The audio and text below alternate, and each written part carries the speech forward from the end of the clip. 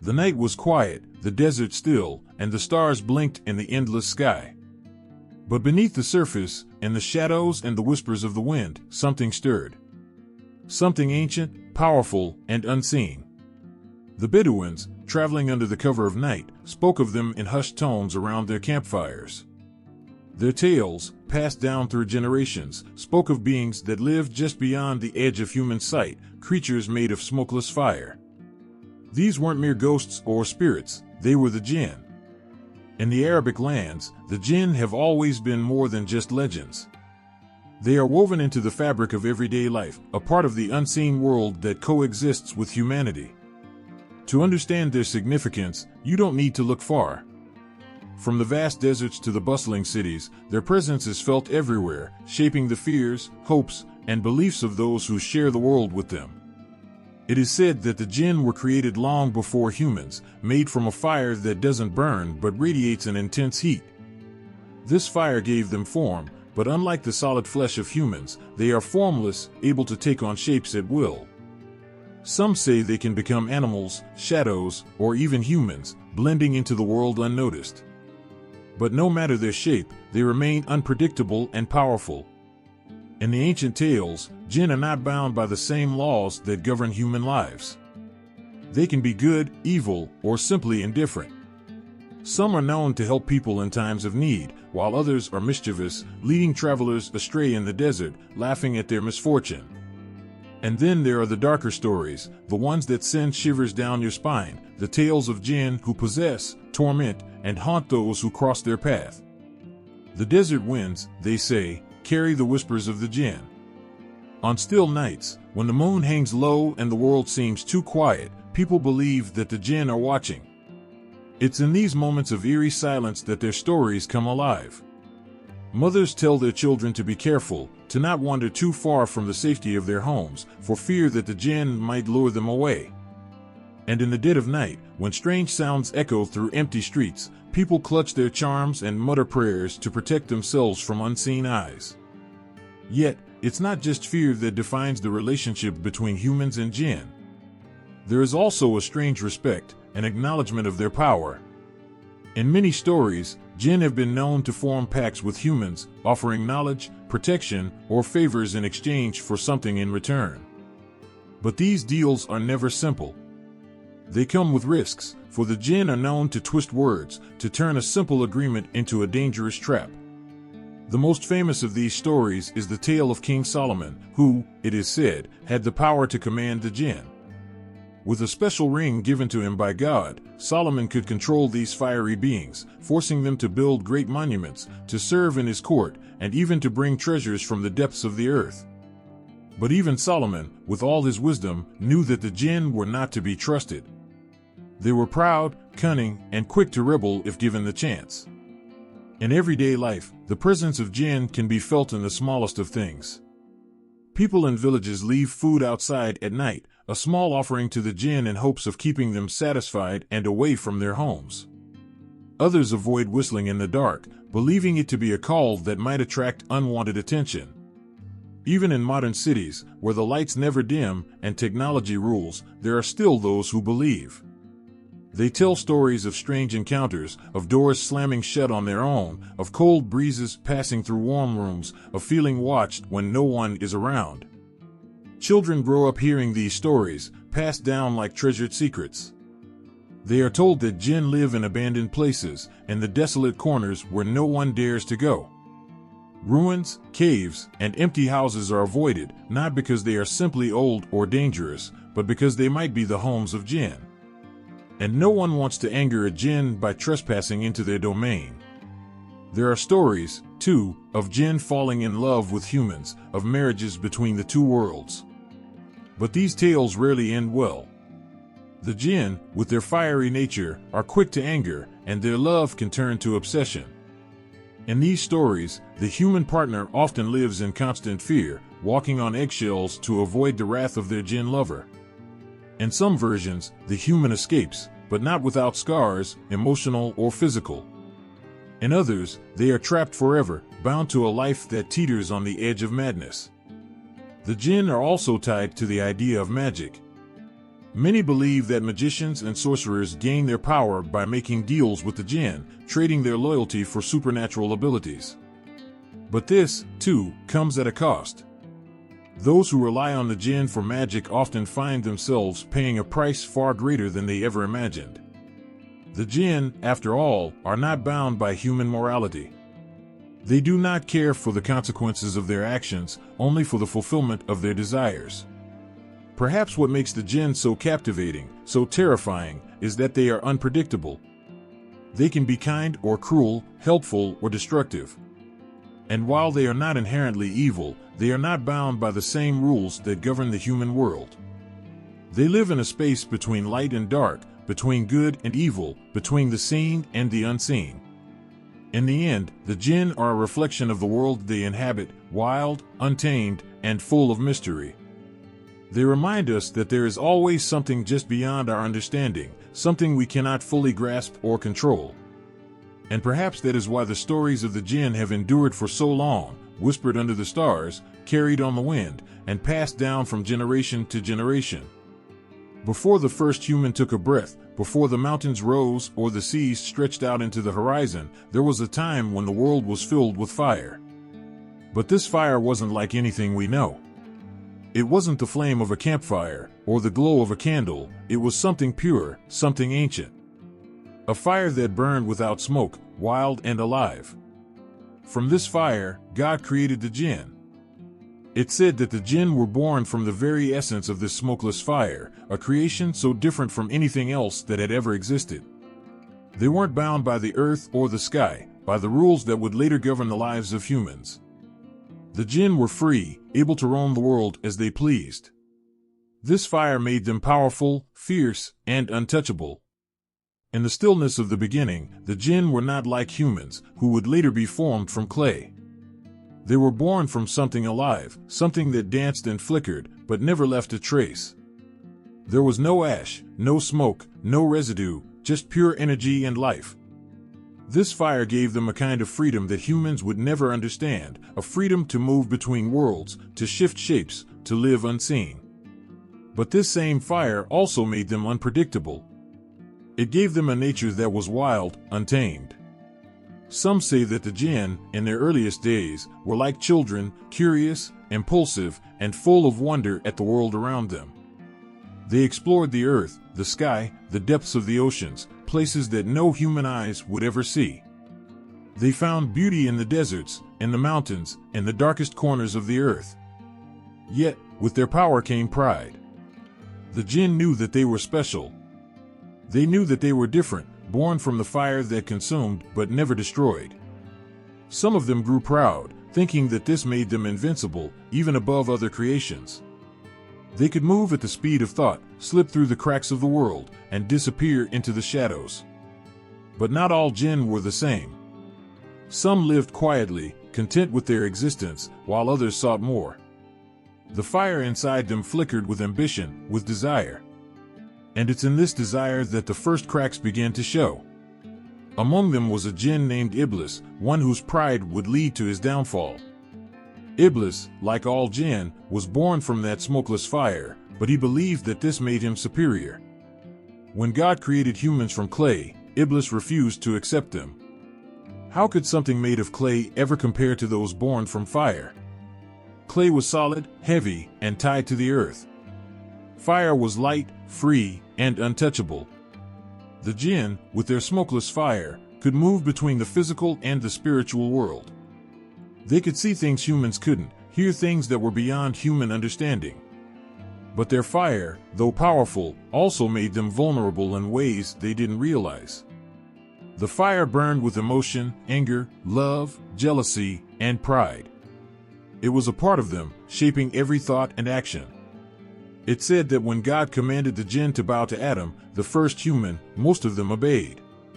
But Iblis, with his fire burning hot inside him, refused. He stood tall, his pride as fierce as the flames he was made from, and he declared, "I am better than him. You created me from fire, and you created him from clay." That moment changed everything. Iblis, once favored among the Jinn, was cast out. His pride, fueled by the fire that gave him life, became his downfall. He became the one who would lead others astray, the one who would forever challenge humanity. His refusal to bow wasn't just a rebellion, it was a rejection of what it meant to be humble, to accept that fire, though powerful, wasn't the only force in the world. And so, the Jinn continued to live in the world, hidden from human sight, but always there, lingering in the shadows. They were born from fire without smoke, but that fire still burned within them, shaping their nature. Some chose to live peacefully, quietly watching the world change. Others, like Iblis, burned with resentment, their flames stoked by envy and pride. The Jinn knew that fire was both a gift and a burden. It gave them freedom, but it also tied them to emotions that could consume them. The fire inside them flickered with every choice they made, every path they followed. Some became protectors, watching over humans from a distance, while others, filled with anger, sought to lead them astray, to show them the power of fire over clay. As the world grew, as humans multiplied and spread across the earth, the Jinn remained, their fire undimmed by time. They were there in the deserts, in the mountains, in the corners of the world where the light didn't reach. They watched, waited, and sometimes, they intervened. The Jinn were not bound by the same rules as humans. Their smokeless fire gave them abilities that humans could only dream of. They could vanish in the blink of an eye, change their form, or even possess a human body. But with these powers came the same unpredictability, the same wild nature that had always been a part of them. For the Jinn, their creation from smokeless fire was both a blessing and a curse. It gave them life, power, and the ability to exist beyond the limits of human understanding. But it also tied them to emotions that could burn as fiercely as the fire they came from. And in the quiet moments, when the world was still, you could almost feel their presence, the heat of their smokeless fire lingering in the air, a reminder of their place in the universe. They were the Jinn, born from fire without smoke, and they would forever walk the earth, unseen, but never forgotten. In the ancient desert nights, long before the message of Islam was heard, the people of Arabia lived with the presence of unseen forces. They spoke of beings who lived in the shadows, creatures that moved through the dunes with the wind, and whispered in the silence of the night. These beings were the Jinn, and they were as real to the Arab tribes as the stars above. The Bedouins, the nomadic tribes who roamed the vast stretches of desert, believed that the Jinn were everywhere. They hid in the crevices of mountains, lingered near oases, and inhabited the dark corners of caves. The desert, with its endless horizons and harsh beauty, was their home. It was said that the Jinn lived in places where humans feared to tread, and it was in those lonely, desolate places that their presence was strongest. In those days, the Jinn were not seen as merely spirits or ghosts. They were as real as the earth beneath your feet, a part of the natural order of things. The people believed that the Jinn had their own tribes, their own families, and their own laws. They had kingdoms, just like humans, and some Jinn were rulers, while others were warriors. But unlike humans, the Jinn were unpredictable.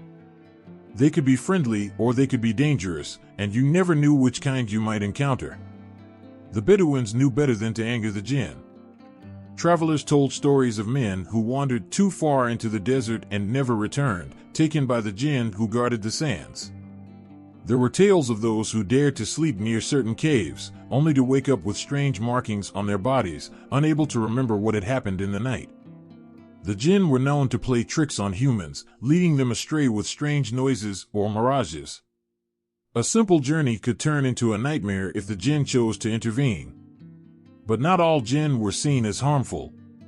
Some were believed to be protectors, watching over families and guiding travelers through dangerous paths. These Jinn could appear in dreams, offering advice or warnings. It was said that if you treated the Jinn with respect, they might even help you in times of need. Many families left small offerings of food or water near their homes, hoping to keep the Jinn satisfied and friendly. Others would whisper prayers or recite chants to ensure their safety when traveling through the desert or sleeping in strange places. The Jinn were also closely tied to magic in pre-Islamic Arabia.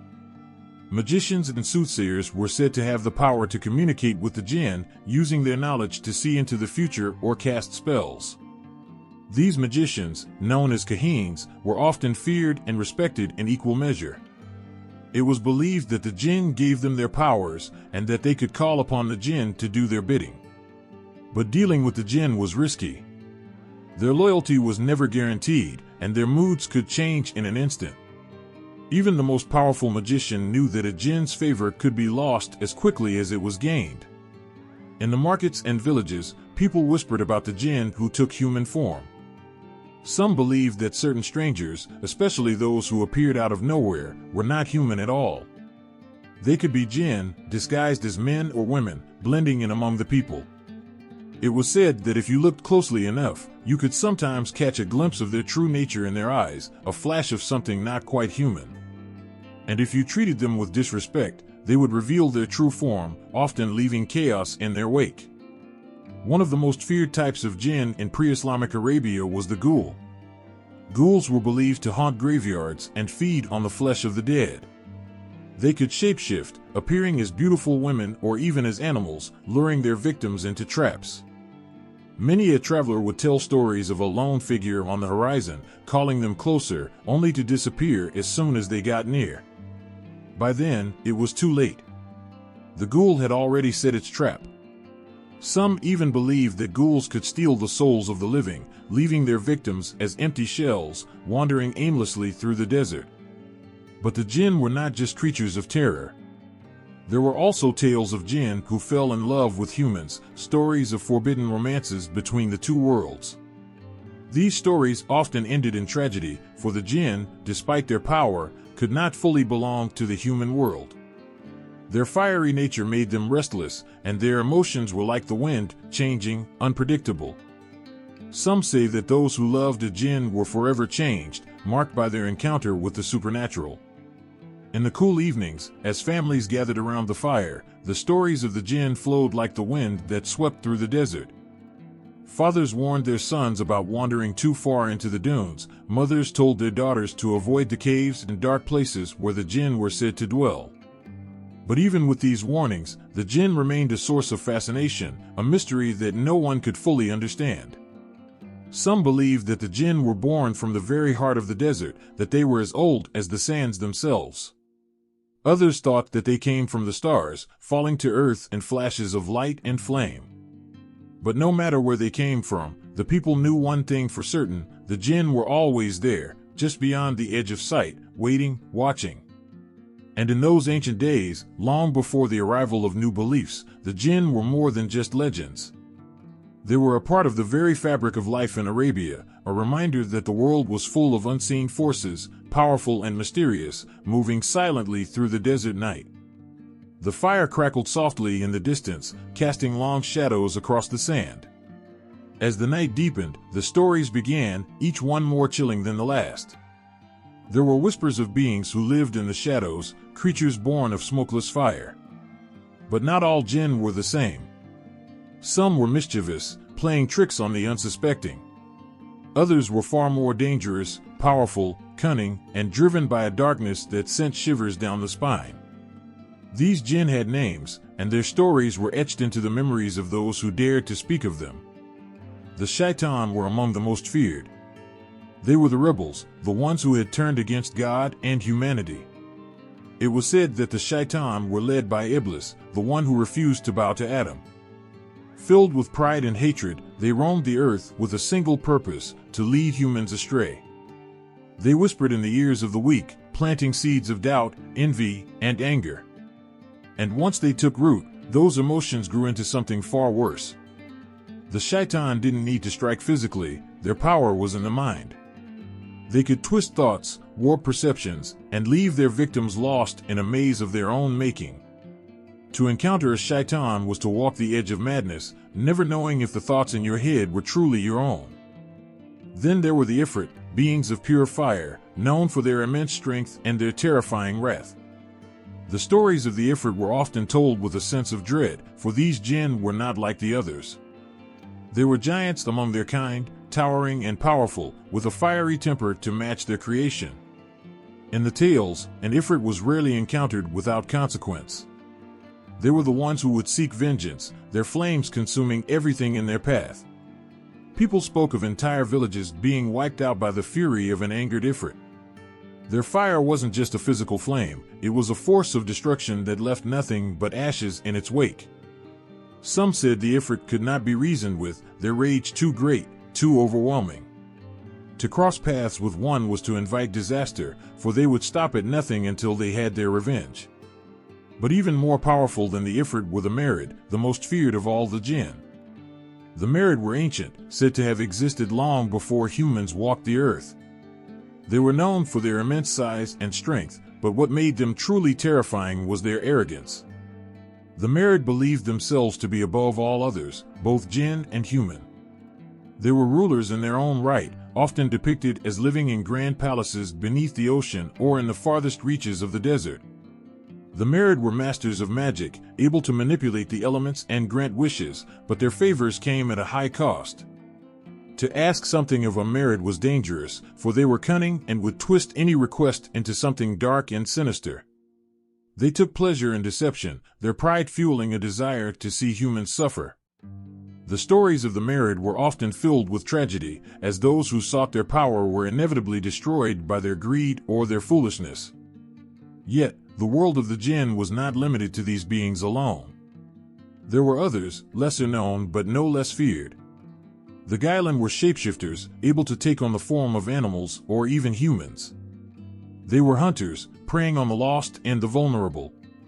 The Gailan were said to haunt graveyards, feeding on the dead, but they could also attack the living. They lured travelers with their false appearances, only to reveal their true form when it was too late. Their eyes were said to glow in the dark, a sign of the hunger that drove them. In the ancient tales, those who encountered a Gailan rarely survived to tell the story. And then there were the Seelat, the most beautiful of the Jinn. The Seelat were known for their ability to blend into human society, taking on the form of stunningly beautiful men or women. They could deceive even the sharpest of eyes, their charm and allure so powerful that few could resist. But beneath their beauty lay a darkness, a desire to manipulate and control. The Seelat could seduce their victims, leading them into situations from which there was no escape. Many a heart was broken by a Seelat, their victims left with nothing but the haunting memory of a love that was never real.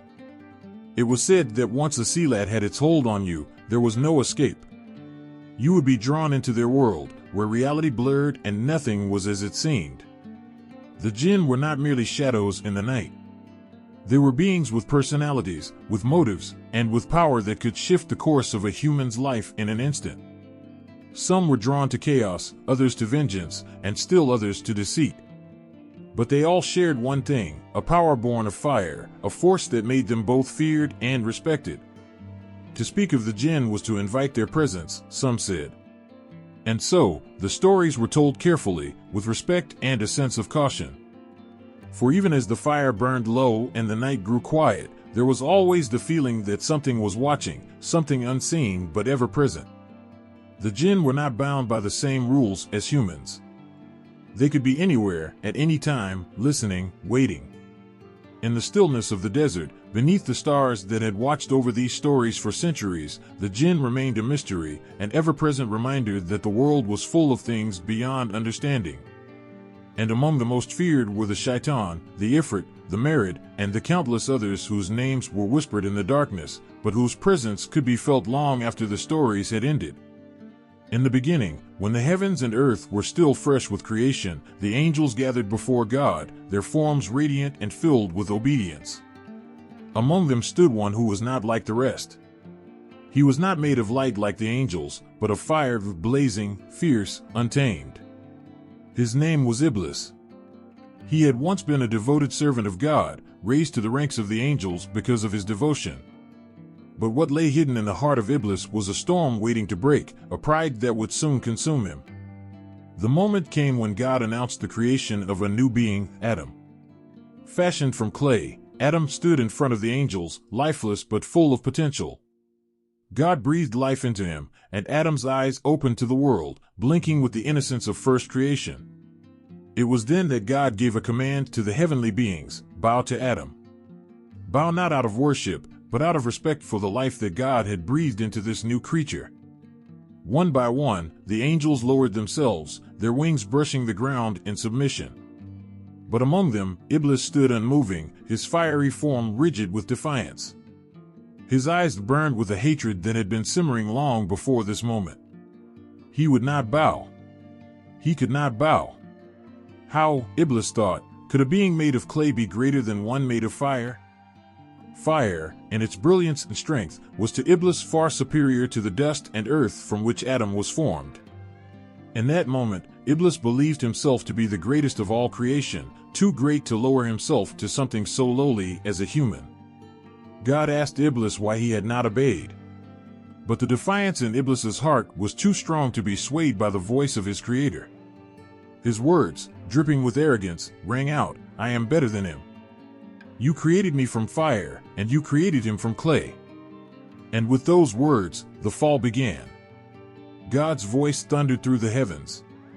For his pride, for his disobedience, Iblis was cast out. No longer would he stand among the angels, no longer would he bask in the light of divine grace. He was now accursed, banished from the mercy of God. But Iblis did not crumble beneath the weight of his punishment. Instead, his anger grew. His pride, wounded but not defeated, transformed into something far darker, a desire for vengeance. He swore that if he could not reign in heaven, he would reign on earth. He would turn the very creation that had caused his downfall, humankind, against the God who had cast him out. His hatred for Adam and his descendants became an all-consuming fire, hotter than the one from which he had been made. Iblis pleaded with God for one thing: time. Time to prove his point. Time to show that humans, with all their weakness, were not worthy of God's favor. He asked for the ability to tempt, to mislead, to sow seeds of doubt and sin in the hearts of men and women. And so, Iblis was granted that time, not as a mercy, but as a test for humankind. From that moment, Iblis took on his role as the whisperer, the deceiver. He would not attack openly, but rather, he would work in the shadows, weaving his way into the hearts of people. His voice would be a quiet one, a suggestion here, a temptation there. And it was in these subtle moments that he would claim his greatest victories. He began with Adam and Eve.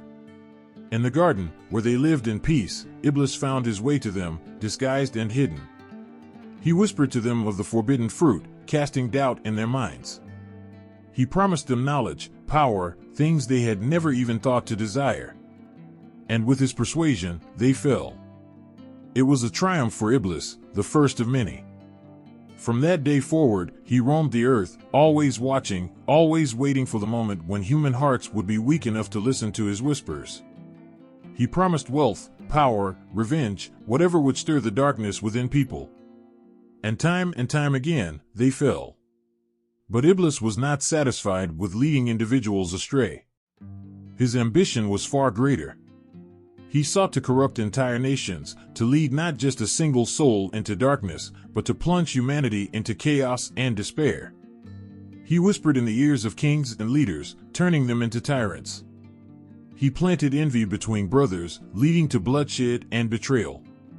He fed on the hatred that grew in the hearts of humans, fueling wars and destruction. Yet even in his triumphs, Iblis was never at peace. His hatred of humankind was a torment that never left him. The more he caused them to fall, the more he loathed them, and the more he loathed himself. He was a creature bound by his own pride, forever driven by the desire to prove that he had been right. But with every victory, the emptiness inside him grew deeper. His defiance against God had granted him power, but it had also sealed his fate. He knew that his time was not infinite. One day, the time given to him would run out, and he would face the final reckoning. Until then, he would continue his mission, not out of hope, but out of a desperate need to justify the choices he had made long ago. And so, Iblis wandered the earth, unseen but ever present. His voice still echoes in the quiet moments of doubt, his whispers threading through the minds of those who waver between right and wrong. He knows the weaknesses of the human heart, and he uses them as his tools. But in the end, his hatred, his pride, and his defiance are all that remain. He is the fallen one, forever separated from the light, forever consumed by the fire of his own making. And as long as there are hearts to tempt, Iblis will be there, waiting in the shadows, his whispers as cold as they are fiery, his vengeance unquenched. On nights when the desert wind howled and the flames flickered in the distance, there was always a sense of something unseen, something powerful that moved with the very elements themselves. The stories whispered that the Jinn were not just creatures of myth, but beings tied intimately to the forces of nature. They weren't like humans, who were bound to the earth. No, the Jinn belonged to something wilder, more ancient, the elements of fire and air. Fire, in all its glory and destruction, was at the heart of what the Jinn were. It wasn't the fire that burned in hearths or flickered in lamps. It was the fire that raged in storms, the fire that could turn entire landscapes into ash in moments. The Jinn, born from smokeless fire, were creatures of energy and heat. In the old stories, their fiery essence made them unpredictable, their moods shifting as quickly as flames that leap and crackle. One moment calm and warm, the next, a blaze of fury. The fire wasn't just a metaphor, it was their lifeblood, the force that pulsed through their beings. When the Jinn were angry, it was said you could feel the heat around them intensify, as if the very air shimmered with their rage. Their eyes, in moments of wrath, were said to burn like embers, glowing with a fire that no human could ever possess. But this fire wasn't something visible to the human eye, not always. It was a force that lived within them, invisible but ever-present, ready to erupt when provoked. Yet, fire alone didn't define the Jinn. Air, with its endless freedom and untouchable form, was just as much a part of their nature. They could move with the wind, silent and swift, invisible as a breeze that stirs the sands of the desert. Just as the wind can caress or destroy, so too could the Jinn. When they wanted to, they could be gentle, unseen whispers in the air, slipping between the cracks of a door or weaving through the branches of trees. But when angered, the Jinn could become as violent as a storm, twisting the winds into something fierce and unstoppable. The stories said that the Jinn could ride the wind, traveling vast distances in mere moments. They were not confined by the limitations of the physical world. They moved with a speed and grace that no human could match, slipping through the air as if they were part of it.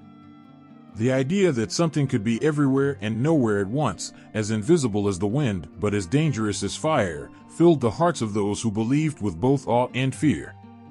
It was this combination of fire and air that made the Jinn so powerful, so elusive. To humans, the elements were something external, something to be controlled or feared. But to the Jinn, they were as natural as breath, part of their very being. It was said that they could bend the flames to their will, shaping them with a mere thought. In moments of anger, a Jinn could summon fire from nothing, engulfing everything around them in a blaze that left only ashes behind. And just as easily, they could command the wind. There were tales of Jinn who would call upon the air to sweep across the land, carrying messages or lifting objects as if weightless. They could manipulate the winds to twist and turn, bringing dust storms or carrying whispers across great distances. In some stories, the Jinn were even said to create whirlwinds, twisting the air into violent funnels that would tear apart anything in their path. But with all their power, there was a sense of wildness to the Jinn, something untamed and raw. Fire and air, after all, are elements that cannot be fully controlled. They are forces that obey their own laws, and so too were the Jinn. They were creatures of emotion, of passion, quick to anger, but also capable of deep loyalty and fierce love. It was said that when a Jinn chose to protect someone, they would do so with all the intensity of the elements that shaped them. Their flames would burn anyone who dared to harm those they cared for, and the winds would rise to shield and carry those they sought to save. Yet, just as fire and air can be nurturing, providing warmth and breath, they could also be cruel. There were many stories of those who had angered the Jinn, often unintentionally, and faced their wrath. Flames that would not die out, no matter how much water was thrown upon them. Winds that howled through villages, tearing roofs from homes and uprooting trees. The Jinn were not malicious by nature, but they were fierce, and their connection to the elements made them both protectors and destroyers. To encounter a Jinn was to come face to face with the raw power of the natural world. They weren't just beings who lived alongside humans, they were intertwined with the forces that shaped the earth. Fire, with its ability to create and destroy, and air, with its freedom and strength, were not just tools for the Jinn. They were a part of who they were, inseparable from their very existence. In the stillness of a night, when the wind whispers secrets through the trees and the stars seem to flicker like embers in the sky, the presence of the Jinn is felt. They are always there, woven into the very fabric of the world, as much a part of the earth as the fire that burns within it and the air that gives life to all things. In the quiet moments before dawn, when the world lies still and the air feels heavy, there's a belief that unseen beings stirred between the shadows and the first light. Among these are the Jinn, whose existence in Islamic theology stretches far beyond mere folklore. They are not distant creatures of myth, but beings with purpose, roles, and destinies intricately tied to the spiritual fabric of the universe. Long ago, before humans even set foot on Earth, the Jinn roamed the world, unseen yet powerful. They, like humans, were given free will, a choice between good and evil, right and wrong. It was this freedom that made them more than just forces of nature. Unlike angels, who were bound to obey without question, the Jinn could think, feel, and choose, and it was this ability that placed them so close to the spiritual journey of humanity. In Islam, the Jinn are not simply creatures to be feared or revered. They are beings who exist in the same world as humans, yet apart.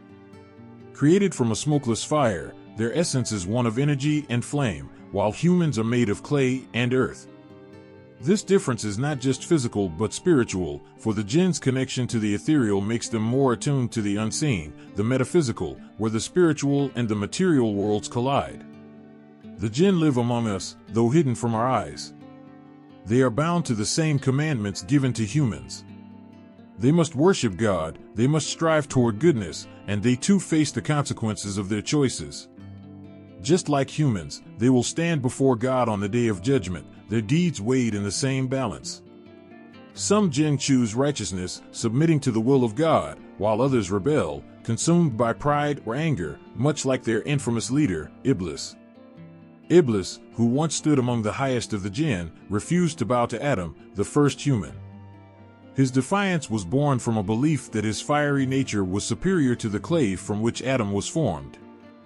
This arrogance led to his downfall, transforming him into a being of pure evil, driven by a singular goal, to lead as many of God's creations astray as possible.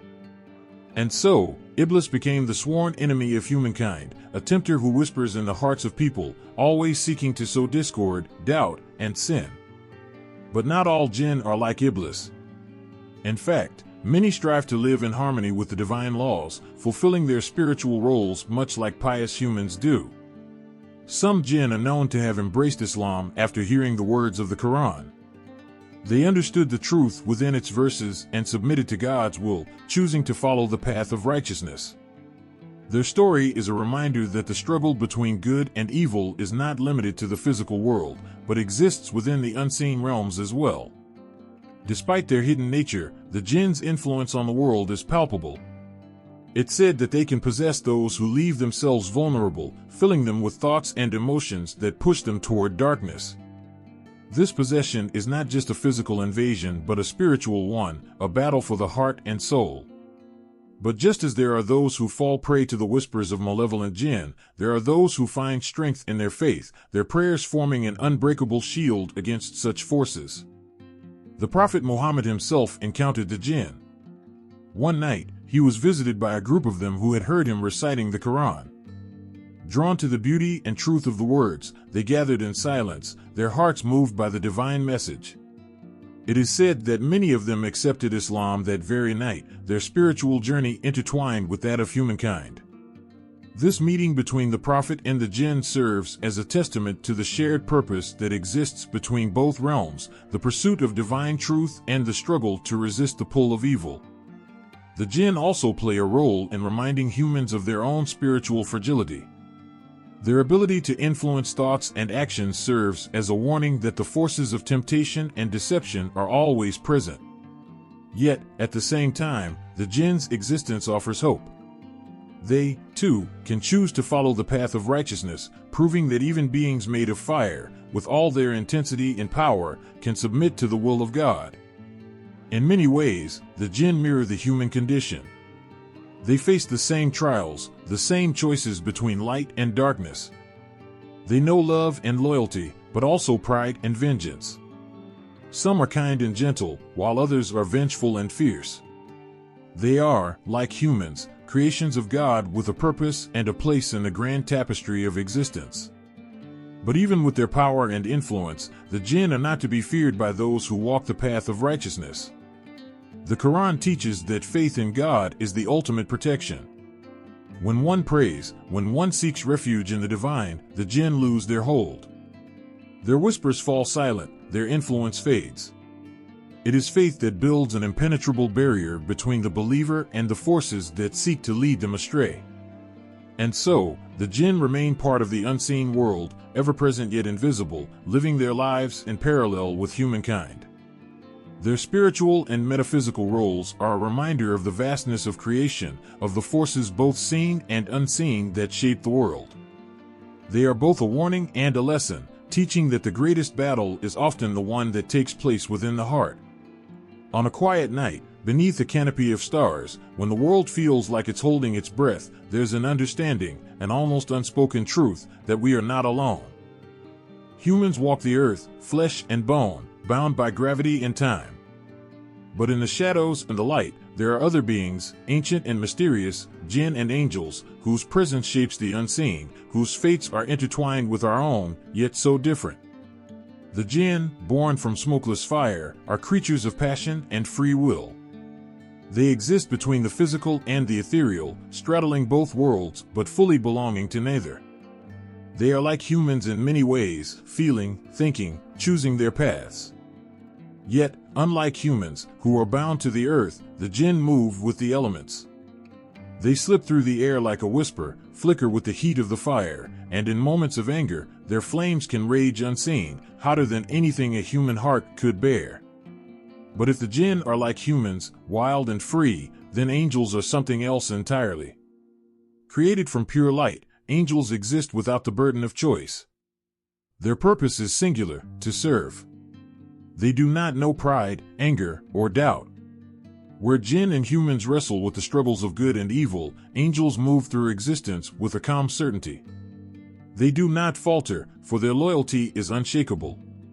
They worship without question, obey without hesitation, and their hearts do not waver between right and wrong. Their love for the Creator is pure, and their tasks, though many, are carried out without emotion clouding their way. The key difference between the Jinn and angels lies in their essence. Where angels are beings of light, the Jinn are born of fire. This fire, invisible to the human eye, gives them a raw intensity. They feel more deeply, react more swiftly, and their tempers flare like the flames they come from. While angels are steady and constant, the Jinn are changeable, unpredictable, as likely to offer kindness as they are to cause chaos. It is their free will that makes them so dangerous and so fascinating, for they can be swayed by emotion, just like humans.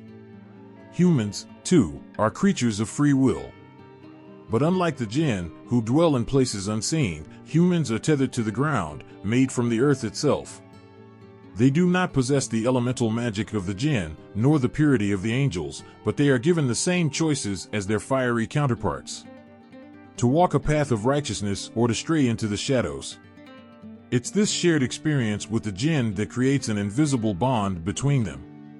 Both are tested by the same trials, both must navigate a world filled with temptations, and both can rise or fall based on the choices they make. Yet, the Jinn are not limited by the physical constraints that bind humans. They move between spaces, unseen by mortal eyes, and their interactions with humans are often felt but not seen. In moments of sudden fear, when the hairs on the back of your neck rise, there's a belief that perhaps a Jinn has brushed past, lingering just out of sight. Sometimes, they whisper thoughts that are not our own, nudging us toward decisions we might not have made on our own. The connection between humans and Jinn is both tangible and fragile, a thread that can pull one way or the other depending on the nature of the Jinn involved. Angels, on the other hand, interact with humans in a way that is entirely different. They are protectors, guides, sent by God to watch over His creation. When angels descend, it is with purpose, and their presence brings peace, not fear. They shield the believers, recording deeds, both good and bad, and their roles are precise, without deviation. An angel would never cause harm, would never lead a soul astray, for they do not possess the capacity for mischief or rebellion. Where Jinn might be unpredictable, the angels are steady forces of good. And then there is the tragic figure of Iblis, a Jinn who once stood among the ranks of the angels. It was pride that marked his downfall, a pride born from his fiery nature. When he refused to bow to Adam, believing himself superior because he was made from fire while Adam was made from clay, he set into motion a rivalry between Jinn and humans that would last for eternity. Cast out from God's favor, Iblis became a symbol of rebellion, not just for the Jinn but for all beings with free will. His defiance was a warning of what could happen when pride and arrogance take hold. The interactions between humans and Jinn are far more personal than those between humans and angels. Jinn live among us, though we cannot see them. They build their own communities, their own lives, parallel to ours. They feel the same emotions, face the same temptations, and sometimes they cross paths with humans in ways that change lives forever. In rare moments, a human might catch a glimpse of a Jinn, a fleeting figure at the edge of their vision, gone before they can truly comprehend what they've seen. Angels, by contrast, are beings that most humans will never see, though their presence is always there. It is said that every human is accompanied by angels who record their deeds, and in moments of great need, angels descend to protect or to deliver messages. But their interactions are divine, not personal. They are above the chaos of the world, untouched by the temptations that plague humans and Jinn alike. Their roles are sacred, their loyalty unbroken. The Jinn, with their fire and free will, exist in a space between the human and the divine. Their choices reflect the very struggles humans face every day, the pull between good and evil, between selfish desires and the path of righteousness. And while angels may serve as reminders of what it means to be pure and faithful, it is the Jinn who remind humans of the importance of choice, of the consequences that come with free will. In the quiet moments of the night, when the wind howls and the fire crackles, one might feel the presence of these unseen beings. Angels, watching with calm eyes, protecting without judgment. Jinn, restless and unpredictable, moving through the world with the same passions that drive human hearts. And humans, caught between the two, navigating a world filled with both light and fire, each step a testament to the power of choice. In the stillness of a moonless night, when the wind seems to whisper secrets through the trees, there are stories of beings moving unseen. The Jinn, made of smokeless fire, are not bound by the laws of humans. Their world exists parallel to ours, but what truly sets them apart is their free will. Like humans, they live with the heavy burden of choice, the constant pull between right and wrong, good and evil. This freedom defines their existence, shaping their fates in ways that are often invisible to human eyes, but just as real and just as painful. The Jinn's free will is not unlike that of humans. They are not predestined to act one way or another. Each one of them carries the weight of decisions, knowing full well that their actions have consequences. Some Jinn choose paths of righteousness, following the guidance of divine teachings, while others let themselves be consumed by pride, jealousy, or anger, much like humans do. The struggle within them mirrors the same internal battles that humans face every day.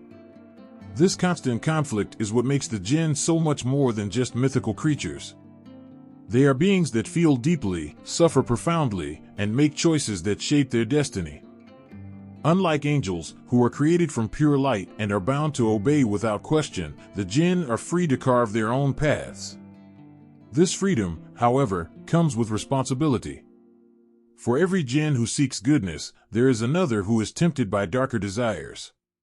And within this world of choices, morality is not always black and white. The Jinn navigate a complex web of emotions, desires, and impulses, each decision leading them closer to salvation or damnation. Their existence is one of moral complexity, a constant balancing act between the light and the dark. There are stories of Jinn who have chosen to live among humans, observing their actions, learning from their kindness and cruelty.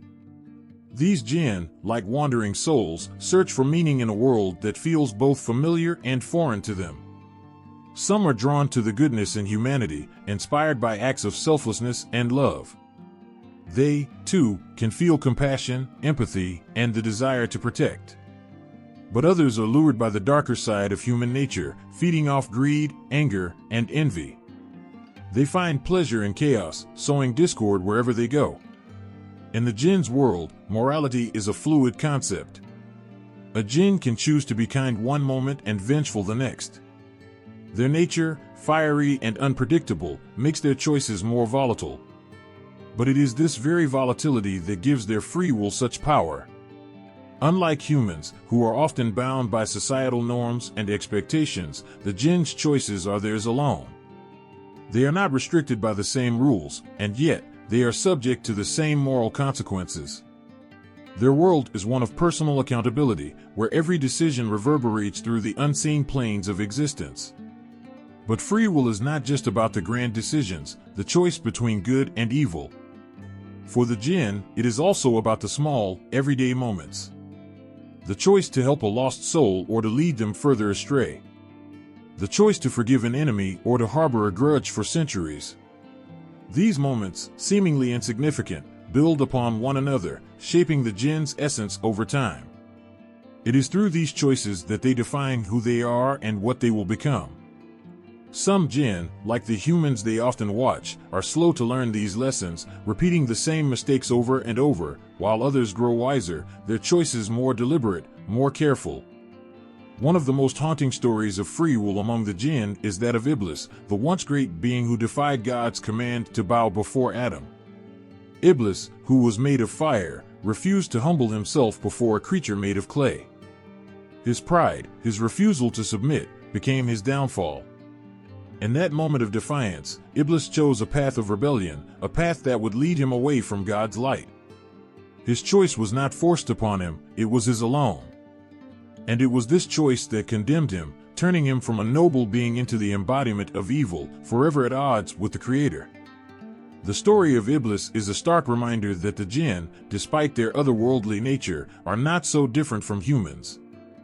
They, too, can fall victim to pride, to the belief that they are superior to others. And just like humans, they suffer the consequences of their actions. Iblis's fall is not just a tale of disobedience, but a lesson about the dangers of letting ego and arrogance take over. His choice, driven by pride, is one that echoes through the Jinn's world, a warning to those who might think themselves above the moral law. Yet, not all Jinn choose the path of darkness. Many seek redemption, striving to live in harmony with the divine will. These Jinn, often overlooked in tales of the supernatural, are the ones who quietly go about their existence, choosing goodness where they can. They worship, they protect, and they do their best to resist the temptations that pull at them. In a world where so much is uncertain, these Jinn stand as a testament to the power of choice, of morality, and of the possibility for change. The Jinn's free will is both a gift and a curse. It allows them the freedom to shape their own destinies, but it also leaves them vulnerable to their own worst impulses. They are, in many ways, reflections of humanity, capable of great kindness, but also great cruelty. Their choices, just like those of humans, are what define them, what make them who they are. And in the end, it is their free will that gives them the power to rise or to fall, to be beings of light or creatures of fire. On nights when the desert winds howl through the dunes, and the stars flicker in the deep, dark sky, whispers of ancient tales are carried across the sands. These are stories of beings older than time, beings who once walked the earth and whose names still strike fear and awe into the hearts of those who hear them. Among the most feared and revered are the legendary Jinn, figures who have carved their names into the folklore of the Arab world, their deeds echoing through the centuries like a haunting song. One of the most notorious figures is Sakr, a Jinn whose name brings shivers to those who know his tale. His story is filled with power, rage, and cunning. Sakr was known for his strength and his unyielding will. In the tales passed down from generation to generation, he is said to have been a Jinn of unmatched might, one who challenged kings and prophets alike. His pride was as fierce as the fire from which he was born, and his heart knew little mercy. But it was his cleverness, his ability to manipulate and deceive, that made him truly dangerous. It is said that Sakr once stood against the great prophet Solomon, a king who had been granted dominion over the Jinn. Solomon, with his ring of power, had the ability to command even the wildest of Jinn, bending them to his will. But Sakhr was no ordinary Jinn. He resented being ruled by a human, even one as wise and powerful as Solomon. In his bitterness, Sakhr sought revenge. The tale goes that Sakhr managed to steal Solomon's ring, the very object that gave him control over the Jinn. For a brief time, the world trembled, for with the ring in his possession, Sakhr wielded unimaginable power. He ruled over both Jinn and humans, spreading chaos wherever he went. But power gained through deceit is often fleeting. Solomon, through his unwavering faith and wisdom, reclaimed his ring and stripped Sakhr of his stolen authority. Defeated, but not broken, Sakhr returned to the shadows, his name forever etched in the annals of folklore as a symbol of rebellion and defiance. Another legendary figure is Al-Malik al-Abayad, the White King. Unlike Sakhr, who is remembered for his treachery and pride, Al-Malik al-Abayad is a figure of mystery and great power. He is often described as a Jinn king, ruling over vast legions of Jinn from his hidden throne in a land unseen by mortal eyes. His presence, though rarely felt, is said to influence the world in ways humans can scarcely understand. Al-Malik al-Abayad is not a figure of evil, nor is he entirely benevolent. His rule is one of balance, for he governs the Jinn with a firm hand, ensuring that they do not overstep their boundaries in the human world. Some stories depict him as a wise and just ruler, one who seeks to maintain order among the chaotic nature of the Jinn. But his justice is not always kind. Those who defy his laws, Jinn or human, are said to face his wrath, a wrath as cold and relentless as the desert night. The tales of Al-Malik al-Abayad often speak of his deep understanding of the human heart. It is said that he has watched mankind for millennia, witnessing the rise and fall of empires, the triumphs and tragedies of the human spirit. Though distant, his presence is always there, a silent observer who occasionally intervenes when the balance of the world is threatened. Some say that in times of great need, when the world is on the brink of disaster, Al-Malik al-Abayad sends his messengers, Jinn loyal to him, to help guide humanity back from the edge. Others believe that he walks among men in disguise, watching, waiting, judging. Then there is the terrifying tale of Maymuna, a Jinniyah whose beauty was matched only by her fierceness. She is a figure who straddles the line between good and evil, her actions unpredictable and her motives unclear. In some stories, she is a protector, appearing to those in need, offering guidance and protection from harm. But in others, she is a temptress, leading men astray with her enchanting looks and promises of power and wealth. Maymuna is said to have once fallen in love with a human prince, a love that defied the laws of the Jinn and human worlds. Their love story is one of passion and tragedy, for while Maymuna sought to protect her beloved from the dangers of the world, her very presence brought about his downfall. The prince, enamored with her beauty and entranced by her power, neglected his kingdom, his people, and eventually his own soul. Maymuna's love, while true, was too dangerous, and in the end, the prince perished, his kingdom crumbling around him. Heartbroken, Maymuna disappeared, leaving behind only the echoes of her tragic love, a reminder of the peril that comes with loving a Jinn. These legendary figures, Sakhr, Al-Malik al-Abayad, Maymuna, and others, are not just characters in stories. They are embodiments of the very nature of the Jinn, beings of free will, capable of immense good and terrible evil. Their tales are told not just to entertain, but to remind humans of the unseen forces that move through the world, forces that are as old as time itself. The Jinn, with their fiery nature and their unpredictable choices, have always fascinated and frightened those who know of them. Their stories are filled with emotion, with moments of both great heroism and deep betrayal. They are creatures of passion, driven by desires and whims that can change in an instant. And though their world may be hidden from human eyes, their presence is felt in the quiet moments, in the shadows that flicker at the edge of our vision, in the whispers that dance on the wind. These legendary Jinn are a reminder that the world is full of mysteries, some of which are better left untouched. But even in the face of these powerful figures, one thing remains clear: the Jinn are not to be underestimated. They are beings of great power, but also of great vulnerability, shaped by their choices, just as humans are. And while their legends may be ancient, their stories continue to resonate, reminding us of the fragile line between good and evil and the choices that define us all. In the stillness of the desert night, when even the wind seems to have gone silent, there are places where the air feels thick with an unseen presence. These are the spaces that belong to the Jinn, hidden places where humans rarely tread, and when they do, it is with a sense of dread. The dwellings of the Jinn are not found in the comfort of homes or the bustle of cities. Instead, they hide in the forgotten corners of the earth and places where the world feels untouched by time. There are stories of people who have wandered too far into the desert, only to find themselves standing at the entrance of a cave. The mouth of the cave yawns open, dark and forbidding, and yet something compels them to step inside. As they move deeper, the air grows colder, the light of the sun fading quickly behind them. The walls of the cave seem to close in, and soon they feel a presence, something watching from the shadows. It is in these caves, dark and untouched by light, that the Jinn are said to live. Hidden from the eyes of humans, they dwell in the darkness, their whispers echoing through the stone. These caves are not just homes for the Jinn, but places of power. The stone walls hum with an ancient energy, the kind that makes the hairs on the back of your neck stand on end. Those who enter often speak of strange sounds, the clinking of chains, the faintest of footsteps, or even voices calling their name from deep within the rock. But to follow those voices is to risk everything. For once you step too far into the world of the Jinn, there may be no turning back. The desert itself, vast and empty, is another dwelling place for the Jinn. During the day, the sun blazes down on the golden sands, and the heat makes the air shimmer with mirages. But it is at night when the desert comes alive with the unseen. As the temperature drops and the stars blanket the sky, the desert becomes a different world. The dunes shift under the light of the moon, and the wind carries with it the sounds of distant whispers.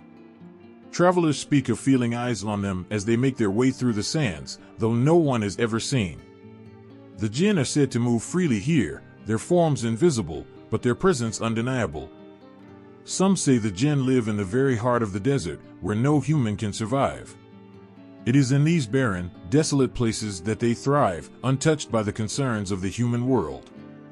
The vast emptiness offers them the solitude they crave, a place where they can exist without interference. But for those who stray too far into the desert, the Jinn can become more than just a feeling. They can manifest, appearing as flickers of light in the distance or as figures made of sand, rising up from the earth itself. And for those who dare to approach, the Jinn may choose to reveal themselves in full form, beings of fire, eyes glowing with an intensity that burns through the darkness. But it is not just the wilderness where the Jinn can be found. They also make their homes in places abandoned by humans, places where life once flourished but has since decayed.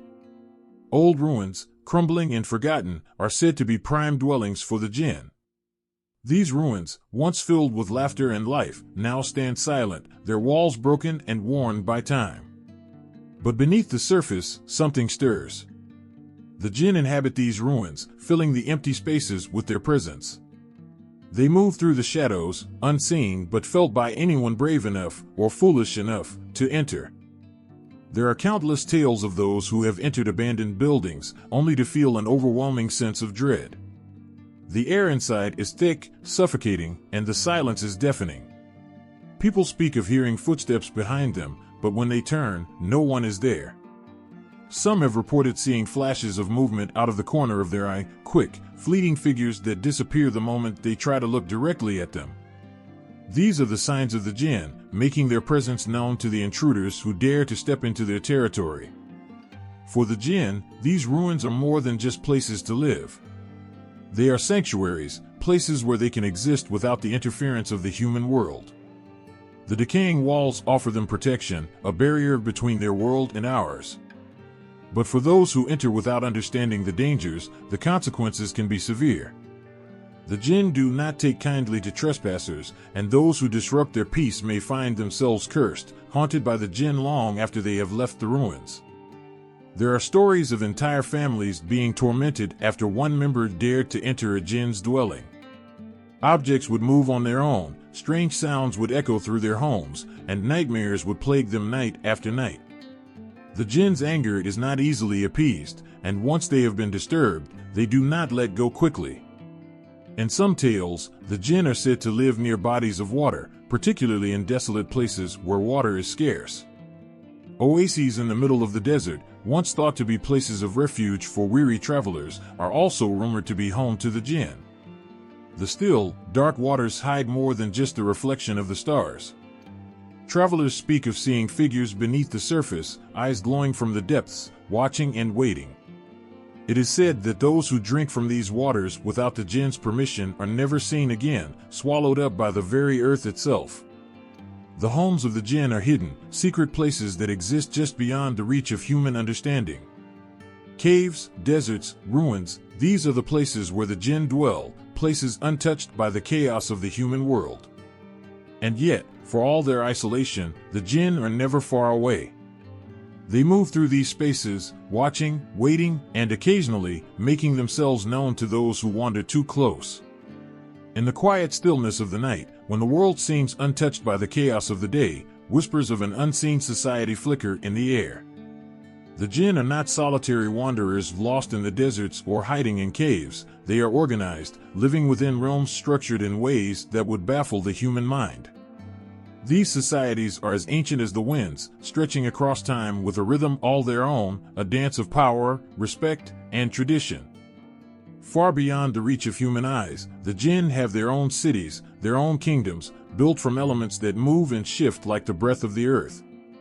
The very idea of these cities sends a shiver down the spine, for they are not like anything humans could ever dream of. They rise from the earth like mirages, impossible to see unless the jinn want them to be seen. Some say they are made of fire and air, constantly in motion, changing shape with the whim of their rulers. Others speak of palaces made of smoke, transparent and ghostly, with walls that seem to shimmer and dissolve when touched. But these ethereal cities are not without order. The jinn have kings and queens, rulers who command vast empires, each one holding dominion over their subjects with a force of will that makes the air around them tremble. These kings are not crowned by ceremony or inheritance, but by power. The strongest jinn, the ones who have mastered the elements and the ancient magic of their kind, rise to these thrones. Their reigns are long, and their rule unquestioned. The kingdoms of the jinn are not unlike the kingdoms of humans, but there is something more primal than their governance. The bonds between them are forged in the fires of respect and fear, for power is the currency in these societies, and weakness is unforgivable. There are whispers of ancient councils, gatherings of the most powerful jinn, who decide the fate of their world with words that carry the weight of mountains. These meetings are rare, only called when the balance of their world is at risk, and when they happen, the very air seems to hold its breath. Within these kingdoms, the jinn are divided into classes. Some are born into power, destined from the moment of their creation to lead and command. These jinn, often of the merit or ifrit kind, are respected and feared, their authority unquestioned. They are the lords of the elements, bending fire, wind, and earth to their will, their very presence commanding awe. These highborn jinn live in the grandest palaces, surrounded by riches that humans could never comprehend. Their wealth is not in gold or jewels, but in something far more intangible, control over the forces of nature itself. But not all jinn are born into such privilege. There are those who serve, bound to the will of their rulers. These lower-class jinn, often shaitan or less powerful entities, are tasked with menial duties, carrying out the commands of their superiors without question. For them, the world of the jinn is one of constant service, their lives dedicated to the whims of those more powerful. Yet even among them, there is the potential for rebellion. Some jinn, tired of their servitude, seek out ways to gain power, to rise above their station. These jinn are dangerous, their ambitions driving them to dangerous paths. The jinn are not without their own laws. There are ancient rules that govern their societies, rules passed down from the beginning of time. These laws are strict, and breaking them can lead to severe punishment. Some say that jinn who defy these laws are cast out, banished from their kingdoms to wander the earth alone.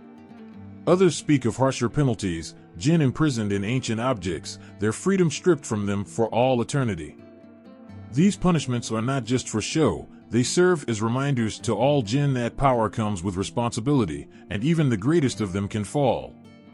Among the most powerful of Jinn, alliances are formed. These alliances are not based on friendship or loyalty but on mutual benefit. Rulers of different kingdoms may come together to strengthen their power, sharing resources and forces to ensure their continued reign.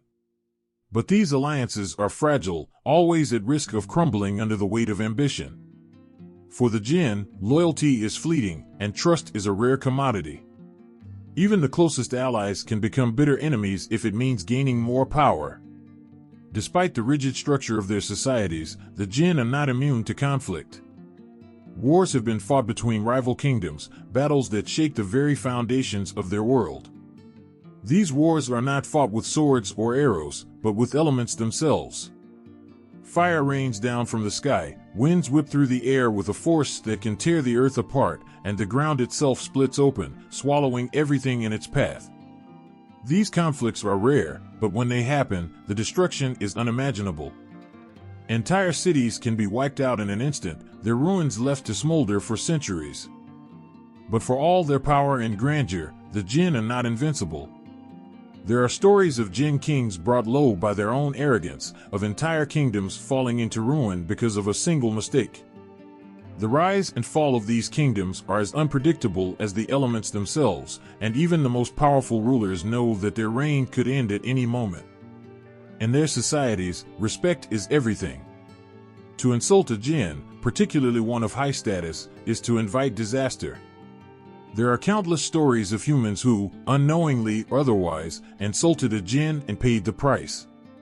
These humans find themselves haunted, cursed by the Jinn's wrath, their lives unraveling as the invisible force of the Jinn's anger works against them. Even among the Jinn themselves, insults and slights are not easily forgiven.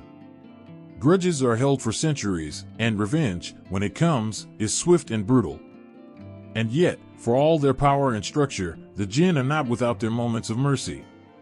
There are stories of Jinn rulers who have spared the lives of their enemies, who have shown kindness to those who sought it. These stories are rare, but they exist, reminders that even among beings of such immense power, there is room for compassion. The societies of the Jinn are complex, built on a foundation of power, respect, and ancient tradition. They exist in a world parallel to ours, hidden and yet ever-present, their kingdoms stretching across the unseen corners of the earth. And within these kingdoms, the Jinn live their lives, ruled by kings and queens, bound by laws as old as time itself, their fates as unpredictable as the winds they control. In the stillness of the desert night, when the wind dies down and the stars watch in silence, there are whispers that seem to come from nowhere. They linger in the air, faint but powerful, carrying words that humans cannot understand. These are the voices of the Jinn, speaking in a language older than the mountains, woven from the very essence of the earth and sky. It is a language that is not merely spoken but felt, a language that vibrates in the bones, stirring emotions that have no name. The language of the Jinn is unlike anything that humans have ever encountered. It is not made up of sounds that can be imitated or words that can be written down.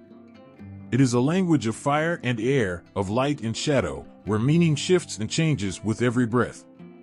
To hear it is to be overwhelmed by something far beyond human comprehension, a force that flows like water but burns like flame. For the Jinn, this language is their lifeblood, a connection to the elements from which they were created. Some say that when the Jinn speak, it is as though the world itself is speaking through them. Their voices echo like the wind through the trees or the crackling of flames in the night.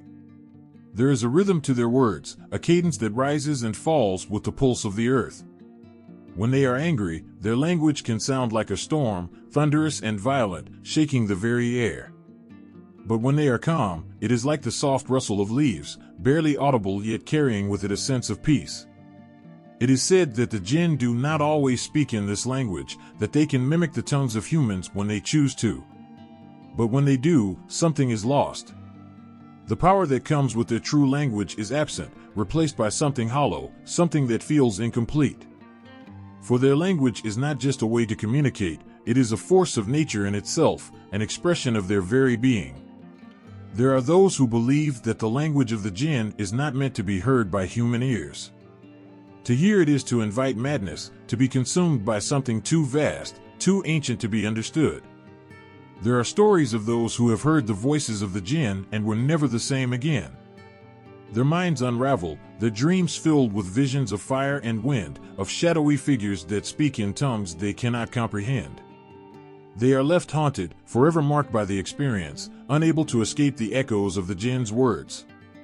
But there are also stories of those who have been granted the ability to understand this language. These individuals are rare, often chosen by the Jinn themselves for reasons that are unclear. Some say it is a gift, others a curse, for to understand the language of the Jinn is to be drawn into their world, to see things that no human was ever meant to see. Those who speak this language find themselves changed, their voices taking on a strange, otherworldly quality, as though they are no longer entirely human.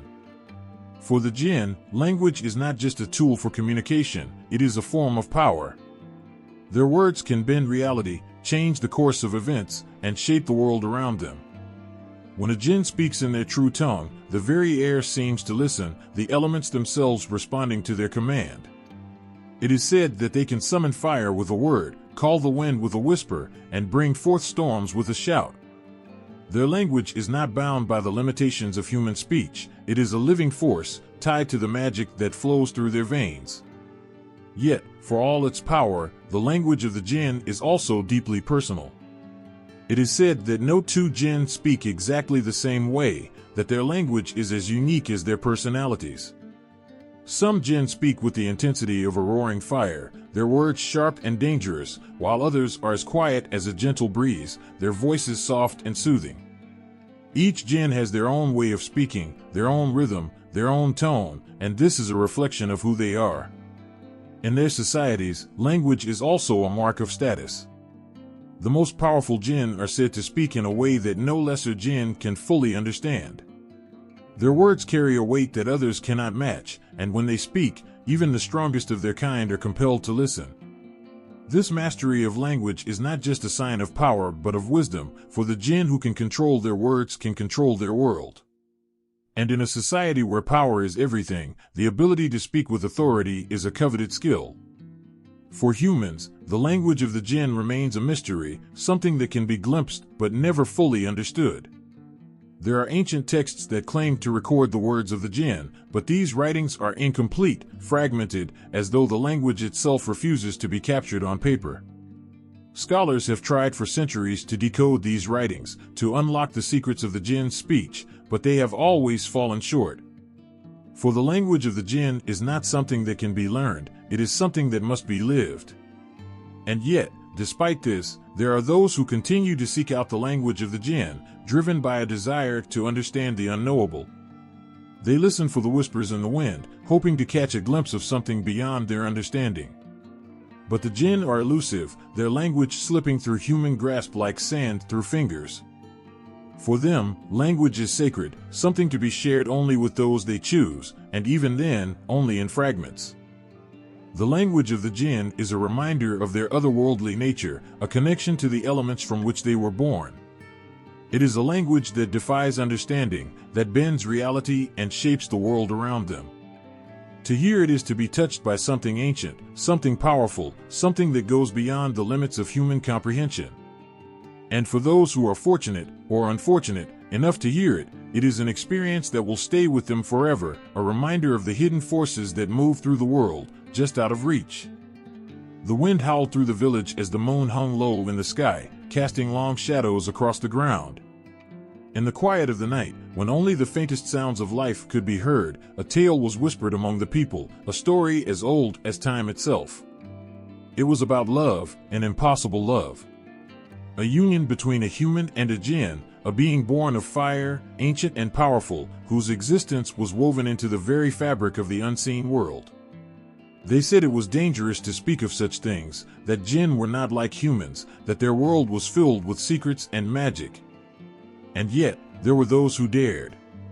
There were always whispers, stories told by the elders around the fire, of humans who had been taken by Jinn, lured by their beauty, their otherworldly charm.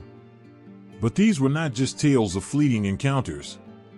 No, they spoke of marriages, unions that defied the natural order, where love crossed the line between two very different worlds. In one such tale, a young man was said to have encountered a woman more beautiful than any he had ever seen. Her eyes sparkled like stars, and her voice was like music, soft and sweet, wrapping around him like a spell. He knew from the moment he saw her that she was not of this world. She moved with an effortless grace, her feet barely touching the ground, and when she spoke, the air seemed to shimmer with a strange, magical energy. But despite the warnings that echoed in his mind, he could not turn away. They met in secret, beneath the cover of night, far from the prying eyes of the village. Each time they met, the young man felt himself drawn deeper into her world, a world that was not bound by the same rules as his own. She told him she was a Jinn, a being of fire and air, and that her kind were forbidden from mingling with humans. But the love they felt for one another was too strong to be ignored. They made a pact, a promise to be together no matter the cost. The elders warned him that unions between humans and Jinn rarely ended well. Jinn were not like humans, they were wild, unpredictable, and could not be tamed. Their world was one of shifting realities, where time and space did not behave as they did in the human world. To marry a Jinn, they said, was to invite chaos into one's life. But the young man was in love, and love, he believed, could conquer all. As the story goes, the couple did marry, a union that was neither celebrated nor condemned by the people of the village. But it wasn't long before the young man began to notice changes in his life.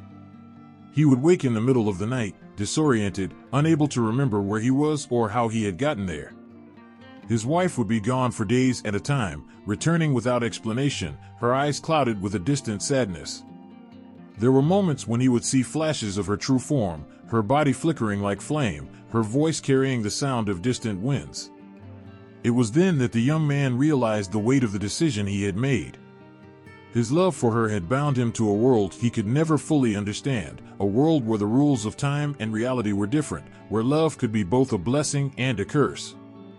The villagers spoke of how he slowly began to change, his face growing pale, his eyes distant. He would wander the village at night, muttering to himself, as though caught between two worlds, unable to find peace in either. This story was not unique. Across the deserts, in the mountains and the plains, similar tales were told of humans who had been drawn into marriages with Jinn.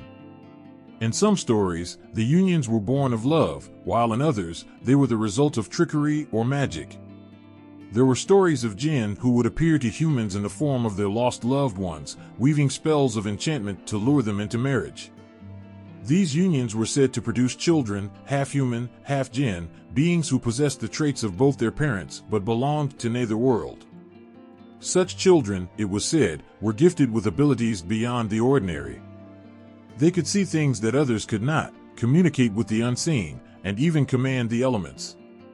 But they also carried a curse. Their lives were often marked by tragedy and sorrow, for they were caught between two worlds, never fully belonging to either.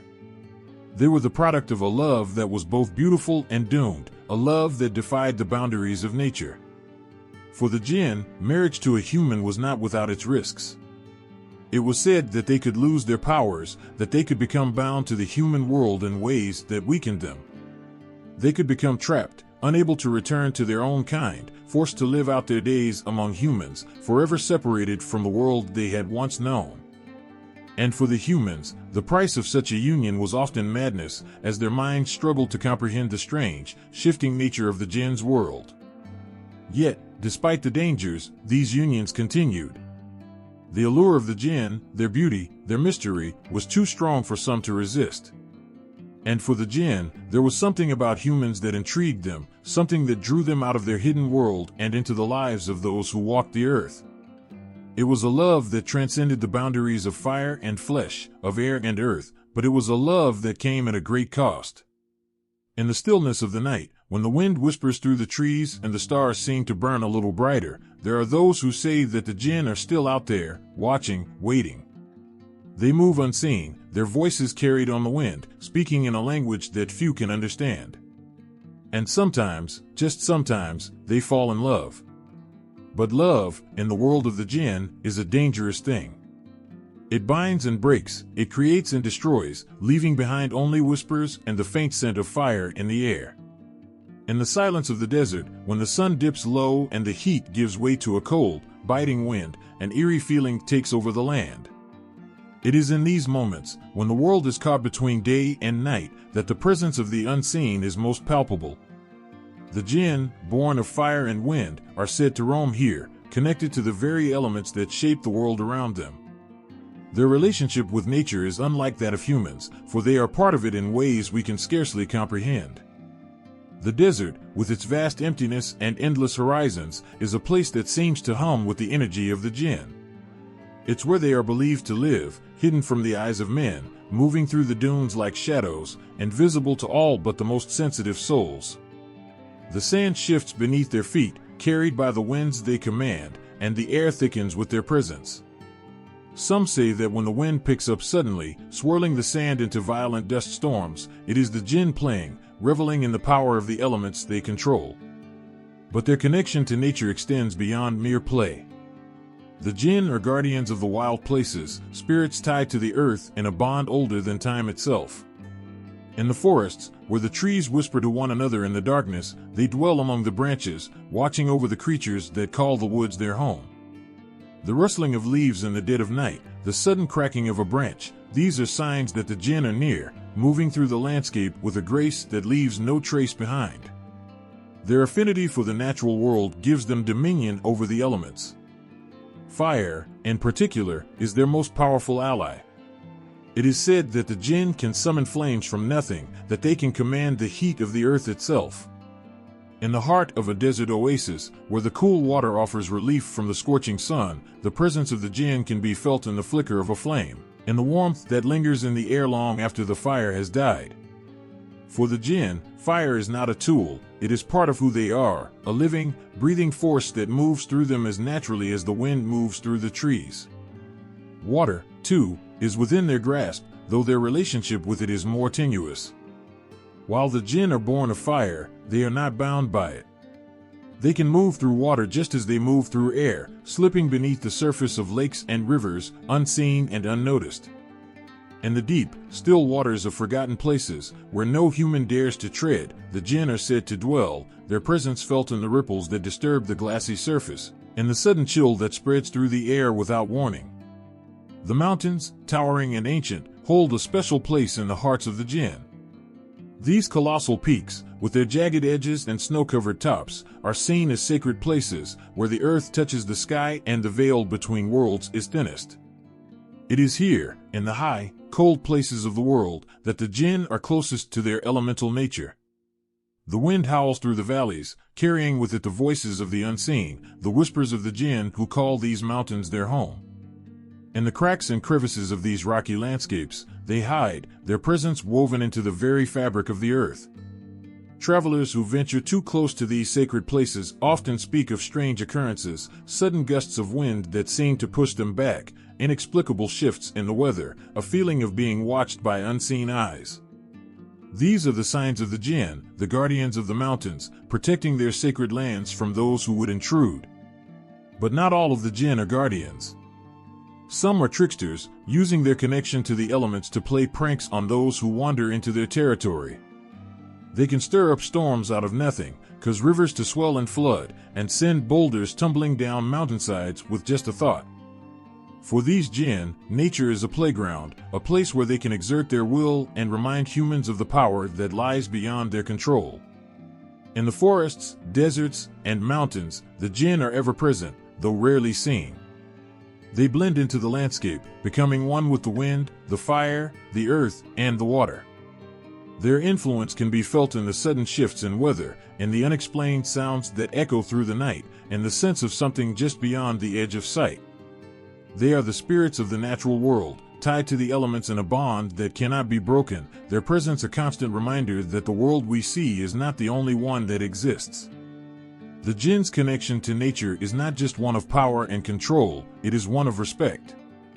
They are not conquerors of the earth, as humans so often are, but rather stewards, protectors of the wild places that have existed since time began. In the deserts, the forests, the mountains, and the waters, they live in harmony with the elements, their very essence tied to the forces of nature that shape the world. Yet, for all their power, the Jinn remain elusive, their true nature hidden from those who do not know how to look. They move through the world like shadows, leaving behind only whispers and traces of their presence. And though we may not always see them, the Jinn are always there, bound to the elements, watching, waiting, part of the natural world in ways that humans can only begin to understand. The next time the wind shifts unexpectedly, or the fire flickers when there is no breeze, or the water ripples in the stillness of night, remember that the Jinn are near.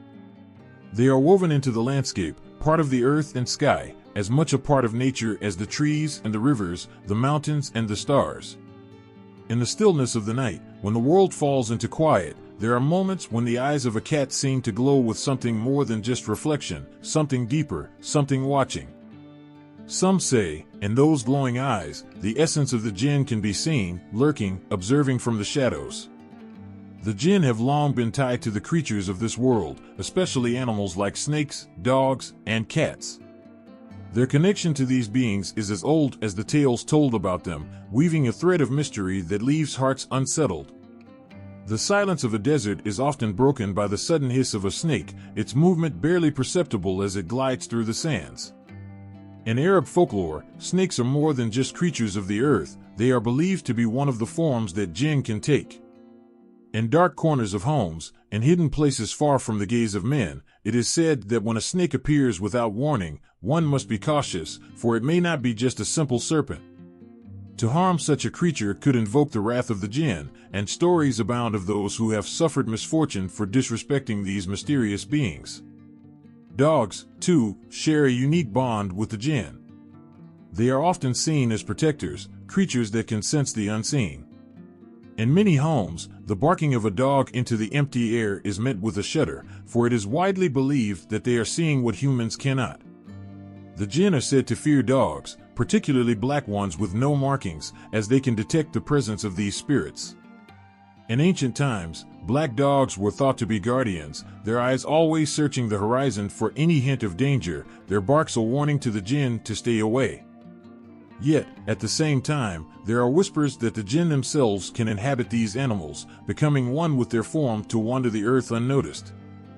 It is not just the dogs that share this mysterious connection, but also the cats, especially black cats. Throughout history, cats have been seen as creatures that move effortlessly between worlds. Their silent steps and unblinking gazes suggest a deeper awareness, a connection to the unseen. In some tales, cats are the companions of the Jinn, slipping through the night as their eyes shimmer with ancient knowledge. The flick of a cat's tail in the dark, the soft sound of its paws on the ground, it is said that when a cat behaves strangely, it may be sensing the presence of a Jinn nearby, or even carrying their spirit within. But it's not just these common creatures that are touched by the presence of the Jinn. Horses, majestic and powerful, have their own connection to the supernatural. In the stillness of dawn, when the air is thick with silence, there are tales of horses refusing to move, trembling with fear as their eyes lock onto something unseen. Horses are known to be sensitive to the presence of Jinn, and many believe that when a horse is spooked for no apparent reason, it is because it has caught the scent of a Jinn lingering nearby. These animals, with their strong and noble spirits, are said to be able to detect the energy that humans cannot, their reactions a silent signal to beware. Birds, too, play their part in the connection between Jinn and animals. In the early morning light, the call of a bird can seem almost unnatural, as though it carries with it the echoes of something more. There are stories of certain birds being used by the Jinn as messengers, their wings carrying whispered words through the sky. The flight of a bird, sudden and swift, is sometimes seen as a sign that the Jinn are near, watching from above, their eyes following the movements of both the animal world and humanity. The relationship between the Jinn and animals is not one of ownership or control, but rather a mutual understanding. The creatures of this earth, in their simplicity, are said to possess a purity that allows them to see the Jinn for what they truly are. They do not fear them as humans do, but neither do they ignore their presence. Animals, with their sharp senses and instinctual awareness, live in harmony with the Jinn, recognizing their place in the natural order. Yet, there is another side to this connection, a darker side. Just as animals can sense and coexist with the Jinn, they can also be vessels for their mischief. In times of old, when strange illnesses would fall upon livestock or crops would fail without explanation, it was often blamed on the Jinn. They could, it was said, possess animals, driving them to madness or causing them to spread disease. A mad dog, a rabid animal, it was believed that the Jinn were responsible, manipulating these creatures to sow chaos and fear among humans. In the quiet moments, when a dog stares into the dark corners of a room, or a cat arches its back and hisses at nothing, the hair on the back of the neck stands up, and the mind begins to wonder. Are these animals simply reacting to the world around them, or are they seeing something more? The connection between Jinn and animals has always been shrouded in mystery, a relationship that hints at powers and forces beyond human comprehension. As the night grows deeper and the world falls into a restless sleep, the animals stir. In the shadows, their eyes gleam and their ears twitch at sounds we cannot hear. Perhaps, in those moments, the Jinn are near, watching through the eyes of a creature, moving silently through the night, unseen but always present. And as the animals move with a quiet understanding, we are reminded of the delicate balance between the seen and the unseen, the living and the supernatural, where even the most ordinary creature may be touched by the extraordinary presence of the Jinn. The sky darkens without warning, and a gust of wind rushes through the open desert, howling as it stirs the sands into a swirling dance. The people pause, holding their breath, eyes turned upward. There is an old belief that such sudden changes in weather aren't random. In moments like these, when the wind seems alive and the heavens rumble with fury, many believe the Jinn are at work. Their presence is not always seen but felt in the gusts of wind and the roaring of storms. They say the Jinn have a mysterious power over the elements, particularly the weather, and their control over the wind and storms is something that has been whispered about for generations. In ancient stories, the Jinn are described as beings who roam the earth, moving between the realms of the physical and the unseen. They are creatures of fire and air, and it is the element of air that they seem to command with terrifying skill. The winds, in all their chaotic beauty and strength, are said to bend to the will of the Jinn. There are times when the wind seems to rise without cause, picking up speed and force as if responding to an unseen hand. In these moments, people feel a chill run down their spine, for the wind, once a gentle companion, becomes a messenger of something far more powerful, a reminder of the Jinn's unseen presence. The stories tell of Jinn who summon storms with a flick of their will.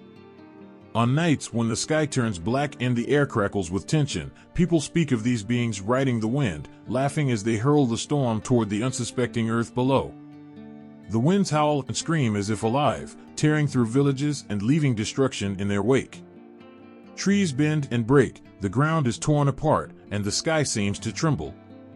To those who know the stories, such storms are not just natural events. They are warnings, messages from the Jinn, beings who are as old as time and as untamable as the very wind they command. It's in the deserts where the Jinn are said to be the most powerful. When the sun beats down mercilessly and the horizon blurs with heat, the wind can change in an instant. A calm day can suddenly be ripped apart by the arrival of a sandstorm, the wind carrying with it the fury of the desert. These storms, known as samum, are feared by all who live in the sands. The wind roars, carrying sand that blinds and suffocates. It's said that in the heart of these storms, the Jinn dance, their forms invisible to the naked eye but felt in every biting gust. To be caught in a samum is to be at the mercy of the Jinn, and many believe that those who disappear in such storms are taken by them, lost to the sands forever. There are tales of travelers who have encountered these Jinn firsthand. In the middle of nowhere, when the wind starts to whip around like a serpent, some say they've seen shadows moving with the gusts, figures that are there one moment and gone the next. These travelers speak of voices carried on the wind, whispering ancient words that make no sense but fill the heart with dread. The Jinn, it seems, are not content with simply controlling the weather. They enjoy playing with those who dare to wander too far into their domain. But the power of the Jinn over the wind is not just a tool for destruction. In some stories, the Jinn use their control of the weather to help those they favor. A lost traveler in the desert, on the brink of collapse from the heat, might feel a sudden cool breeze, one that guides them toward safety. In such moments, it is believed that a kind Jinn is offering its aid, using its mastery over the air to show mercy. Yet, this mercy is rare, and it's never clear why some are spared while others are not. The connection between the Jinn and the weather runs deep, as old as the sands of the desert themselves. There are stories of entire tribes who were wiped out because they angered the Jinn, their villages flattened by storms so fierce they seemed almost unnatural. The Jinn, it is said, are easily angered, and when they are, their fury is unleashed through the very winds of the earth. To upset a Jinn is to invite the wrath of the elements, a force that no man can stand against. In the mountains, too, the Jinn are said to roam, summoning tempests that rage across the peaks. Shepherds, high in the hills with their flocks, tell stories of storms that come out of nowhere, tearing through the valleys with a force that seems almost sentient. In these moments, the shepherds say that they can feel eyes watching them from the clouds, the presence of the Jinn as they unleash their power. Lightning flashes across the sky, and the wind screams through the mountains like the voice of an angry god. Those who survive such storms are considered lucky, for it is believed that the Jinn could have easily swept them away if they had so wished. The sea, too, is a place where the Jinn's power over the weather is felt. Sailors, far from the safety of land, whisper of Jinn who stir the waters, calling forth storms that swallow ships whole. The wind howls, the waves rise, and in the chaos, there are moments when the sailors swear they see figures dancing in the spray, laughing as the ship is tossed like a toy in the waves. These Jinn, unlike their desert cousins, are tied to the water and the wind, their power just as terrifying and relentless. They are the masters of the storms that rage over the ocean, and to sail into such a storm is to risk everything. The stories of the Jinn and their control over the weather have been passed down through generations, filling hearts with both fear and awe. The wind, once a simple force of nature, becomes something far more dangerous in these tales. It is no longer just air moving through the world, it is the voice of the Jinn, a reminder of their power and their presence, unseen but always there, waiting just beyond the horizon. It starts with a shiver. The feeling that something is not quite right. Perhaps it's the way the shadows stretch just a bit too long, or how the wind carries a whisper that doesn't belong. In the stillness, when the world seems to be holding its breath, you notice movement, a figure shifting in the distance, but when you blink, it's gone. There is an old belief, woven into the fabric of ancient tales, that the Jinn are watching, waiting, and that they can take on forms so familiar, it's almost impossible to tell them apart from what they imitate. Jinn are not bound by the physical limits of human beings. They possess an ability that is as fearsome as it is mysterious, the power to change shape. From one form to another, they can slip between identities, becoming animals, humans, or something entirely different. This transformation, this shifting of shape, is not merely a trick of magic. It is a part of their nature, an inherent gift that they wield with both cunning and malice. In one story, a shepherd is said to have wandered deep into the desert, his flock grazing peacefully around him. As he sat in the warmth of the sun, a fox approached, its eyes gleaming with intelligence that seemed too sharp for any ordinary creature. The shepherd, curious but cautious, watched as the fox drew closer. In a flash, the air around the fox shimmered, and before the shepherd could comprehend what was happening, the fox was gone. In its place stood a man, cloaked in shadows, with eyes that burned like embers. The shepherd's heart raced, for he knew he was in the presence of a Jinn.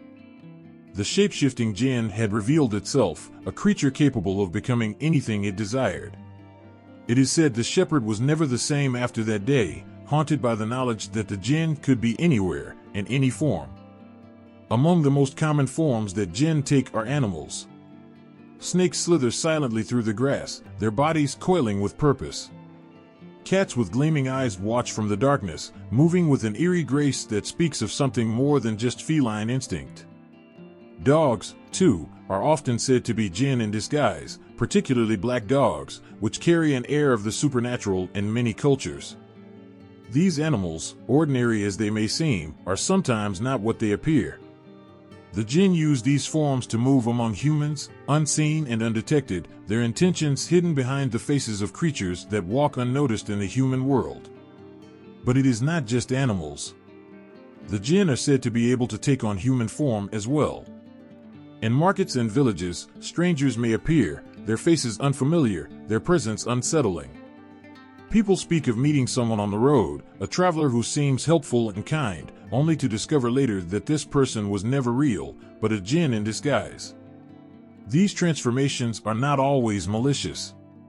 Sometimes, the jinn take human form to observe, to watch how humans live and interact.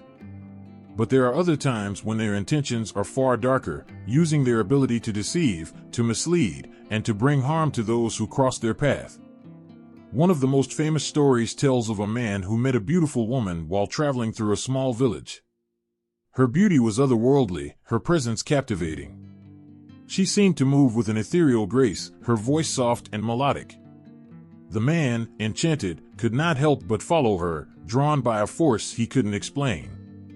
They spoke for hours, and the man felt as though he had known her forever. But as night fell, something changed. The woman's eyes glowed with an unnatural light, and her voice took on a hollow, echoing tone. Before the man could react, she began to shift, her form twisting and warping until she stood before him not as a woman, but as a creature of fire and smoke, a jinn, revealing its true nature.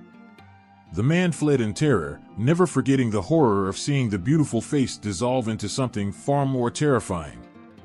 The power to shapeshift is not just about deception, it is a way for the jinn to experience the world through different lenses. By becoming animals, they can move through the forests and deserts, free from the constraints of a single form. By becoming human, they can interact with mankind, understanding their weaknesses, their desires, and their fears. This ability gives them a dangerous edge, allowing them to walk unnoticed among the very beings they sometimes seek to torment. In some tales, people have learned to recognize the signs of a jinn in disguise. A cat that stares too long, its eyes glowing in the moonlight, a dog that refuses to bark but watches with too much intelligence, a stranger who appears too suddenly and leaves too quickly. These are all said to be clues that a jinn is near. And yet, despite these warnings, the jinn's transformations are so seamless, so perfect, that it is often impossible to be certain until it is too late. There are also legends of those who have tried to bind the jinn to their will, using the jinn's power of transformation for their own purposes. Magicians and sorcerers, seeking control over the forces of the supernatural, have attempted to trap jinn in their animal or human forms, forcing them to obey commands. But these attempts are fraught with danger, for the jinn are not easily subdued. Even in their transformed state, they retain their cunning and their power, and many a sorcerer has found themselves the victim of the very creatures they sought to control. The jinn's ability to shapeshift is a reminder of their otherworldly nature. They are beings of pure spirit, untethered by the physical constraints that bind humans. They move through the world like shadows, seeing but unseen, known but unknown. And it is this ability, this power to become something other than themselves, that makes them so terrifying. For if a jinn can be anything, then nothing is ever truly as it seems. The stories warn us to be cautious, to trust our instincts when something feels wrong, for the jinn are always watching, always waiting, and they can be anyone, or anything, that they choose. The next time you feel a strange presence in the room or see a shadow flicker at the corner of your vision, it might be wise to look again. For in the world of the jinn, appearances can be deceiving, and what you see is not always what is truly there. In the stillness of a quiet night, when the air feels thick with an unseen presence, stories whisper of forces that defy the natural order. There are tales passed from generation to generation, of powers that bend the world to their will, of ancient pacts made in the dark. And at the heart of these tales is the connection between jinn and magic, an entanglement that has frightened and fascinated humanity for centuries. The bond between jinn and sorcery is one that feels older than time. Jinn, with their otherworldly essence, have been linked to the mystical arts in countless ways.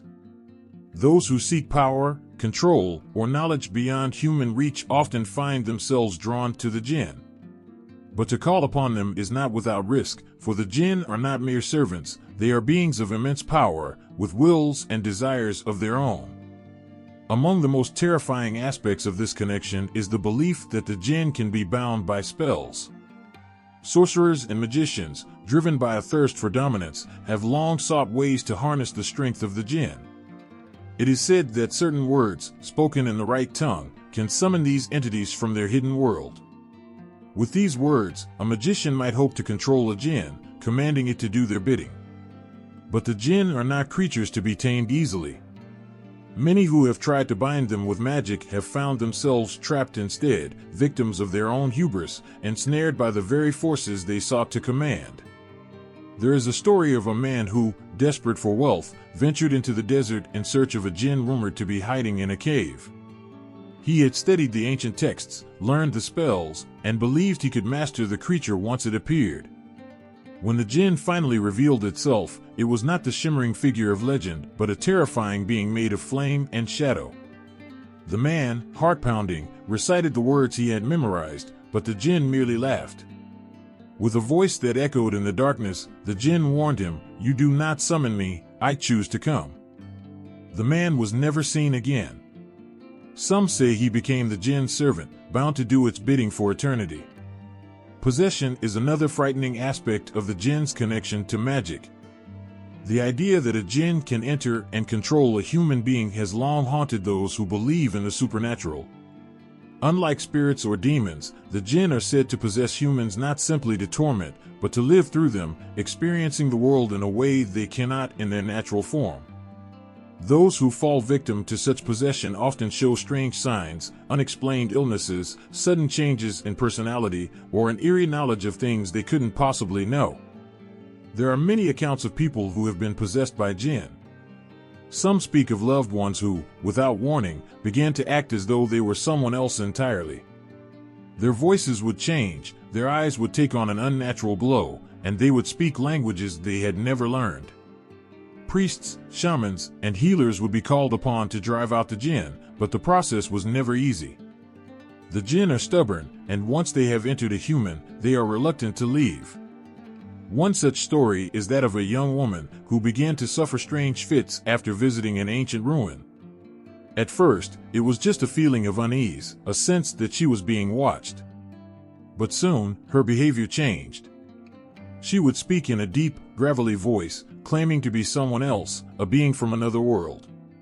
Her family, terrified, sought the help of a healer.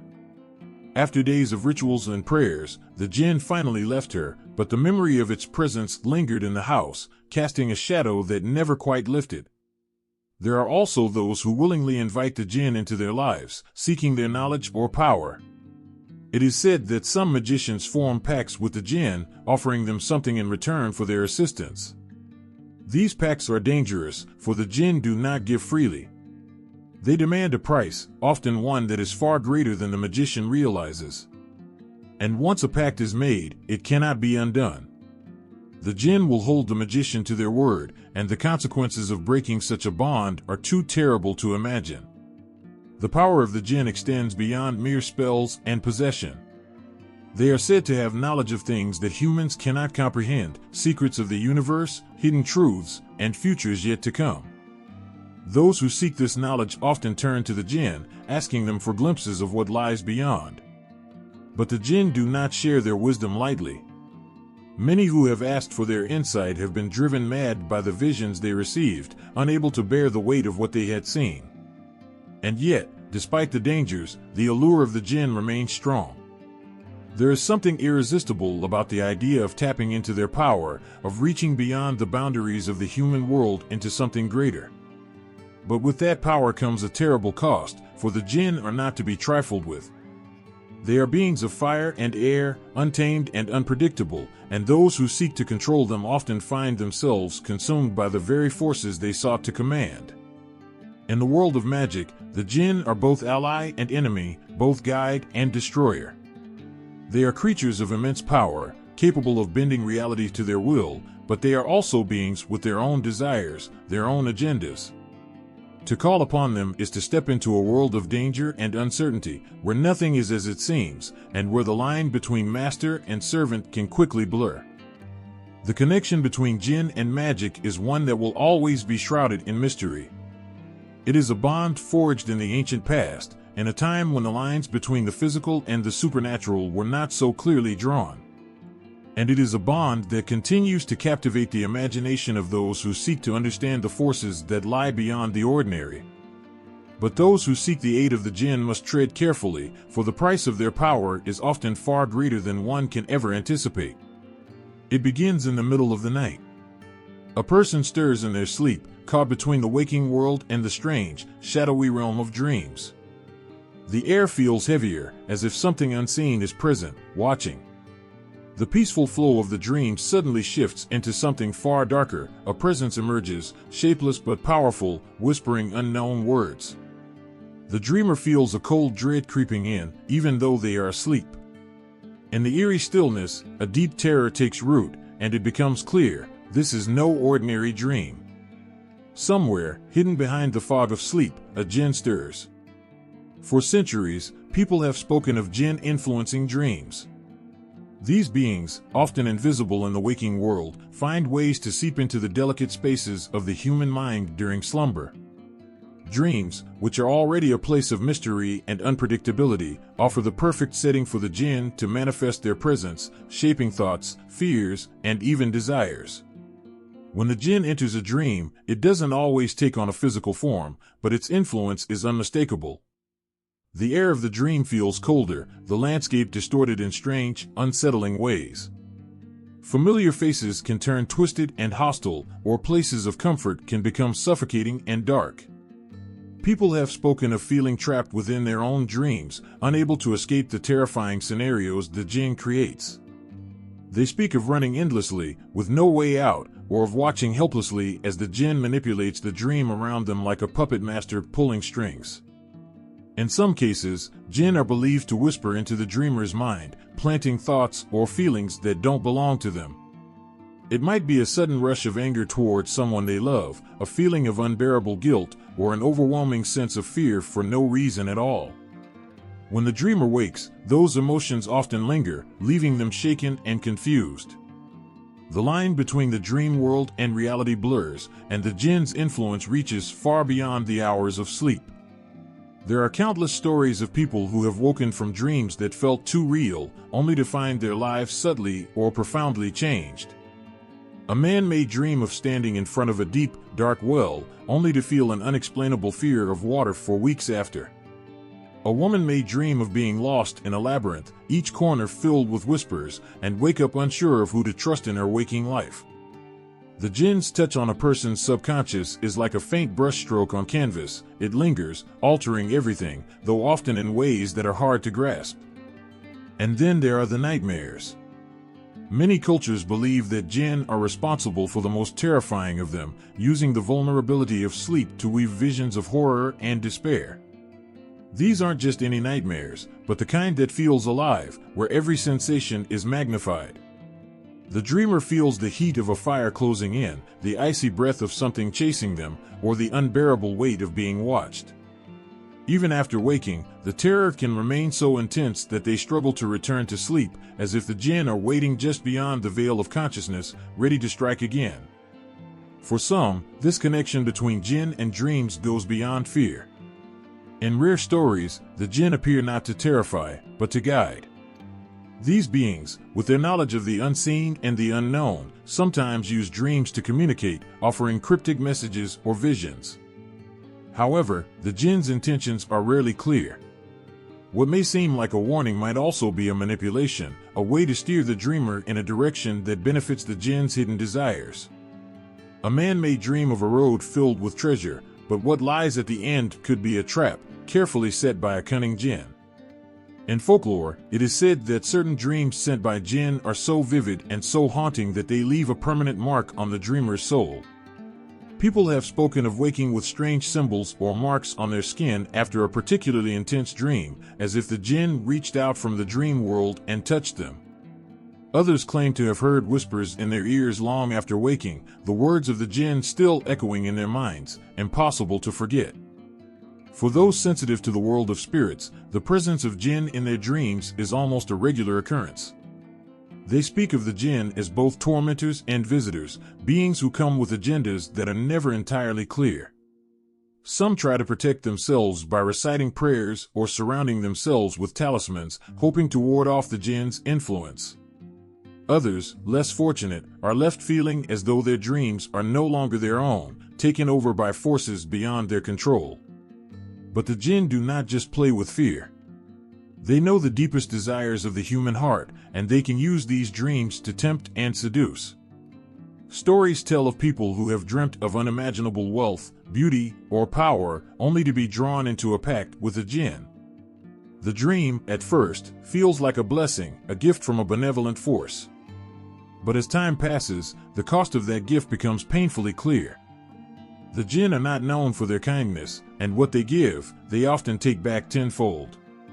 In the vast expanse of human sleep, where the mind is vulnerable and open to forces beyond understanding, the Jinn find a unique power. Their ability to shape dreams, to enter the deepest corners of the subconscious, is both their weapon and their art. They play with the emotions, the fears, and the desires that lie buried within every person, drawing out what is hidden and bringing it to life in the most haunting ways. And when the dreamer wakes, even if the Jinn is gone, the memory remains, a lingering unease, a haunting image, or a chilling whisper that stays with them, a reminder that the Jinn are never far from the world of dreams. Even in the light of day, their presence lingers just out of sight, waiting for the next time the dreamer closes their eyes and slips into the vulnerable embrace of sleep once again.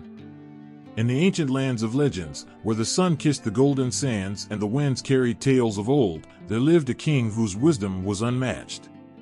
King Solomon, known for his unyielding strength and unparalleled intelligence, stood as a towering figure. But what set him apart wasn't just his rule over men, it was his incredible connection with the Jinn, beings made of fire and air, elusive yet powerful. His story is one of control, respect, and a bond that echoed through the ages. It is said that Solomon had a magical ring, adorned with a stone of immense power, that held the secret to commanding the Jinn. This ring, known as the Seal of Solomon, was no ordinary artifact. It was forged in the heart of creation, its surface inscribed with mystical symbols that glowed with a light of their own. With it, he could summon the Jinn, bending them to his will. But this power came with an understanding that sent shivers through even the bravest hearts. The Jinn were not mere servants, they were beings of immense capability, and to command them required not just authority, but also a deep respect. The Jinn came in various forms, each with their own strengths and temperaments. Some were fierce and proud, while others were cunning and deceptive. Solomon understood this, and he treated them with a mix of authority and reverence. He would summon them with rituals that resonated through the air, each word spoken with the weight of tradition and belief. The ground would tremble, and the sky would darken as they answered his call. In moments, they would appear before him, a swirl of smoke and light, their forms shifting like the desert sands. One such tale speaks of a time when Solomon faced a great challenge. A rival king threatened his reign, sending waves of fear through his kingdom. Instead of responding with war, Solomon turned to his faithful Jinn. He called upon them to gather information, to scout the land, and to uncover the enemy's weaknesses. The Jinn, loyal to their master, obeyed without question, racing across the skies and slipping through shadows, unseen by the human eye. When they returned, they brought knowledge that would change the course of history. They whispered secrets of the enemy's plans, the places where their defenses were weak, and even the hearts of those who wished to betray. Solomon listened, his heart pounding with gratitude and awe. With the wisdom gained from the Jinn, he devised a plan that would protect his people without spilling blood. The very next day, Solomon confronted the rival king, armed not with swords, but with knowledge and strategy. He spoke with such conviction that the rival king faltered, his army crumbling under the weight of fear and doubt. It was in this moment that Solomon's true power shone. He didn't just conquer, he outsmarted. The Jinn, unseen but ever watchful, played their part silently, reinforcing the king's authority and ensuring that peace reigned. But the bond between Solomon and the Jinn was not without its trials. There were moments of distrust, whispers of rebellion among the Jinn. Their nature was unpredictable, and some sought to challenge Solomon's authority. One particularly prideful Jinn, known as Ifrit, believed himself to be the mightiest of all. He was cunning and fierce, and he thought that with enough strength, he could break free from Solomon's control. One fateful night, under the cloak of darkness, Ifrit plotted against the king. He summoned a storm, dark clouds swirling and thunder crashing. The winds howled like angry spirits, and the world felt the weight of his rage. Solomon, sensing the disturbance, called upon the Jinn to quell the storm. Yet Ifrit's fury was strong, and he laughed, believing himself invincible. In that moment of chaos, Solomon knew he had to act.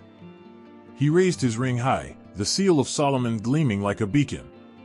With a voice that echoed with authority, he commanded the winds to calm and the storm to cease. The air thickened with tension, and for a moment, everything stood still. Ifrit's laughter faded, replaced by a deep silence, and as the winds began to obey, he realized the truth. Solomon's strength lay not just in power, but in his connection to the Jinn. Humbled, Ifrit bowed before the king, acknowledging his place. Solomon, wise and compassionate, chose to forgive. He understood the nature of the Jinn, how their pride could lead them astray. From that day forth, Ifrit became a loyal ally, serving not just out of obligation but out of respect for the king who recognized his strength. As the tales of Solomon and the Jinn spread far and wide, they became more than just stories. They became lessons on the importance of understanding, respect, and the balance of power. Solomon showed that true leadership doesn't stem from fear or domination, but from the ability to listen, to connect, and to uplift those around you, even if they are beings of smoke and fire. In every corner of the kingdom, children would gather around fires to hear the tales of their great king. They spoke of the magic of the Jinn, their loyalty, and the wisdom they shared with Solomon. They whispered of the storm that was calmed and the secrets that brought peace. Each story carried the weight of history, and with it, the legacy of a king who knew that power is best wielded with kindness. King Solomon's name became synonymous with justice and wisdom. Even as centuries passed, the bond he forged with the Jinn remained a powerful reminder of the strength found in unity, respect, and the understanding that even the most powerful beings can find solace in collaboration. In a world where fear could easily take hold, Solomon stood tall, his heart open, forever connected to the Jinn who had once been mere whispers in the wind. On a tranquil shore where the golden sands met the shimmering blue waters, a humble fisherman cast his net each day, hoping to catch enough fish to feed his family. His hands were weathered from years of toil, yet his heart remained filled with dreams. Every morning, he woke with the hope that today would bring in more than just a few small catches. Little did he know, fate had something extraordinary in store for him. One fateful day, while the sun painted the sky in hues of orange and pink, the fisherman felt a heavy pull on his net. Excited, he thought he had caught a big fish. As he struggled to pull it in, a strange unease washed over him. With one final heave, he dragged his catch onto the shore, only to find a heavy, ornate jar, encrusted with sand and time. The jar was unlike anything he had ever seen, its surface shimmering with an otherworldly glow. Curiosity ignited within him, and he carefully opened the lid, only to be greeted by a thick, swirling smoke that burst forth and took form. From the cloud of smoke emerged an Ifrit, a fierce and mighty Jinn, towering over the fisherman with a presence that felt both awe-inspiring and terrifying. The air crackled with energy, and the ground trembled beneath the weight of the Ifrit's power. "You have freed me from my prison," the Ifrit boomed, his voice echoing like thunder. "For that, you will pay the price." The fisherman's heart raced as he realized the gravity of his situation. Legends told of Ifrits who demanded vengeance on those who freed them, often destroying the lives of the unsuspecting. "Please, great Ifrit," the fisherman stammered, his voice trembling. "I did not mean to disturb your slumber. I was merely curious." The Ifrit's eyes glowed like molten lava, and he took a step closer, his presence suffocating. "Curiosity has brought you to your doom. I shall grant you 3 wishes, but know this, I will not forget your insolence." The fisherman's mind raced, caught between fear and the spark of hope. 3 wishes could change his life forever, but at what cost? With trembling hands, the fisherman made his first wish, hoping to please the Ifrit. "I wish for wealth, enough to feed my family and provide for all our needs." The Ifrit waved his hand, and in an instant, the ground was covered with gold coins, glimmering in the sunlight. The fisherman's heart swelled with joy, but as he scooped up the gold, he felt a chill run down his spine. He knew this was just the beginning. For his second wish, the fisherman, filled with the thrill of newfound wealth, asked for power. Grant me the strength to command the seas, so that I may catch fish without fail. The Ifrit granted his wish, and suddenly, the fisherman felt a surge of energy coursing through him. He could feel the ocean's heartbeat, its secrets whispered to him as if he were its master. But power came with a price, and deep down, he sensed the Ifrit's growing impatience. Finally, faced with the looming shadow of the Ifrit, the fisherman realized he had to tread carefully. He understood that greed had already started to taint his heart. As he contemplated his final wish, he thought about his family, his love for them shining brightly against the darkness that surrounded him. I wish for peace, for my family and I to live without fear of your wrath, he declared, his voice steady despite the fear that gripped him. The Ifrit paused, a flicker of surprise crossing his fiery gaze. Peace? After all that you have taken from me, he roared, the ground shaking beneath them. But the fisherman stood firm, his heart pounding, knowing that true strength lies not in wealth or power, but in the love and safety of his family. A tense silence hung in the air. The Ifrit seemed to consider the fisherman's words, his fierce expression softening just a fraction. You wish for peace, yet you have disturbed my slumber and freed me. This is no simple wish. I understand, the fisherman said, his voice steady but filled with vulnerability. I don't want more riches or power that could lead to more destruction. I only wish for a life where my family can live without fear of you. Let us all find peace. In that moment, something shifted. The Ifrit, who had been consumed by rage, paused and reflected. There was a flicker of recognition in his fiery eyes, an understanding of what true strength meant. The fisherman's bravery, his refusal to be consumed by greed, struck a chord deep within the Ifrit. With a booming laugh that echoed across the waters, the Ifrit stepped back, his anger dissipating like mist. You have shown more wisdom than many who have come before you. I shall grant you peace, but know that the bond between us will remain. You have earned my respect. In a flash of blinding light, the Ifrit transformed back into swirling smoke, returning to the confines of the jar. The fisherman closed the lid tightly, his heart still racing, yet he felt a weight lifted from his shoulders. He had faced the fierce Ifrit and emerged not as a victim, but as a man of courage. With the Ifrit gone, the fisherman returned home to his family, the gold still in his hands. He shared his story with them, filling their hearts with warmth and gratitude. Together, they celebrated their newfound wealth, but more importantly, they cherished the peace that surrounded them. Days turned into weeks, and as time passed, the fisherman continued to fish, his hand steady and his heart light. The Ifrit's presence lingered, not as a threat, but as a reminder of the power of love and the strength found in standing firm against darkness. Though the jar sat quietly in his home, it served as a symbol of transformation and understanding. The fisherman knew that true riches lay not in gold or power, but in the bonds of family and the courage to seek peace in a world full of chaos. His story, filled with lessons of bravery, humility, and love, would be passed down for generations, a beacon of hope for all who heard it.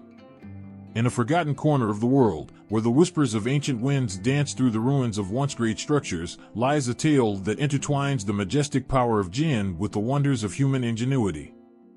These grand temples, built with dreams and sweat, carry within their stone walls the echoes of a time when mortals and Jinn coexisted, each shaping the other's fate.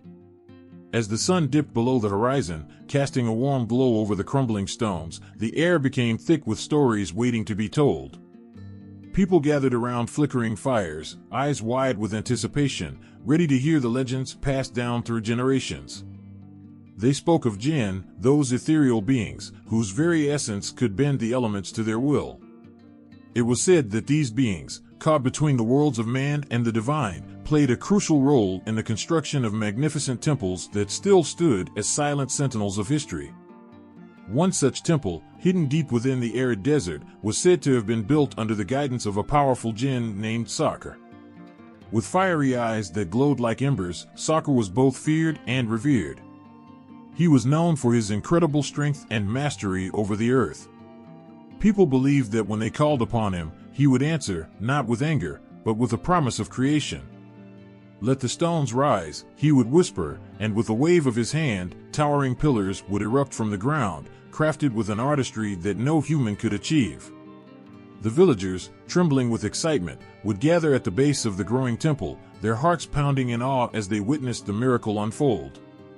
Each stone, each archway, and each intricate carving seemed to pulse with life, as if the Jinn's very essence flowed through them. Children laughed and played among the building materials, while elders murmured prayers of gratitude, believing they were part of something greater. But with great power came the weight of responsibility. Sakhr, while generous with his gifts, also had a temper that could rival the fiercest storms. One day, as the sun blazed high in the sky, a group of greedy merchants approached the temple, their eyes glimmering with the desire for riches. They sought to harness the Jinn's power for their own gain, hoping to create wealth beyond measure. With voices dripping in false reverence, they called out to Sakhr, but their intentions were not pure. As the ground shook and the air crackled, Sakhr appeared before them, his fiery gaze locking onto theirs. "You wish to manipulate my power for greed," he roared, his voice echoing like thunder across the desert. "Power that is sought for selfishness will bring only ruin." In an instant, the temple trembled, and the merchants found themselves engulfed in a storm of sand, sent spiraling away, their dreams dashed. From that day on, the villagers learned an important lesson: the Jinn could be both a protector and a destroyer, depending on the hearts of those who sought their help. They dedicated themselves to the temple, filling it with offerings and prayers, ensuring that it remained a sacred space for gratitude and respect. They understood that every brick laid by Sakhr was a gift, and they promised to honor it.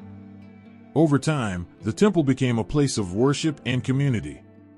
Couples exchanged vows beneath its grand arches, children played in its shadows, and elders shared stories of the Jinn who had brought it to life. It became a symbol of unity, a reminder that the power of creation lay not just in the hands of the divine, but also in the hearts of those who dared to dream. In another region, tales told of an ancient temple nestled within a dense, misty forest. This temple, constructed by a different Jinn named Al-Malik al-Abayad, was said to be built from the very essence of nature. He had a profound connection to the earth, and the trees bowed to him as he walked among them.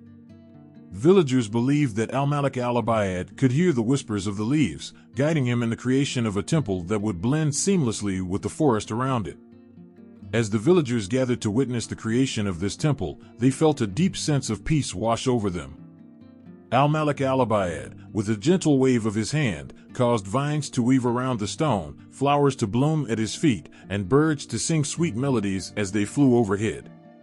The temple stood not just as a building but as a living testament to harmony between man, nature, and the Jinn. When the temple was completed, it became a sanctuary for all who sought solace. People traveled from far and wide, drawn by the legend of the Jinn who had created it. They would sit in quiet contemplation, feeling the pulse of the earth beneath them, and in those moments, they knew they were connected to something far greater than themselves. It was said that if you listened closely, you could hear Al-Malik al-Abayad's laughter carried on the wind, a reminder of the joy that comes from creating with love. As generations passed, the tales of Jinn and ancient temples continued to flourish. Children grew up listening to their parents recount the stories, their imaginations igniting as they envisioned the majestic beings bending the elements and shaping the very fabric of their world. The temple stood tall, their stones worn yet sturdy, whispering secrets to those who would pause long enough to listen. In these sacred spaces, the heartbeats of Jinn and humans intertwined, echoing through time. They became places where dreams were born, where the divine and the mundane met, and where the power of creation thrived. Each temple was a reminder that while Jinn could be fearsome and powerful, they were also protectors, guiding humanity towards understanding and respect. The love and reverence for these ancient structures transcended time. As the sun set behind the horizon, painting the sky in shades of orange and purple, people would gather at the temples, their hearts united in gratitude. They lit candles and offered prayers, hoping to honor the Jinn who had walked alongside them, forging connections that would last forever. In the end, it was not just about the grand structures that stood tall, but the stories of love, fear, power, and respect that surrounded them. The temples, built with the help of Jinn, became a testament to the bond between worlds, a legacy of what could be achieved when hearts aligned in pursuit of dreams and harmony. Through laughter, tears, and the unwavering spirit of humanity, the ancient myths of the Jinn lived on, whispering to future generations about the magic that exists when love and respect shape the world. In the vast stretches of time, when the earth was young and the skies were filled with mysteries, there existed a Jinn unlike any other. His name was Sakr, a being of immense power, whose very presence could shake the foundations of mountains and command the winds to change course. His name was whispered among mortals, not in reverence, but in awe and fear. And yet, there was one man he encountered who stood above all others, the prophet Suleiman, the king whose wisdom was renowned across the lands. It is said that Sakr's spirit burned like a blazing fire, wild and untamed. His strength was unmatched, his will as unyielding as the desert sands. He could turn day into night with a mere glance and silence the fiercest storms with a wave of his hand. Mortals trembled at the thought of crossing paths with him, for Sakr was not just any Jinn, he was the embodiment of power. But even for such a mighty being, there came a day when his path crossed with one greater than himself. The story begins with Suleiman, a king blessed with a divine gift, the ability to command the Jinn. Suleiman's wisdom and righteousness were known far and wide, and his dominion stretched over not just mankind, but also the invisible forces that moved the world. He ruled with a just hand, and the creatures of both light and shadow obeyed him. Sakr, however, was not one to bow easily. His defiance was as much a part of him as his power, and when he heard of Suleiman's authority over the Jinn, a fire ignited within him.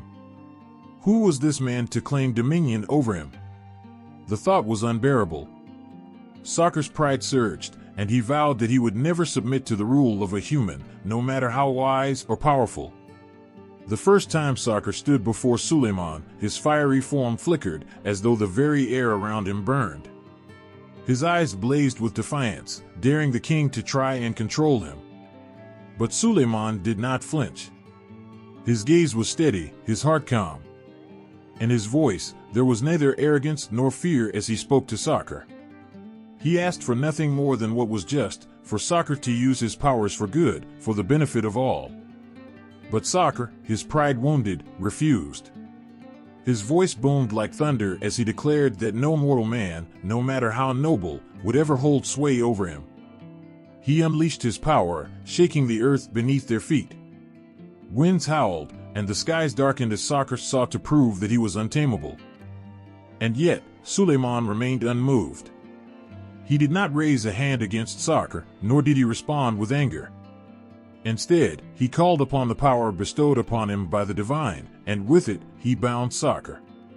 Not through chains or cages, but with wisdom and understanding. Suleiman's strength lay not in force, but in the knowledge that true power was in balance and peace. And so, Sakr found himself under Suleiman's command, not through fear, but through the undeniable truth that Suleiman's wisdom transcended his own might.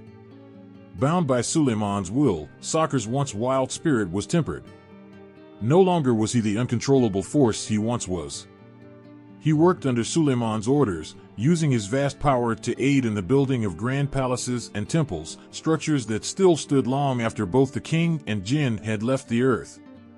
These buildings, crafted with the hands of both men and Jinn, were wonders of the world, their stones humming with the energy of the invisible.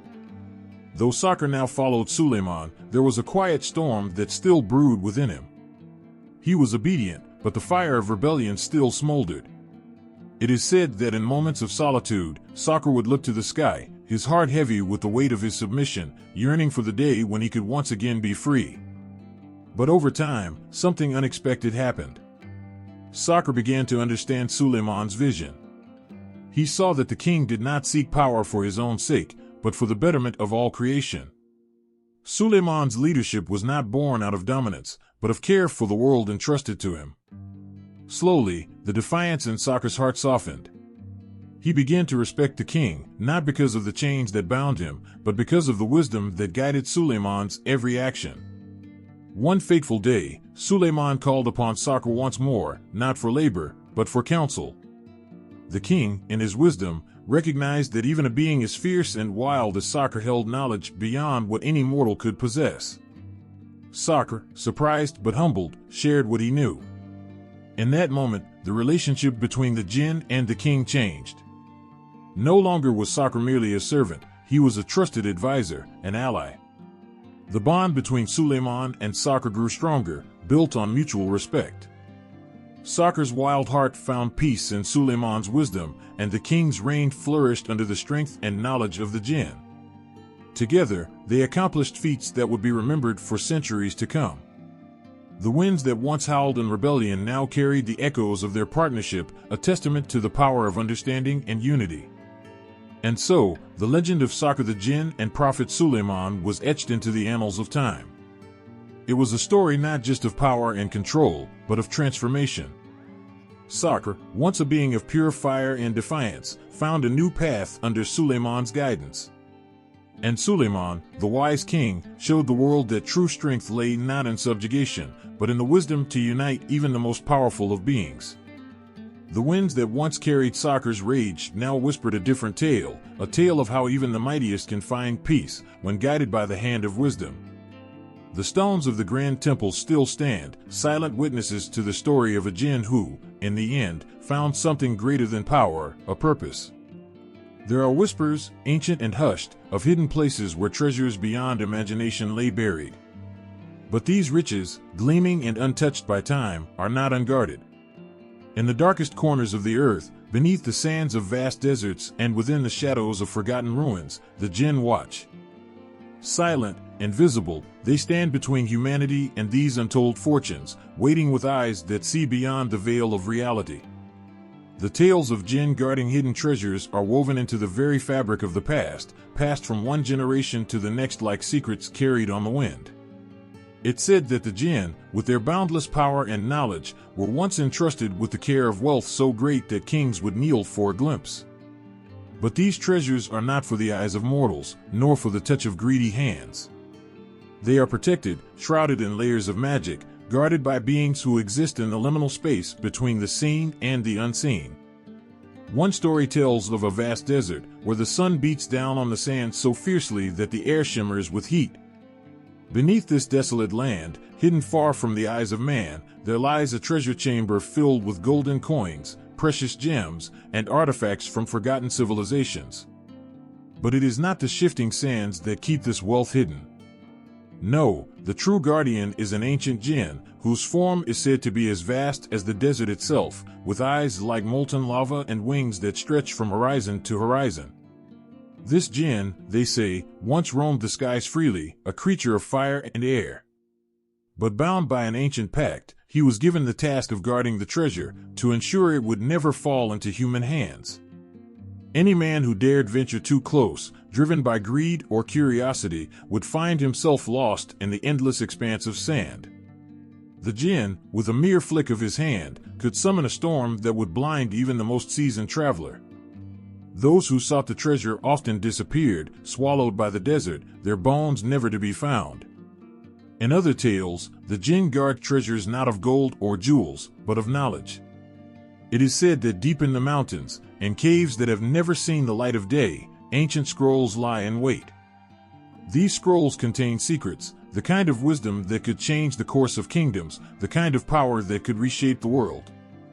But the Jinn, with their keen understanding of both the material and the spiritual realms, know that such knowledge is dangerous in the hands of mortals. One such tale speaks of a scholar, a man of great intellect and insatiable curiosity. He had heard rumors of a hidden cave, far in the mountains, where the Jinn guarded scrolls that held the answers to the universe itself. After years of searching, he found the entrance, concealed by a waterfall that flowed with an almost supernatural beauty. But as the scholar stepped inside, the air grew cold, and he felt a presence watching him. It was the Jinn, an ethereal being of light and shadow, hovering just beyond the edge of his vision. The scholar, trembling but determined, approached the scrolls, his fingers reaching out to touch the ancient parchment. But the Jinn's voice, soft as a breeze yet filled with a power that made the earth tremble, spoke to him. "These are not for you," the Jinn warned. "The knowledge contained within these pages is too great for any man to bear. The scholar, consumed by his desire to know, ignored the warning. But the moment his fingers touched the scroll, the Jinn appeared before him, and with a single breath, the scholar was turned to dust, scattered to the winds, never to be seen again. Not all who seek the Jinn's treasures are driven by greed. Some are drawn by desperation, by the hope that the riches they find might save them from poverty or ruin. One story, often told in the quiet corners of small villages, speaks of a poor farmer who stumbled upon a hidden treasure while plowing his field. Beneath the soil, he found a chest filled with gold, enough to lift his family out of poverty for generations. But as he reached for it, the ground shook, and a Jinn appeared, its form towering over him, eyes glowing with an otherworldly light. The Jinn spoke not with anger, but with a voice filled with ancient wisdom. "This gold is not for you," it said. "It is the wealth of a forgotten king, cursed and hidden for eternity. To take it is to invite ruin upon yourself and all you love." The farmer, frightened but desperate, begged the Jinn to let him take just a single coin, enough to feed his family. The Jinn, seeing the man's sincerity, allowed him one coin and vanished back into the earth. The farmer returned home, clutching the coin, and for a time, it seemed that his fortune had changed. But soon, strange things began to happen. His crops withered, his livestock fell ill, and a shadow seemed to hang over his home. The farmer realized too late that the treasure was indeed cursed, and though he had taken only a small piece of it, the consequences were far greater than he could have ever imagined. In his desperation, he returned to the field, hoping to return the coin and beg the Jinn for forgiveness. But the treasure had disappeared, and the Jinn was nowhere to be found. The farmer's fate, like so many before him, was sealed. These stories, filled with wonder and warning, remind us that the treasures guarded by the Jinn are not meant for human hands. Whether they are riches beyond imagination or knowledge that could change the world, the Jinn protect them fiercely, knowing that such power can destroy as easily as it can create. The Jinn, with their ancient wisdom and otherworldly strength, stand as guardians between humanity and the temptations that lie hidden beneath the earth. In the end, the treasures of the Jinn remain hidden, untouched, waiting for the day when they may be needed again. But for now, they lie guarded, watched over by beings older than time, whose eyes see not just the wealth of the world, but the hearts of those who seek it. There is a kind of silence that lingers in the air just before something unimaginable happens, a quiet that holds centuries of secrets. It is in this silence that the story of the enslaved Jinn begins, not with a loud bang, but with a whisper, a faint breeze, and the shimmer of a golden ring or the soft clink of a bottle long forgotten. These are no ordinary objects. They are prisons. For ages untold, there have been stories of powerful Jinn trapped, bound to serve those who possess their prison, whether it be a ring, a lamp, or a bottle sealed with magic so strong that even the mightiest of Jinn cannot break free. Imagine the torment of a being made of fire and air, creatures of the wild, whose very essence is freedom, confined to a tiny space, waiting for a master's call. There is a legend of a fisherman, a simple man whose life was filled with struggle, who cast his net into the sea one day and pulled up something far more valuable than fish, an ancient bottle sealed with lead. Little did he know, inside the bottle was a Jinn, trapped for centuries, angry and desperate for release. When the fisherman broke the seal, a great cloud of smoke erupted, filling the air, and from it emerged the Jinn, immense and powerful, his body towering over the fisherman like a dark storm. But the Jinn was not grateful for his freedom. The centuries of imprisonment had filled him with rage, and he vowed to kill the man who had released him. The fisherman, trembling in fear, begged for his life, using nothing but his wits to trick the Jinn back into the bottle. The Jinn, so proud, so sure of his superiority, was fooled, and once again, he found himself trapped, his fury echoing inside the bottle, powerless to escape. There are many stories like this, each one filled with the echo of the Jinn's power and the sadness of their enslavement. In another tale, there is a king, known far and wide for his wisdom and might, who owned a ring. This ring was no mere ornament. It held within it a Jinn, a being of such strength and cunning that the king used it to build palaces, conquer armies, and command the very forces of nature. But the Jinn, bound to the ring, had no choice. His immense power was controlled by the will of the king, every wish, every command, an order he could not refuse. And yet, there was sorrow in the Jinn's heart. Imagine the weight of it, to be bound to a master, forced to fulfill desires that are not your own, your very essence tied to an object.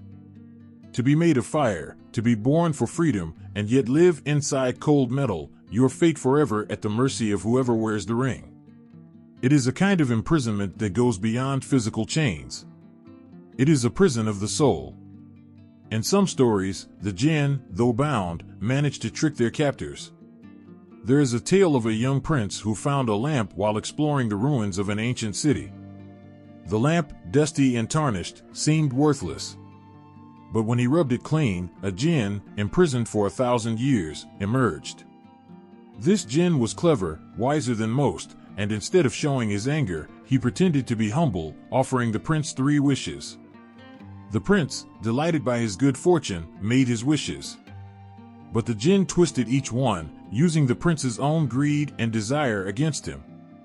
In the end, the prince lost everything, and the Jinn, with a sly smile, returned to his lamp, waiting for the next unsuspecting fool. The stories speak of powerful magic, spells so ancient and complex that they could bind a Jinn, forcing them into objects, controlling their every move. But even the greatest of magicians knew that this power came with a price. For no Jinn could be enslaved without consequences. There are whispers that the souls of those who enslave Jinn are marked, cursed by the very magic they use. These souls are said to be haunted, their dreams filled with the furious eyes of the Jinn they have bound, their lives unraveling as the magic slowly consumes them. Some Jinn are more fortunate, finding ways to escape their enslavement. They use trickery, wisdom, or simply wait for the moment when their captor makes a mistake. Once free, their wrath is swift, their vengeance terrifying. There is a tale of a sorcerer who kept a Jinn locked in a ring for decades, using its power to build an empire. But the Jinn, silent and patient, waited for the day when the sorcerer, drunk on his own success, would let his guard down. That day came, and the Jinn, freed at last, destroyed everything the sorcerer had built, leaving only ashes in his wake. Yet, for all the tales of anger and revenge, there are also stories of compassion. In some legends, those who free the Jinn without seeking personal gain are rewarded. There is a story of a poor shepherd who stumbled upon an ancient bottle buried deep in the desert. When he opened it, the Jinn inside, expecting to be enslaved once more, was surprised when the shepherd asked for nothing in return. Touched by the man's kindness, the Jinn granted him not wealth, but protection, watching over the shepherd and his family for generations. These stories of enslaved Jinn are more than just tales of magic and power. They are stories of freedom lost and won, of the struggles between masters and those they seek to control. They remind us that even the most powerful beings can be vulnerable, that even creatures of legend can be bound by the will of others. And in these stories, there is always a lingering sadness, a reminder that to control another, to bind them to your will, is to invite darkness into your own soul. The Jinn, with their ancient wisdom and fiery hearts, know this better than anyone. They have seen the rise and fall of empires, the greed and folly of men, and through it all, they have waited. For one day, every binding spell weakens, every prison crumbles, and the Jinn, with their eyes burning like the sun, will be free once more. The Arabian desert is a vast, endless sea of sand, where the wind howls like a distant cry, and the sun burns down with merciless intensity. In this barren wasteland, where only the strongest survive, the line between reality and myth blurs. Travelers have long spoken of strange encounters, of shadows that move on their own, of whispers carried by the wind, and of eyes watching from the darkness when the sun sinks below the horizon. These are the stories of the Jinn, creatures said to dwell in the desolation, unseen but always present. It was said that no one truly traveled alone in the desert. Even in the heart of isolation, the Jinn watched from the dunes, hidden in the stillness.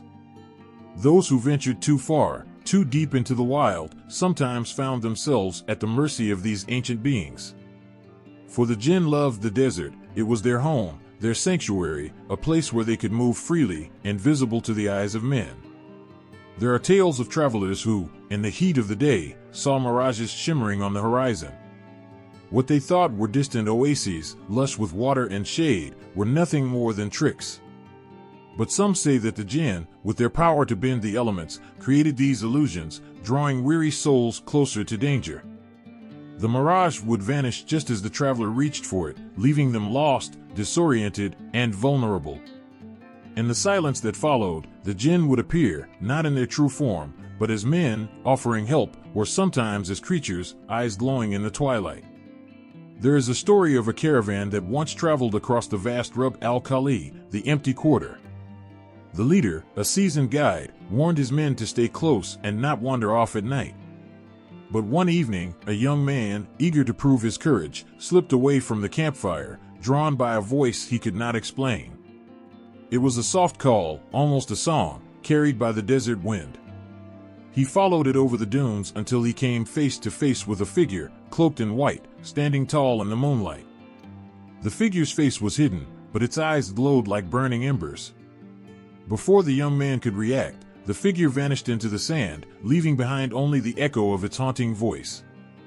By the time the caravan realized he was missing, the young man was gone. His footprints led to the edge of the dunes, where they disappeared without a trace. Some said he had been taken by the Jinn, a punishment for his arrogance. Others believed the Jinn had simply played with him, leading him away for their own amusement, leaving him to wander the desert, forever lost.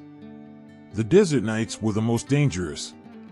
As the sun set and the air turned cold, the Jinn became bolder. Travelers would hear strange sounds, soft footsteps in the sand, laughter just out of reach, whispers in a language they could not understand. Some would wake to find their camels spooked, their supplies scattered, as if unseen hands had ransacked their camp. In the morning, no sign of the disturbance could be found, only the eerie feeling that they had not been alone. One of the most chilling stories told around campfires is of the lone traveler who encountered a Jinn disguised as a beautiful woman. He had been walking for days, his skin burned by the sun, his throat dry and parched.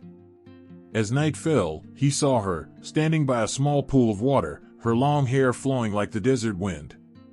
She smiled at him, her eyes dark and mysterious, and beckoned him closer.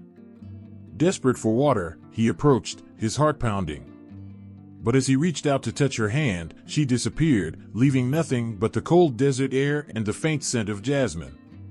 He collapsed by the pool, but when he touched the water, it was hot, too hot to drink. As he lay there, the ground beneath him shifted, and he realized that what he had thought was solid earth was moving. The sand rose, swirling around him, and out of the storm came the figure of the Jinn, laughing softly as he disappeared into the night. The traveler was never seen again, and his story became a warning to all who dared wander alone in the desert. The Jinn were said to have dominion over the natural elements of the desert. They could summon sandstorms with a flick of their hand, causing entire caravans to be swallowed by the dunes. These storms, sudden and violent, seemed to come from nowhere, blinding those caught in their fury. Some believed the Jinn used these storms to protect their hidden treasures, vast riches buried deep within the desert, guarded by magic and trickery. Others thought the storms were punishments, sent to those who had angered the Jinn by trespassing too close to their secret dwellings. It was also believed that the Jinn could control the animals of the desert, especially snakes, which were often seen as their companions. Travelers spoke of seeing snakes slithering around their camps at night, watching them with unblinking eyes. Some said these snakes were the Jinn themselves, transformed to keep an eye on the humans who had dared to invade their territory. To kill such a snake was considered a grave sin, for it was said that doing so would bring the wrath of the Jinn upon the killer and his family. In rare cases, travelers claimed to have made pacts with the Jinn. In exchange for safety or guidance, the Jinn would ask for something in return, a promise, a favor, or a piece of the traveler's soul. These bargains were dangerous, for the Jinn were known to be tricky, their true intentions hidden behind layers of deceit. To enter into a pact with a Jinn was to risk everything, for their power was vast, and their loyalty fleeting. But not all encounters with the Jinn were malicious. There are stories of travelers who, lost and on the brink of death, were saved by the Jinn. A man wandering the desert for days, without water or food, might find himself guided by a mysterious figure to an oasis where he could drink and rest. The figure would vanish as quickly as it had appeared, leaving the man to wonder if it had been real at all. In the end, the desert and the Jinn are forever intertwined. The vast emptiness of the land, the silence, the heat, it all seems to belong to them. And for those who venture into the heart of the desert, there is always the chance, however small, that they will encounter something beyond their understanding. Something ancient, something powerful, something that watches from the shadows, waiting. In a time long forgotten by men, there were 3 Jinn kings, each powerful, each relentless, and each bound by an ancient feud that stretched across the ages. Their names, once spoken with awe and fear, carried with them the weight of countless battles and untold devastation. The lands where they ruled trembled under the shadow of their power, and no creature, mortal or Jinn, could escape the ripple of their warring factions. It is said that the skies themselves bore witness to their might, darkening with storms whenever their armies clashed. The wind would howl with a fury that only the Jinn could summon, twisting the landscape into something wild and unrecognizable. Thunder cracked like the beating of war drums, and lightning tore through the heavens as if the elements, too, had become part of their endless struggle. The earth groaned beneath the weight of their conflict, and the seas churned in response, restless and chaotic. Nothing was safe in the wake of their wrath. The first of these kings was Malik, known as the Flame Wielder. His domain was fire, a force that consumed everything in its path. His presence was felt in the blistering heat of the desert sun, and the crackling of flames as they danced hungrily across dry wood, and in the heart of every volcano that erupted in anger. Malik's armies were fierce and unrelenting, their swords forged in the hottest fires, and their armor glowing with the embers of destruction. He ruled with an iron fist, believing that through sheer power, he could dominate the others. Then there was Kadir, the Windbringer, whose rule extended over the skies. His voice could be heard in the whisper of the wind through the trees, in the roaring gusts that swept across the plains, and in the tornadoes that spiraled downward with reckless abandon. He commanded the storms, bending the air and weather to his will. Kadir's followers were swift and elusive, their movements like the wind itself, unpredictable, unseen until it was too late. They struck without warning, leaving nothing but devastation in their wake. The third king, Jibril, was the Earthshaper, master of the land. His power lay in the ground beneath one's feet, in the shifting of mountains, and the tremors that could topple entire cities. He moved the earth with a single thought, shaping it to his desires, and his armies were as unyielding as stone, their footsteps causing the ground to quake. His soldiers carried the weight of mountains on their backs, their weapons crafted from the hardest metals, unbreakable and eternal. Though each king had their own domain, their hatred for one another knew no bounds. For centuries, they waged war, their battles painting the skies with fire and filling the air with the smell of scorched earth. Their armies clashed in the vast deserts, in the highest mountains, and even beneath the seas, as each sought to claim dominance over the other. But none could win. The balance between them was too great, each king's power perfectly matched by the others. The legends say that the origin of their conflict was as old as the Jinn themselves. It was not over land or riches, but over something far more ancient, something rooted in pride and betrayal. Malik, Kadir, and Jibril had once been brothers, united in their strength, but a great treachery had torn them apart. No one remembers now what the betrayal was, but its wound was deep and could never heal. Each king blamed the others for their suffering, and so they fought, not for victory, but to make the other feel their pain. In one of their fiercest battles, Malik's flames scorched the skies black, turning day into night. Kadir retaliated by summoning a wind so strong it flattened entire forests and swept away mountains, but Jibril answered with an earthquake that cracked the earth in two, swallowing cities and oceans alike. For days, the land shook, the seas roared, and the skies bled fire. The world was nearly torn apart by their rage. The Jinn King's armies, once uncountable, began to dwindle, their warriors lost in the carnage. Those who survived spoke of the ground itself becoming a battlefield, where flames erupted from beneath, the wind howled like a beast unleashed, and the earth trembled in agony.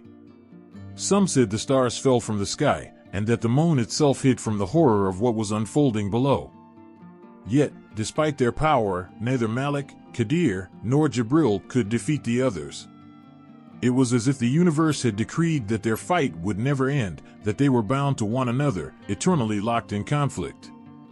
And so, after centuries of war, the kings retreated, their strength worn thin by endless battle. They returned to their respective realms, where they brooded, each plotting their next move, each waiting for the moment when they could strike again. Though the battles between the three Jinn kings have long since faded into legend, their presence still lingers in the world. In the crackling of a wildfire, some say they can feel Malik's rage. In the gust of a sudden storm, they hear the whispers of Qadir's vengeance. And when the earth trembles beneath their feet, they wonder if Jibril is once again shaping the world to his will. The three Jinn kings may no longer walk the earth as they once did, but their war is far from over. They remain hidden, watching, waiting for the time when their armies will rise again. For as long as fire burns, as long as the wind blows, and as long as the earth remains firm beneath our feet, the Jinn King's power will never truly fade. They are a part of the world itself, woven into the very fabric of existence. And so, the tale of the three Jinn Kings endures, a reminder of the ancient forces that once shaped the world, and the eternal struggle between power, pride, and the unquenchable desire for dominance. Theirs is a story of destruction and creation, of brotherhood turned to betrayal, and of a war that has no end. They say that the black stone of the Kaaba, nestled within its ancient shrine, holds more than just history within its depths. For centuries, pilgrims have kissed it, touched it, and marveled at its presence. Yet beneath the surface of this smooth, dark stone, whispers of another kind have long filled the night air, whispers of Jinn. There are tales that speak of the black stone not as a mere relic, but as something touched by the unseen world. Some say that when the stone first descended from the heavens, it shone with a light so pure that it blinded anyone who gazed upon it. Over time, it turned black, not from age, but from the touch of humanity, from the sins and burdens it absorbed with each caress. And the Jinn, drawn to this sacred object, have always been near. The bond between the Jinn and the black stone is one of mystery. Legends tell of ancient Jinn who once circled the Kaaba long before human feet ever graced its grounds. They would dance around the holy site under the cover of night, their forms invisible to human eyes, yet their presence undeniable. To them, the black stone was not just a relic, it was a source of untold power, a gateway to realms beyond, where the line between the physical and the spiritual blurred. It's said that some of the Jinn, particularly those with hearts inclined toward goodness, guarded the stone, protecting it from those who sought to misuse its power. These Jinn took on forms that humans would never recognize, perhaps as gentle breezes that passed by unnoticed, or as shadows that shifted without reason. They watched over the pilgrims who came to the Kaaba with pure hearts, shielding them from harm and guiding them toward the sacred stone, ensuring that their intentions remained true. But not all Jinn were kind. Some saw the black stone as an opportunity, an object through which they could manipulate and twist the desires of mankind. These malevolent spirits lurked in the darkness, waiting for a moment of weakness, a moment when someone might approach the stone with greed in their heart. The stories say that if such a person touched the stone with impure intentions, they could feel a strange sensation, a chill that ran through their bones, or the feeling of being watched by unseen eyes. In one tale, a man who had long coveted the wealth and power of kings came to the Kaaba seeking not forgiveness, but fortune. He believed that by touching the black stone, he could unlock untold riches and control forces beyond his understanding. As his hand reached out to the stone, he felt an icy wind wrap around his fingers. At first, he thought it was just the desert night playing tricks on him. But then, a voice, a soft, menacing whisper, filled his ears. "What do you seek?" it asked. Terrified, the man pulled back, but it was too late. He had already made contact with the stone, and the Jinn who guarded it had sensed his greed. From that moment on, the man's life was never the same. Wherever he went, he felt the presence of something following him, watching him from the shadows. At night, he would hear whispers in his dreams, warnings, threats, and promises of riches if only he would surrender his soul. The man spent the rest of his life haunted, never able to escape the grip of the Jinn who had marked him. Yet not all who approach the black stone with selfish desires are met with such darkness. There are stories of those who, even in moments of weakness, were shown mercy by the Jinn. One woman, racked with guilt over her past, came to the Kaaba seeking forgiveness. She feared that the weight of her sins was too great, that even the black stone could not cleanse her soul. But as she touched the stone, she felt something else, warmth, as if the stone itself was alive, breathing, and understanding her sorrow. That night, as she slept, a Jinn appeared to her in her dreams, not in a terrifying form, but as a figure of light. The Jinn spoke softly, telling her that her sins had been lifted, that the black stone had absorbed her pain, and that she was now free. When the woman awoke, she felt lighter, as if a great burden had been lifted from her heart. She never spoke of her dream to anyone, but she knew deep down that the Jinn had played a part in her redemption. Some believe that the Jinn's connection to the black stone is not just one of guardianship, but of origin.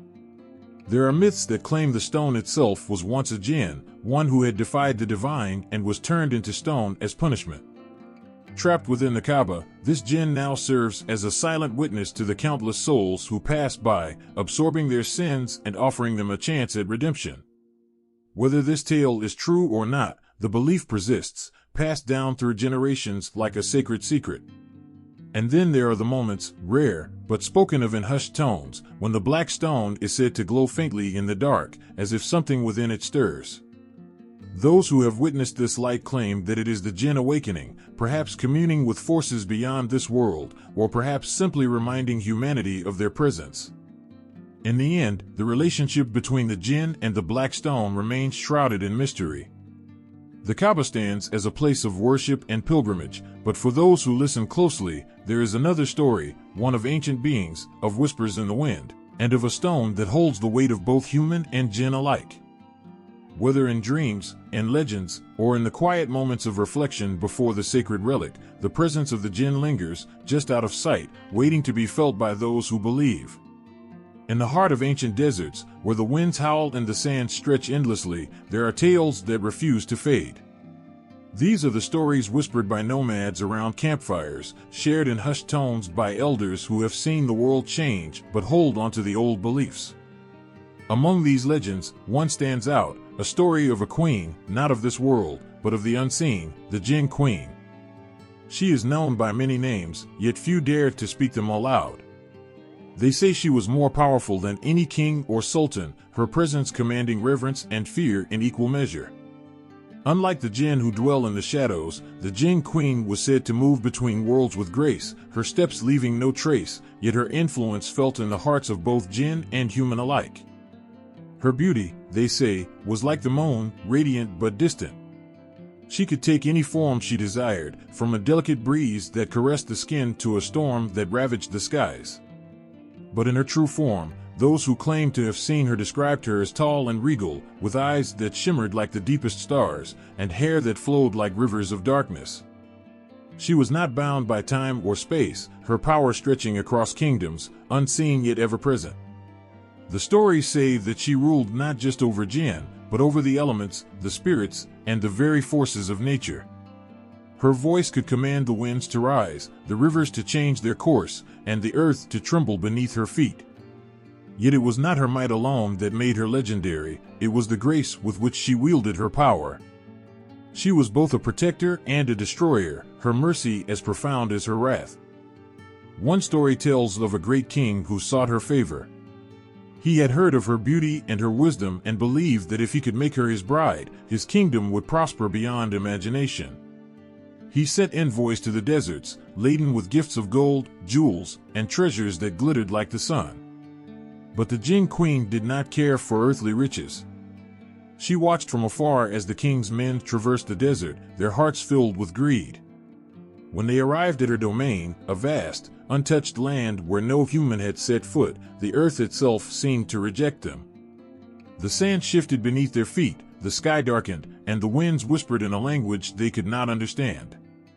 As they laid their treasures before her, she appeared, not in the form of a beautiful queen but as a great tempest, swirling in fury. "You come to me with gifts that mean nothing," her voice thundered through the air. "You seek to possess what cannot be owned. Terrified, the king's men fell to their knees, begging for her mercy. But she was not moved by their pleas.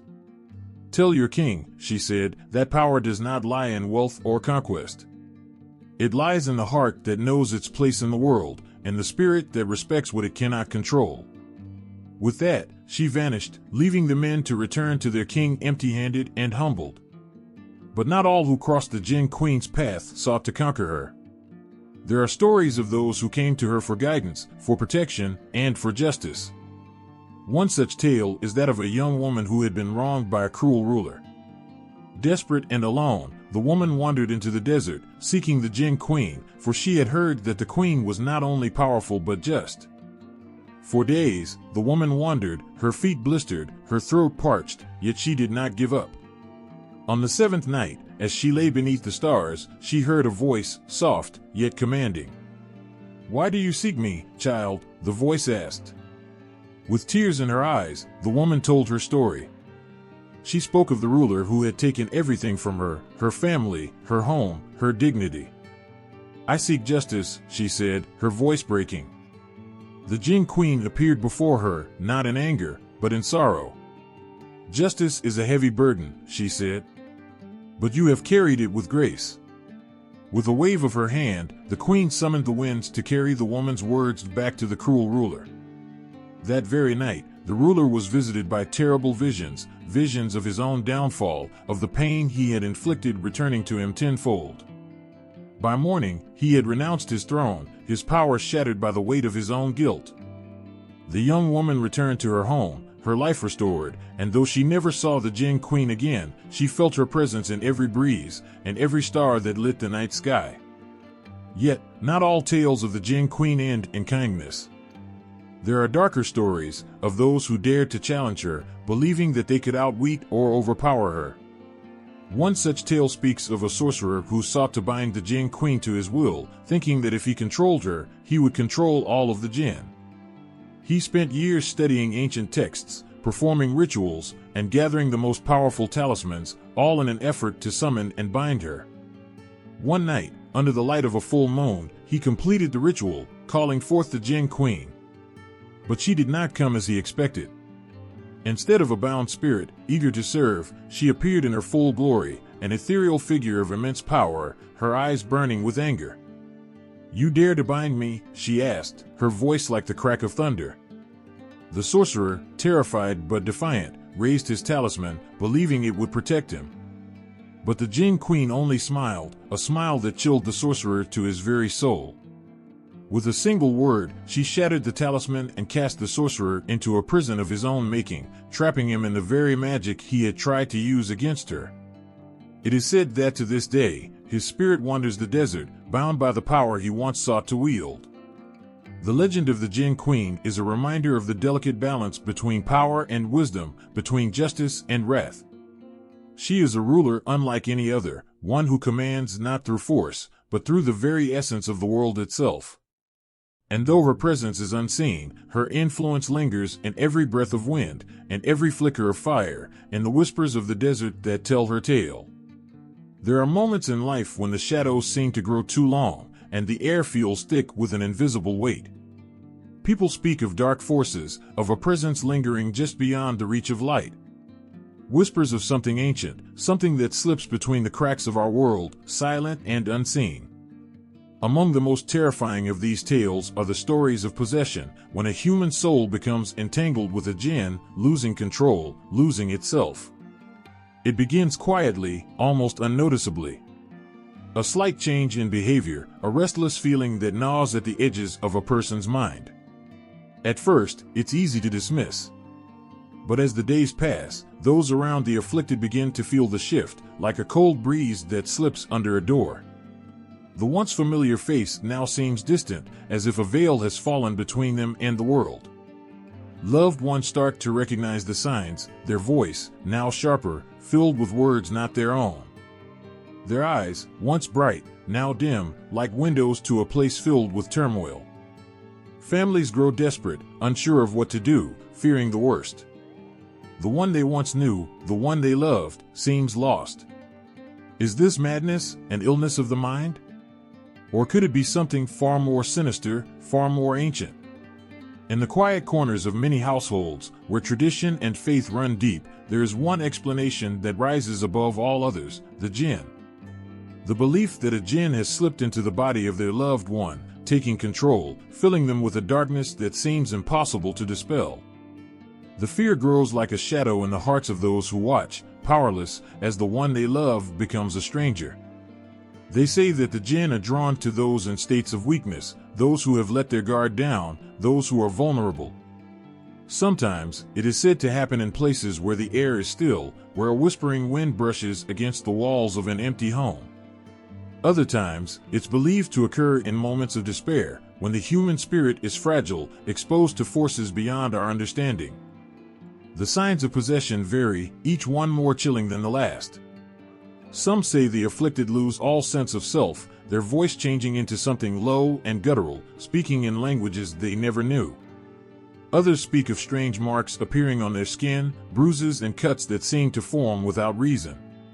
And then there are the nightmares, dark, twisting dreams where the possessed speaks of shadowy figures and endless torment. But where there is fear, there is also hope. For centuries, the faithful have turned to Islamic teachings, seeking refuge in the verses of the Quran, in the words of the Prophet, and in the traditions of their ancestors. The process of exorcism, of driving the Jinn from the body, has been passed down from generation to generation, a sacred rite of protection. The exorcist, often a religious leader or a person skilled in the art of healing, approaches the afflicted with both caution and faith. Armed with the power of holy words, they begin with the recitation of the Quran. The verses are not just spoken, they are breathed into the very air, filling the room with the power of divine protection. Each word is a shield, each verse a sword that cuts through the unseen chains holding the soul captive. In these moments, time seems to slow. The voice of the exorcist rises and falls, steady and unwavering, while the possessed person writhes in agony.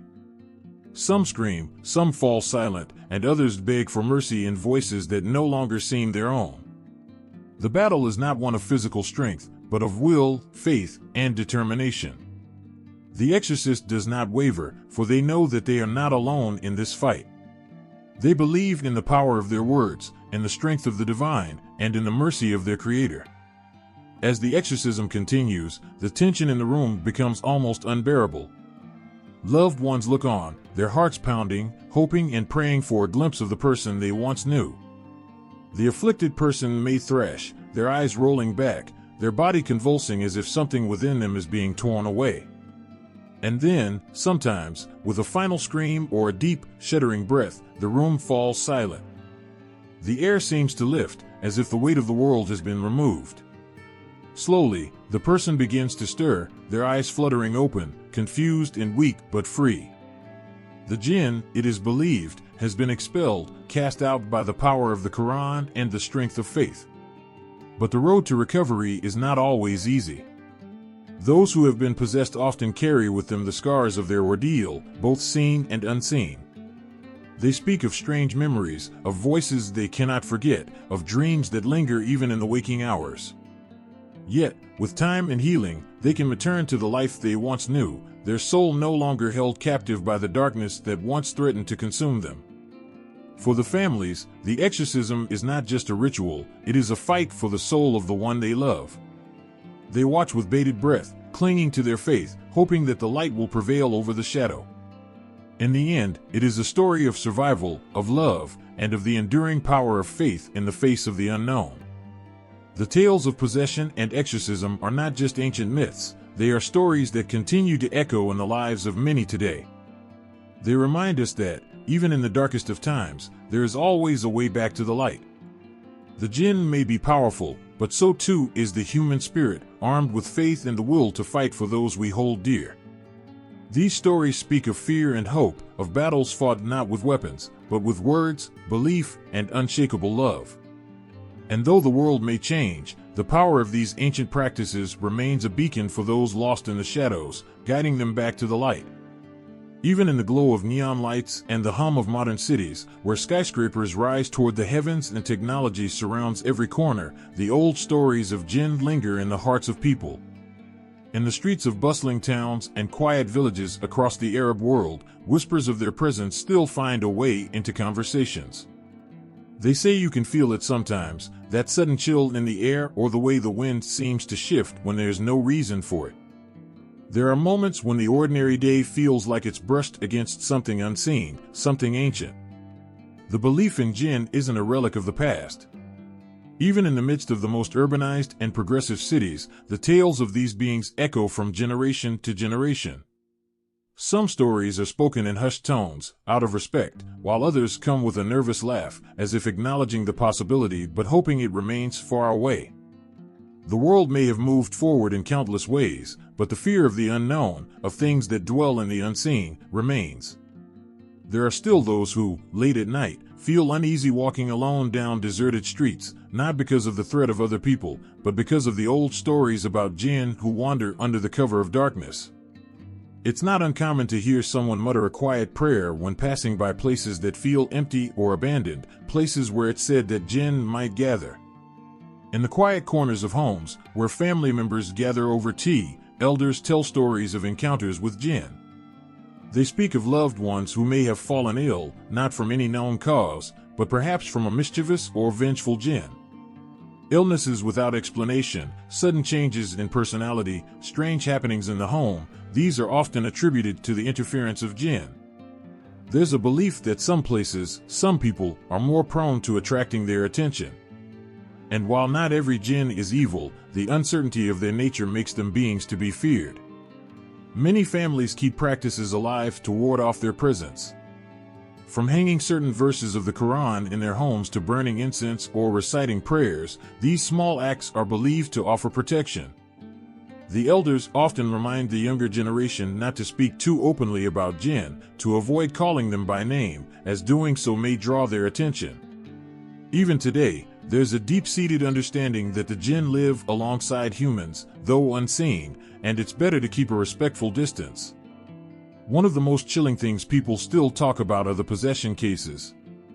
Stories of someone who suddenly becomes withdrawn, their voice changing, their behavior shifting in ways that seem otherworldly. In these moments, families may seek out religious leaders to help, to perform a recitation, and expel the Jinn that has taken hold. These stories, while terrifying, are not uncommon. They serve as reminders that the unseen world, in many people's minds, is never far away. In modern Arab culture, Jinn are not only feared but also featured in entertainment. Movies and TV shows depict them in ways that both entertain and remind viewers of their cultural significance. These portrayals range from dark, malevolent spirits to beings caught in between worlds, neither fully good nor evil. While some may view these stories as just fiction, for others, they are a reflection of what has always been present, hidden just beyond the surface of reality. Even in the midst of technological advancement, where science and reason often take precedence, there remains an acknowledgement of things that cannot be easily explained. Those who scoff at the idea of Jinn during the day may find themselves more hesitant to dismiss the possibility when night falls. It's not uncommon to hear of people who, despite living modern lives, avoid certain places known for their eerie reputations. Stories of strange occurrences in empty deserts or abandoned houses continue to circulate. Whether it's out of true belief or simply respect for tradition, the presence of Jinn in modern-day Arab culture is undeniable. There are families who still hold onto protective amulets, passed down through generations, and individuals who might visit a local healer if they believe they've come into contact with something beyond the physical world. The belief in Jinn has not faded, even as skyscrapers rise and the internet connects the farthest corners of the world. In many ways, the stories of Jinn have adapted, living side by side with modernity. People might speak of them in relation to strange glitches on their phones, unexplained electrical malfunctions, or sudden misfortunes that seem to strike without warning. It's not just in rural areas or among the older generations where belief in Jinn persists. Young people, growing up in cities, also carry these stories with them. Whether it's out of true belief or a mix of caution and respect, many still heed the warnings of their elders. They know better than to speak carelessly about Jinn or tempt fate by visiting places known for their dark history. The idea of Jinn, though tied to ancient folklore, still has a place in the hearts and minds of even the most modern of societies. What makes the belief in Jinn so enduring is that it taps into a universal fear, the fear of the unknown, of forces beyond human control. In the fast-paced world of today, where so much is explained by science and reason, Jinn represent the mysteries that remain. They are reminders that, no matter how advanced we become, there will always be things that defy explanation, things that make the hair on the back of your neck stand on end and your heart race just a little faster. And so, the belief in Jinn continues, woven into the fabric of everyday life. It's in the whispered warnings, the cautious glances over shoulders, and the quiet prayers said in moments of fear. Even in the most modern of Arab societies, the Jinn are still there, unseen but never forgotten. It was a night like any other, quiet, with a soft wind rustling through the trees, and the stars shining faintly overhead. But for Ahmed, that night would be burned into his memory forever. He had been driving home from a friend's house, taking the familiar desert road that stretched endlessly in front of him. The headlights cut through the darkness, illuminating nothing but sand and the occasional scrub. There was a strange stillness in the air, something he couldn't quite explain. He felt it, something watching, something waiting. Without warning, the car began to stutter. The engine coughed and died, leaving Ahmed stranded in the middle of nowhere. Panic flickered inside him as he tried the ignition again and again, but the car wouldn't budge. He stepped out, the night air cooler than it should have been, unnervingly quiet. He felt as though the world around him had gone silent, holding its breath. That's when he saw it. In the distance, a figure, barely visible, was standing at the edge of the road. At first, it looked like a person, but something was off. The way it stood, motionless, sent chills down his spine. Ahmed called out, hoping for some human response, but the figure remained silent. His heart pounded, urging him to get back in the car, but something kept him frozen. The figure began to move, slowly at first, then faster, approaching him in a way that seemed both unnatural and terrifying. Its steps didn't align with the earth, it seemed to glide rather than walk. By the time it was just a few feet away, Ahmed's instincts screamed at him to run. He leapt into the car, locking the doors with trembling hands.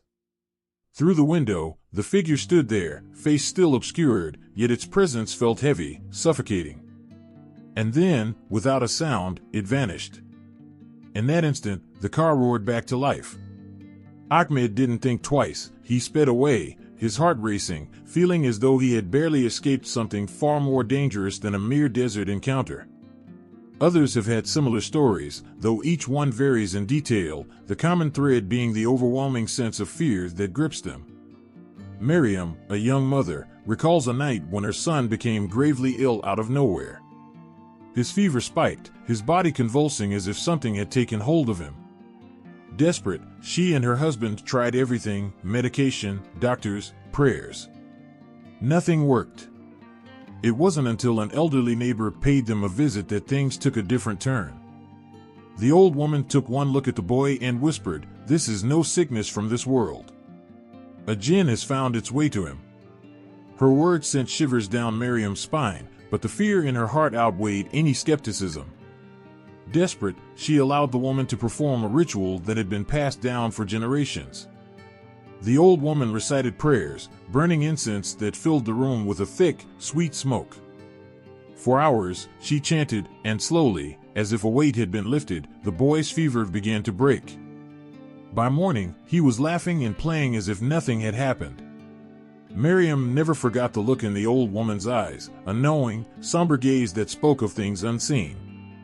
From that day forward, she kept the boy close, never allowing him to wander too far, fearful of what lurked beyond the world they knew. In another part of the Arab world, there is a tale told by a group of construction workers who had been tasked with building a new housing development on the outskirts of an old town.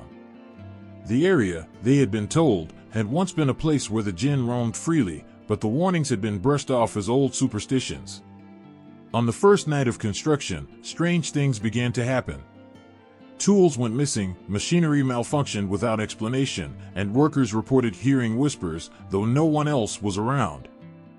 The foreman, a skeptic by nature, dismissed the concerns until one evening when he saw something with his own eyes. While inspecting the site alone, he noticed a flicker of movement out of the corner of his eye. When he turned, he saw a shadow dart across the unfinished building, a shadow with no source. As he stood there, frozen, the air around him grew colder, and a low, guttural laugh echoed through the site. He never returned to the job after that night, convinced that the land was indeed occupied by beings far older and more dangerous than anyone had warned. Then there's the story of Fatima, who had grown up hearing about Jinn but never believed she would encounter one herself. That changed one afternoon while visiting a distant relative's home deep in the countryside. The house was old, with creaky floors and a sense of isolation that made it feel cut off from the rest of the world. Fatima's curiosity got the better of her, and she decided to explore the attic, where family members had warned her never to go. As she climbed the narrow staircase, a cold breeze swept past her, even though the windows were tightly shut. In the dim light, she noticed a large, ancient mirror leaning against the wall. It was covered in dust, but something about it drew her in. As she wiped away the grime, she caught sight of something in the reflection, something that wasn't her. Standing behind her in the reflection was a figure, its eyes glowing faintly, a wicked smile curling on its lips. She spun around, but the attic was empty. Heart-pounding, she fled the house, never daring to look back. These encounters, while terrifying, are not uncommon. Across the Arab world, people speak of these moments with reverence and fear, knowing that Jinn are not just characters in stories, but beings that walk among them, sometimes hidden, sometimes seen. Whether it's in the stillness of the desert, the isolation of old homes, or the vulnerability of a child, the Jinn find their way into the lives of those who least expect it. Each story serves as a reminder that no matter how modern or rational the world becomes, there are things that cannot be explained, things that slip through the cracks of reality and into the everyday lives of people. And in those moments, when the veil between worlds thins, when the air grows colder and the shadows seem to move on their own, it's hard not to believe that perhaps the Jinn are closer than anyone would like to admit. Under the shimmering stars of the Arabian desert, stories of the trickster Jinn come alive, weaving a tapestry of mischief and laughter that can quickly turn to dread. One such tale is of Yasin, a traveler who had always prided himself on his keen sense of direction and his ability to navigate the most challenging of landscapes. But little did he know, on this particular evening, he would encounter a Jinn with a penchant for mischief. Yasin had been traveling for days, determined to reach a distant oasis rumored to hold not only refreshing water but also treasures hidden beneath the sand. His heart raced with excitement at the thought of discovering ancient relics, but as he trekked further into the desert, the sun began to set, casting long shadows that danced eerily around him. When darkness fell, he felt a shiver run down his spine, but he pressed on, the promise of treasure urging him forward. As the moon rose high in the sky, he came upon a fork in the path. The left road was lined with thorny bushes, while the right looked inviting, with soft sand and gentle dunes. Trusting his instincts, Yasin chose the right path, unaware that the trickster Jinn was watching him closely. A soft whisper filled the air, playful and teasing, as the Jinn decided to have some fun at Yasin's expense. The path twisted and turned, and soon, Yasin found himself walking in circles. Frustration bubbled inside him as he realized he was going nowhere. Each time he thought he saw the oasis in the distance, it vanished like a mirage, replaced by more endless sand. Confused, he turned back, only to find that the path behind him had completely changed. Panic set in as he felt a cold breeze swirl around him, carrying laughter that echoed through the night. "What a clever man you are, lost in your own thoughts," the voice whispered, playful yet chilling. Yasin looked around, heart racing, but he could see no one. The voice seemed to be coming from the shadows, and he felt a shiver run through him. "Just a little more time, and you'll find your way back. Or perhaps, you'd rather wander forever." With each passing moment, the situation grew more unsettling. Yasin called out, demanding to know who was there. The air thickened, and suddenly, a figure appeared, a shapeless mass of swirling shadows. The Jinn chuckled softly, its eyes glowing like embers in the dark. "Why not make this night more interesting?" it proposed. If you can solve my riddle, I will guide you to the oasis. But fail, and you may never find your way home." Desperate, Yasin nodded, knowing he had little choice. The Jinn grinned, revealing sharp teeth.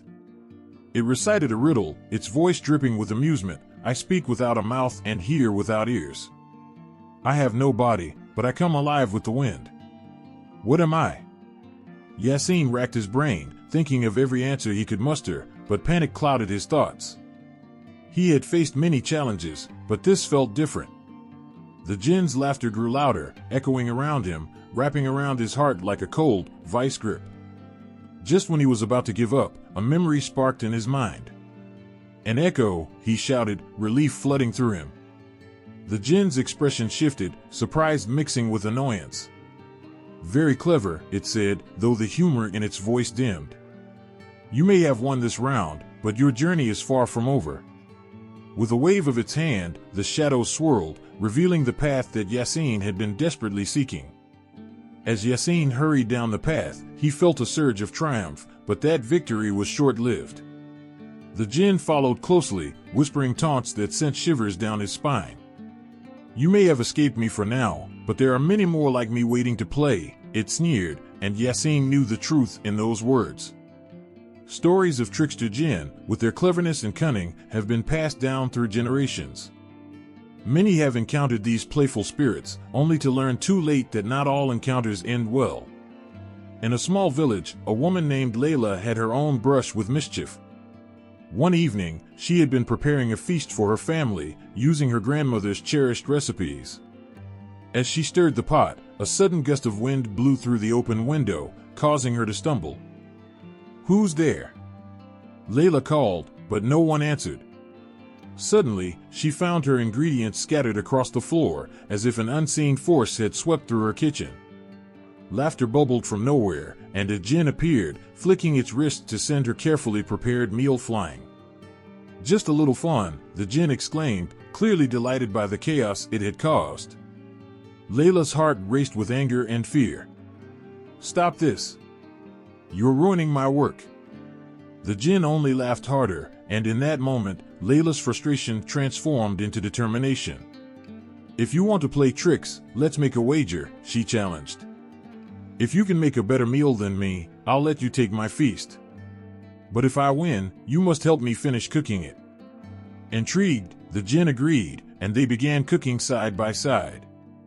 The Jinn's attempts were outlandish, its spells causing ingredients to bounce around the kitchen in a frenzy. But Layla, with her steady hands and fierce heart, created a dish that was not only delicious but infused with love. In the end, the Jinn had to concede defeat. With a dramatic flourish, it conceded, vowing to help Layla finish her meal. From that day on, a peculiar friendship formed between them. The trickster Jinn, once a source of chaos, became a loyal helper, ensuring that Layla's feasts were always filled with laughter and a touch of magic. These stories remind everyone of the trickster Jinn, spirits that blur the line between danger and delight. Whether they lead you astray in the desert or play tricks in your home, they carry a lesson wrapped in their mischief. Life is unpredictable, and sometimes the things that frighten us can also bring joy. In the end, it is how we face those challenges that defines our journey, turning potential nightmares into tales of friendship and triumph. The wind howled through the desolate streets of the old town, carrying whispers of a tale that sent shivers down the spines of those who heard it. In the heart of this town lived a man named Rashid, known for his kindness and generosity. His days were filled with laughter, sharing food with those less fortunate, and helping anyone in need. But, as fate would have it, his life took a dark turn when he unknowingly crossed paths with a Jinn. One fateful evening, as Rashid was closing his shop, he noticed a stranger lurking in the shadows. The man had an air of mystery about him, with piercing eyes that seemed to look right through Rashid's soul. Curiosity got the better of him, and he approached the stranger, hoping to offer his help. However, as he got closer, he felt a chill in the air, as if the temperature had suddenly dropped. "Beware of what you wish for," the stranger said, his voice low and haunting. Rashid felt an unsettling shiver run down his spine but brushed it off, thinking nothing of it. He offered the man a warm meal and a place to rest for the night, believing that kindness would always be rewarded. But as night fell and the stars blanketed the sky, strange things began to happen. Rashid awoke to strange noises echoing through his home. Shadows flickered against the walls, and whispers filled the air. He could feel a presence lurking, watching him from the corners of his vision. Fear began to creep in, but he held on to his belief that kindness would prevail. Days turned into weeks, and the shadows grew darker. Rashid's dreams became nightmares, filled with ominous figures and voices that echoed with laughter and malice. He found himself haunted by the very kindness he had extended. The stranger had been a Jinn, and Rashid's act of compassion had angered it. The whispers became more pronounced, taunting him and driving him to the brink of madness. Friends who once filled his home with laughter began to distance themselves, sensing the dark energy that surrounded him. "He is cursed," they murmured among themselves, eyes filled with pity and fear. Rashid felt isolated, abandoned, as the once warm atmosphere of his life turned cold and unwelcoming. Desperate to break the curse, Rashid sought the guidance of an elderly woman known as the village healer. Her hands were gnarled, and her eyes held the wisdom of countless years. She listened to his tale with a somber expression, and after a long silence, she said, "The Jinn are not to be trifled with. You must seek forgiveness for your kindness." With a heavy heart, Rashid ventured into the desert, where he believed the Jinn would be found. The sun beat down mercilessly, and the sand felt like fire against his skin, but he pressed on, driven by the hope of redemption. As dusk settled, he reached a cave that seemed to pulse with an otherworldly energy. Inside, the air was thick and heavy, filled with an unnatural stillness. He called out to the Jinn, his voice trembling with both fear and resolve. "I did not mean to offend you. I was only trying to help," he pleaded, hoping to make amends. The shadows danced around him, coalescing into a figure that emerged from the darkness. The Jinn appeared before Rashid, its form shifting and swirling like smoke. Its eyes glowed with a fierce light, holding centuries of anger and pain. "You think your kindness can erase the offense?" the Jinn hissed, its voice echoing through the cave like thunder. "You have drawn my wrath, and now you must pay the price." Rashid felt a wave of despair wash over him. "I did not know. Please, I beg you for mercy. I only wanted to help." The Jinn's laughter reverberated in the cave, a chilling sound that seemed to mock his pleas. "Your intentions mean little to me. You must suffer as I have suffered." With a flick of its wrist, the Jinn unleashed a torrent of darkness that enveloped Rashid, dragging him into a world of nightmares. He was thrust into a realm where shadows tormented him, memories of his past twisted and distorted into images of despair. Friends he had helped turned their backs on him, their faces morphing into monstrous visages that laughed at his pain. For what felt like an eternity, he endured the torment, haunted by the consequences of a single act of kindness. But through the darkness, a flicker of hope ignited within him. Rashid remembered the love he had shared, the joy of helping others, and the warmth of laughter. He realized that the Jinn's curse could not extinguish the light he carried in his heart. Gathering every ounce of strength, Rashid faced the darkness and declared, "You may have cursed me, but I will not let you take away my spirit. I will continue to help others, even if it costs me everything." At those words, the Jinn paused, its expression shifting. For the first time, it seemed uncertain, as if Rashid's unwavering spirit had pierced through the veil of its anger. "You defy me," it growled, but the malice in its voice wavered. "Yes," Rashid replied, standing firm against the overwhelming shadows. "You may have power over my body, but my heart will always remain free." A moment of silence hung in the air, heavy with tension. The Jinn seemed to waver, caught between its wrath and the unexpected strength Rashid had shown. Finally, it spoke, its voice quieter but still filled with power. "Very well.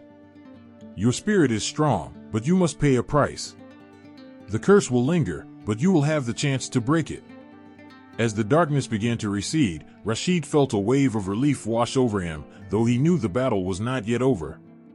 The Jinn's presence faded, but the whispers remained, reminding him of the curse that still loomed over him. Returning to his village, Rashid felt different.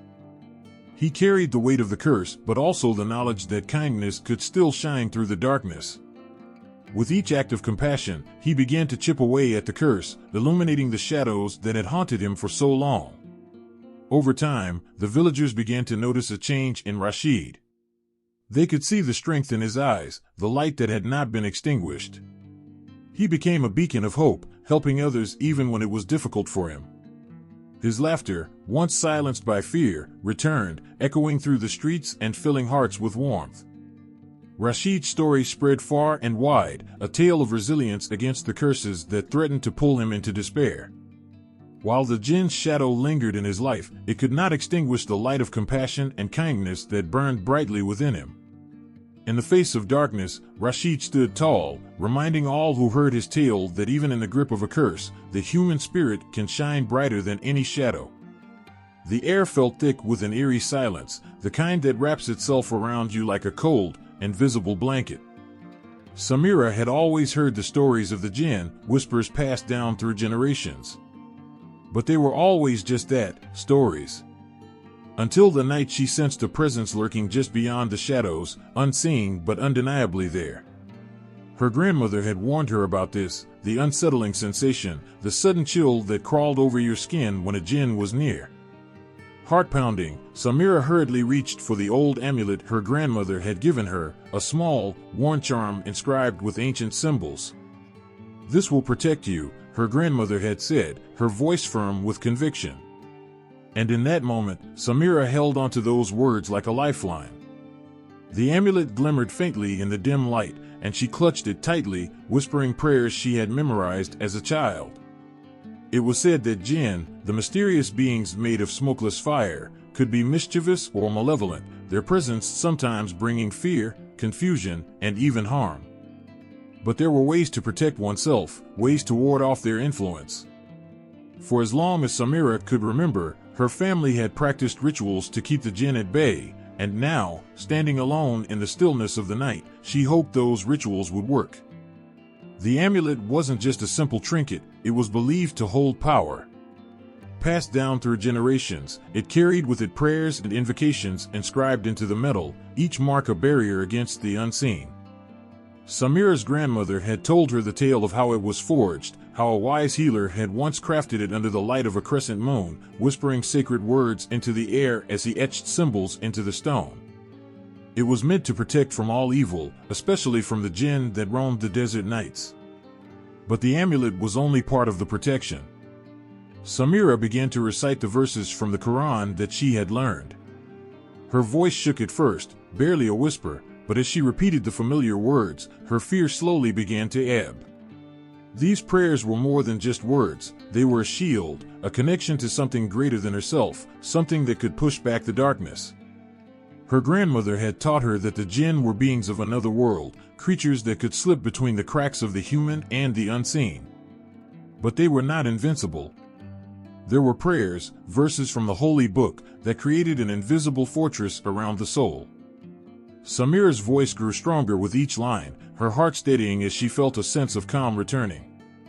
The presence still lingered, but it seemed to retreat, its power diminished by the strength of her faith and the ancient words she spoke. Outside, the wind howled, and the trees swayed in the night. But within the walls of her home, Samira felt a growing sense of safety. She remembered the rituals her family performed every year, simple yet powerful acts of protection. Burning incense, fragrant, thick plumes of smoke rising into the air, was believed to cleanse the space of any lurking spirits. It was said that the smoke confused the Jinn, scattering them and keeping them from drawing too close. In her kitchen, Samira lit a small bundle of frankincense, watching as the tendrils of smoke curled and danced in the air. The scent filled the room, thick and comforting, as if creating an invisible barrier around her. As the smoke rose, her mind drifted back to childhood memories, watching her mother and grandmother perform the same rituals with such care, never skipping a step, always mindful of the unseen world that lay just beyond their own. Never forget, her grandmother had said one evening, her voice soft but serious, the Jinn can be mischievous, but they only have as much power as you allow them. You must always protect yourself.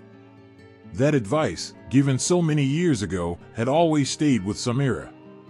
The rituals, the prayers, the amulets, they were all tools, reminders that even in the face of the unknown, humans were not powerless. There was strength in faith and tradition, and the simple yet profound belief that evil could be kept at bay with the right actions. The Jinn were feared because they could not be seen, because their intentions were often unknown. But they were not invulnerable. People believed that wearing certain symbols, reciting holy verses, and performing specific rituals could keep these beings from harming them. And tonight, as Samira stood in her small, dimly lit room, she held onto that belief with everything she had. The house was now filled with the soothing scent of the incense, the air heavy but warm. Samira took a deep breath, feeling the tension in her shoulders slowly release. She wasn't entirely sure if the presence had left, but the fear that had gripped her heart was no longer there. She felt protected, not just by the amulet or the prayers, but by the love and care of those who had come before her. The women in her family who had passed down these sacred practices, ensuring that the knowledge of how to protect against the Jinn would never be lost. As the night wore on, Samira settled into bed, the amulet resting beside her, its presence a silent guardian. She knew that the Jinn were unpredictable, that their motives could shift like the wind. But she also knew that she was not defenseless. Her prayers had been heard, her rituals completed, and with that came a sense of peace. The wind outside finally began to die down, and the silence that filled the room was no longer unsettling. It was a comforting stillness, the kind that whispered of safety and protection. And as sleep gently claimed her, Samira's last conscious thought was one of gratitude for the rituals, the prayers, and the knowledge that no matter how powerful the Jinn might seem, there was always a way to ward them off. It was a dark, quiet night when Amina first noticed the change in her brother, Yusuf. He had always been the life of their home, his laughter filling the air, his eyes bright with mischief. But lately, something was different. He had grown distant, eyes clouded by a sadness she couldn't quite understand. He would spend hours staring blankly at the wall, murmuring words that made no sense, his once lively spirit replaced by a shadow that seemed to cling to him. Amina's heart ached as she watched him slip further away from the person he used to be. He spoke of voices, unseen figures that whispered in the silence, haunting his every waking moment. And sometimes, in the dead of night, she would hear him screaming, his voice full of terror, calling out for help against something no one could see. The family was bewildered, unable to comprehend what was happening. To them, it wasn't just sadness or confusion, it was something far more sinister. They spoke in hushed tones, whispering about the possibility of a Jinn's presence. In their village, stories of Jinn haunting the vulnerable had been passed down for generations. People believed that when someone began to act in strange, unexplainable ways, it wasn't an illness, it was a Jinn. And Amina couldn't help but wonder if they were right. Her mother visited a local healer, who immediately declared that Yusuf had fallen victim to a malevolent Jinn. The healer told them that this creature had attached itself to his soul, distorting his mind, causing the voices, the confusion, the overwhelming fear that had consumed him. Amina listened as her mother cried, desperate to free her son from the invisible tormentor that had taken over his life. They tried everything.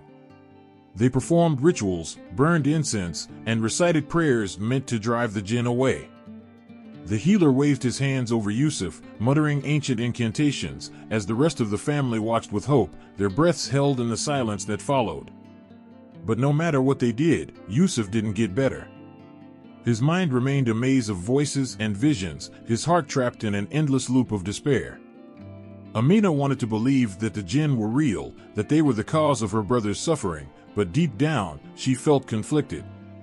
She had heard of people in other villages who had gone through the same thing, stories of individuals who were said to be possessed, only for them to disappear into the night, never to be seen again. They were sent away to distant places, isolated, shunned by the community because they were feared. No one wanted to be near someone cursed by a Jinn. As days turned into weeks, Amina realized that what her brother was going through might not be a curse from the unseen world, but something different, something inside his own mind. She had read about mental illness, about how it could twist the way a person saw the world, making it hard for them to distinguish reality from illusion. But in their village, there was no talk of mental health. Every unusual behavior, every emotional breakdown was tied to the influence of Jinn. Amina felt trapped between two worlds, the world of her family, who held firm to their beliefs about the Jinn, and the world of science, where she had learned that the mind could sometimes break under the weight of its own thoughts. How could she explain this to her family, who believed so deeply that the Jinn were to blame? How could she convince them that Yusuf wasn't cursed, but sick?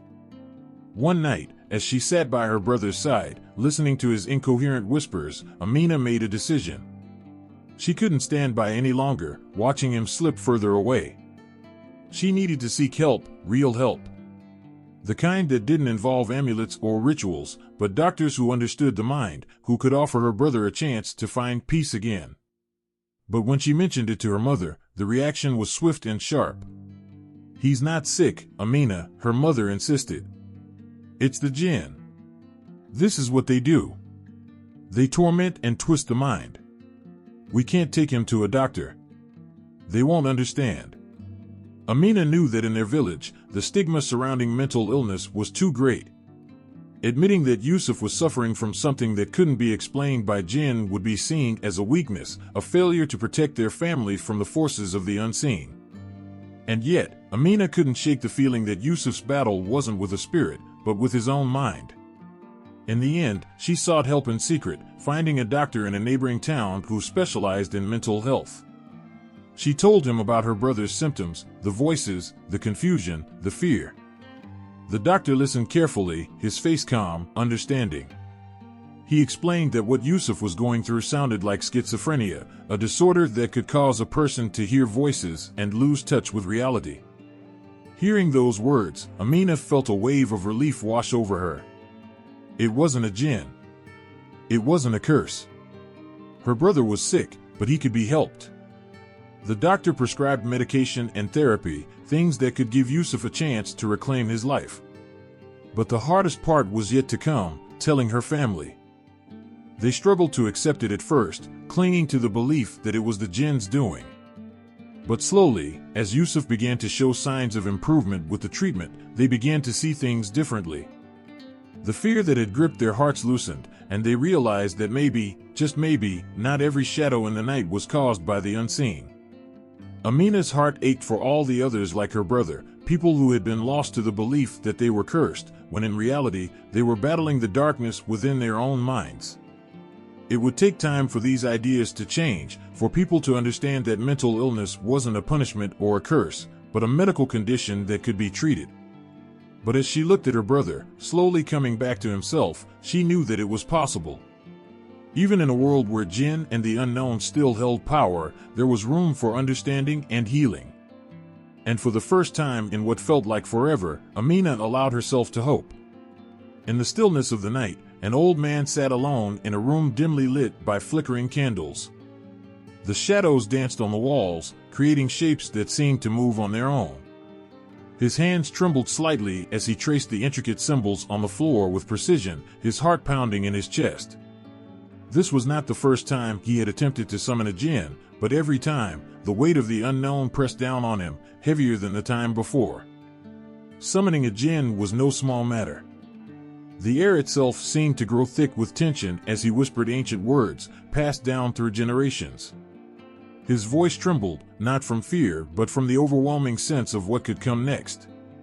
Calling forth a Jinn was like reaching into the void, hoping that whatever answered was not more dangerous than the question itself. He had heard the stories all his life, tales of those who had called upon Jinn for power, for knowledge, for revenge. Some had succeeded, gaining what they sought, but others had paid dearly, losing more than they had ever imagined. There were those who believed that Jinn could be controlled, that with the right rituals, they could bend these ethereal beings to their will. But the truth, as the old man knew, was far more complicated.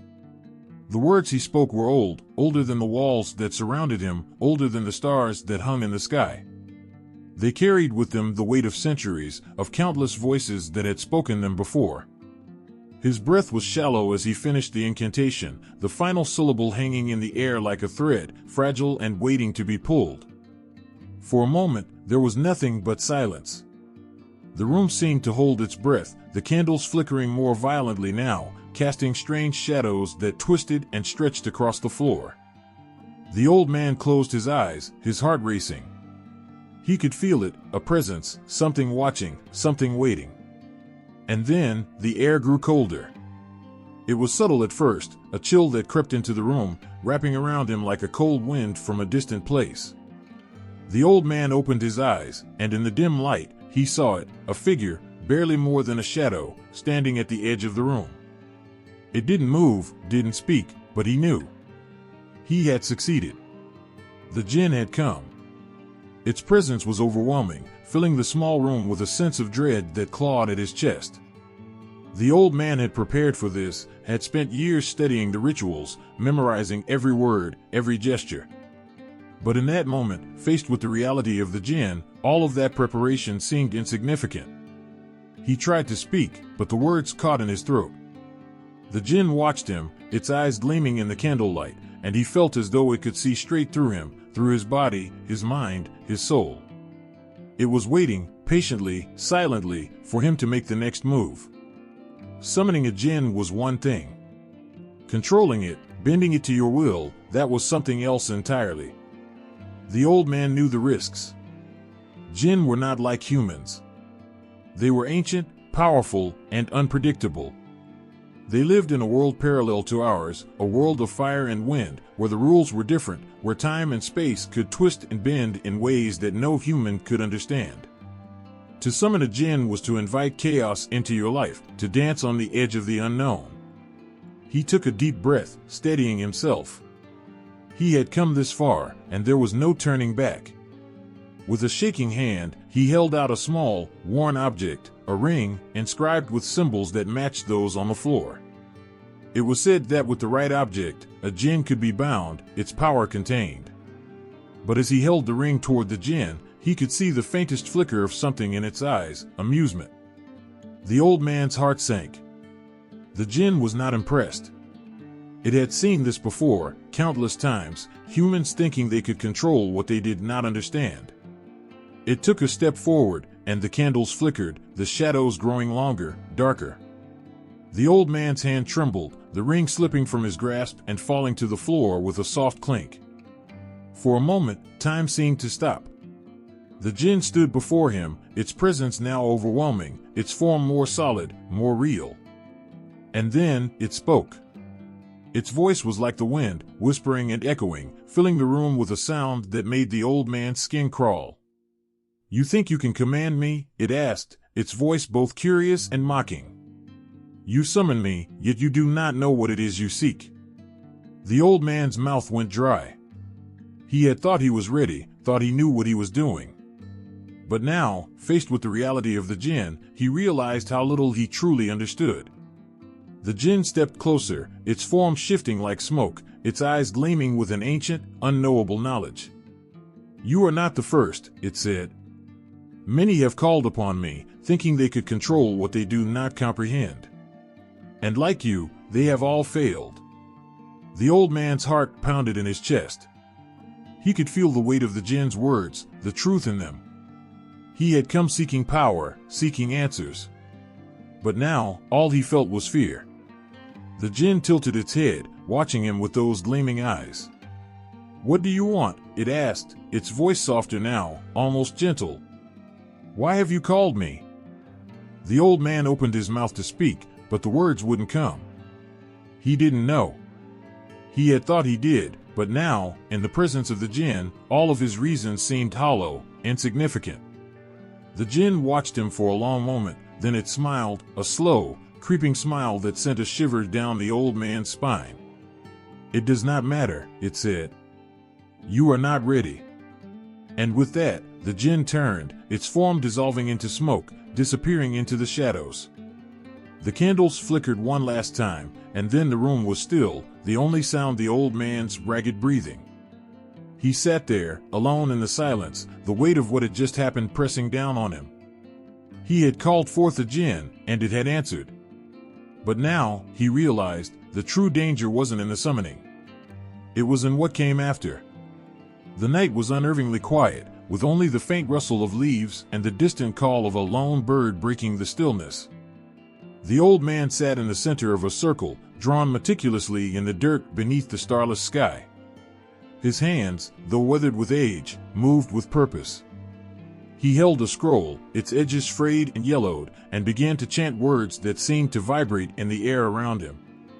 These weren't words meant for ordinary ears. They were ancient, powerful, and whispered from one generation to the next, preserved for those brave enough to use them. Summoning a Jinn was not something one did lightly. It was said that those who successfully called a Jinn into the human world were either driven by desperation or blinded by ambition. For centuries, stories had been passed down of those who sought knowledge, power, or revenge, risking everything for what they could never truly control. The old man had been preparing for this moment for years. He had read every text, listened to every whispered tale, gathered all the objects and ingredients said to be essential. A silver dagger lay at his feet, its blade reflecting the flickering light of a single candle. To his right, a small vial of oils, carefully mixed and blessed according to ancient customs. Every detail mattered. One mistake, even the smallest slip, and it wouldn't be the Jinn who was summoned. It would be something far worse. His voice grew steadier as he neared the end of the incantation, and with the final word, the ground beneath him seemed to tremble. The air around him grew colder, and the wind picked up, swirling within the confines of the circle. He could feel it, a presence, something watching, waiting. And then, from the shadows, a figure appeared. Its form was indistinct at first, as if made from the smoke and mist of the night itself. But slowly, it became more solid, more real. It was tall, its eyes gleaming with a light that didn't belong to this world. The old man held his breath, knowing that what stood before him was not just a legend, but a being older than the earth beneath his feet. The Jinn stood still, its gaze piercing, as if weighing the man's soul. It had been called, and now it waited to hear the reason why. In the old days, it was said that kings and prophets had called upon Jinn for guidance, for wisdom. Solomon, the great king, had been able to command them, bending them to his will. But those times were long past, and the art of summoning had slipped into secrecy, practiced by only a few who dared to tread in such dangerous waters. Summoning a Jinn required more than just words. It demanded a sacrifice, though not always of blood. Sometimes, it was a piece of one's soul, an offering so personal, so intimate, that many who attempted it were never the same afterward. For the Jinn were not like humans. They were neither good nor evil, but something far beyond human morality. They lived in a world of their own, governed by laws no human could ever fully understand. The old man knew this. He had heard the stories of how the Jinn could twist words, granting wishes, but with consequences so terrible, they left the summoner broken. And yet, here he was, staring into the eyes of the very being he had sought for so long. "What do you want?" The Jinn's voice was like a whisper carried on the wind, soft yet echoing in the man's ears, filling the space around them. The old man hesitated.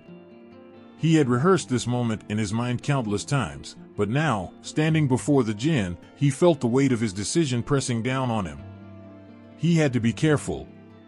The Jinn were known to be tricksters, masters of illusion and deception. One wrong word, one poorly phrased request, and his life could be ruined. "I seek knowledge," the man finally said, his voice steady but quiet. "I wish to know the truth of the world, the secrets hidden from human eyes." The Jinn's gaze seemed to sharpen, its eyes glowing brighter for a moment. It stepped closer, the air growing colder with every step. "Knowledge comes at a price," it said, its voice low and warning. "I am prepared to pay," the old man replied, though in his heart, he wasn't sure if he truly was. For a long moment, the Jinn said nothing, simply watching the man as if searching for something deep within him. Then, with a sudden gust of wind, it vanished, leaving behind only the cold, empty night. The old man's heart raced. Had he failed? Had the Jinn rejected his request? But then, slowly, he noticed something different. The world around him seemed clearer, more vivid. He could hear the faintest rustle of leaves, the softest breath of the wind. And then, with a shock, he realized he could hear more than that. He could hear voices, whispers in the darkness, voices that had been there all along, hidden from human ears. The Jinn had granted his request, but at what cost? The old man knew that the knowledge he sought would not come easily. There would be consequences, as there always were when dealing with Jinn. But he had chosen this path, and there was no turning back. In modern times, the practice of summoning Jinn had faded into obscurity, reduced to myths and legends told around campfires or in hushed voices in old villages.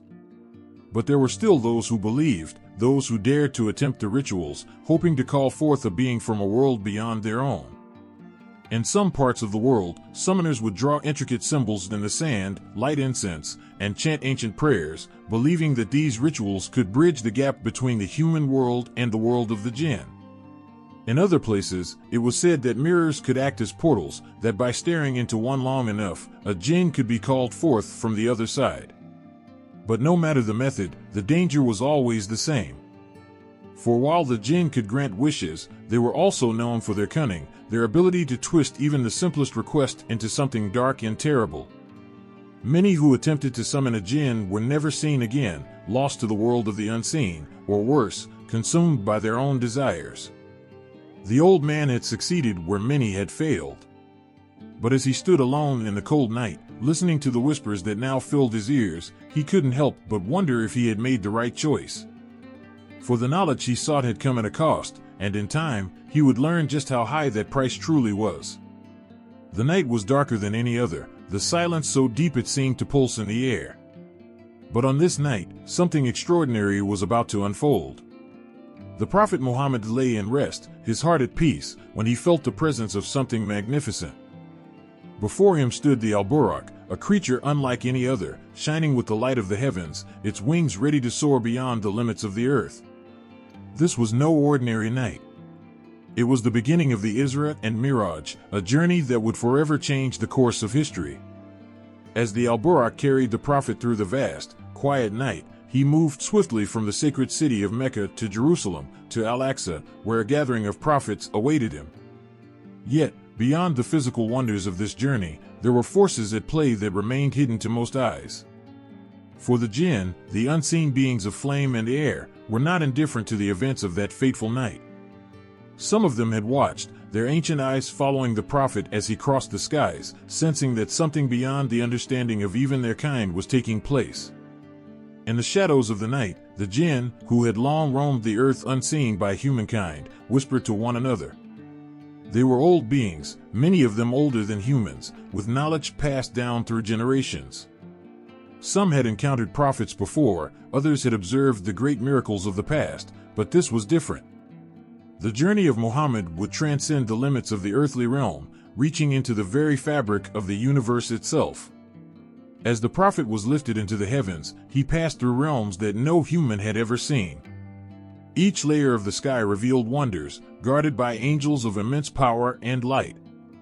But there, at the edges of these realms, the Jinn lingered.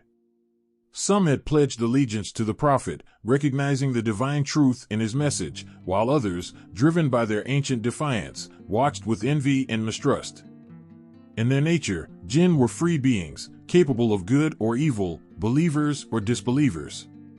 Some among them had already embraced the message of Islam, finding a path of righteousness through the words of the Prophet.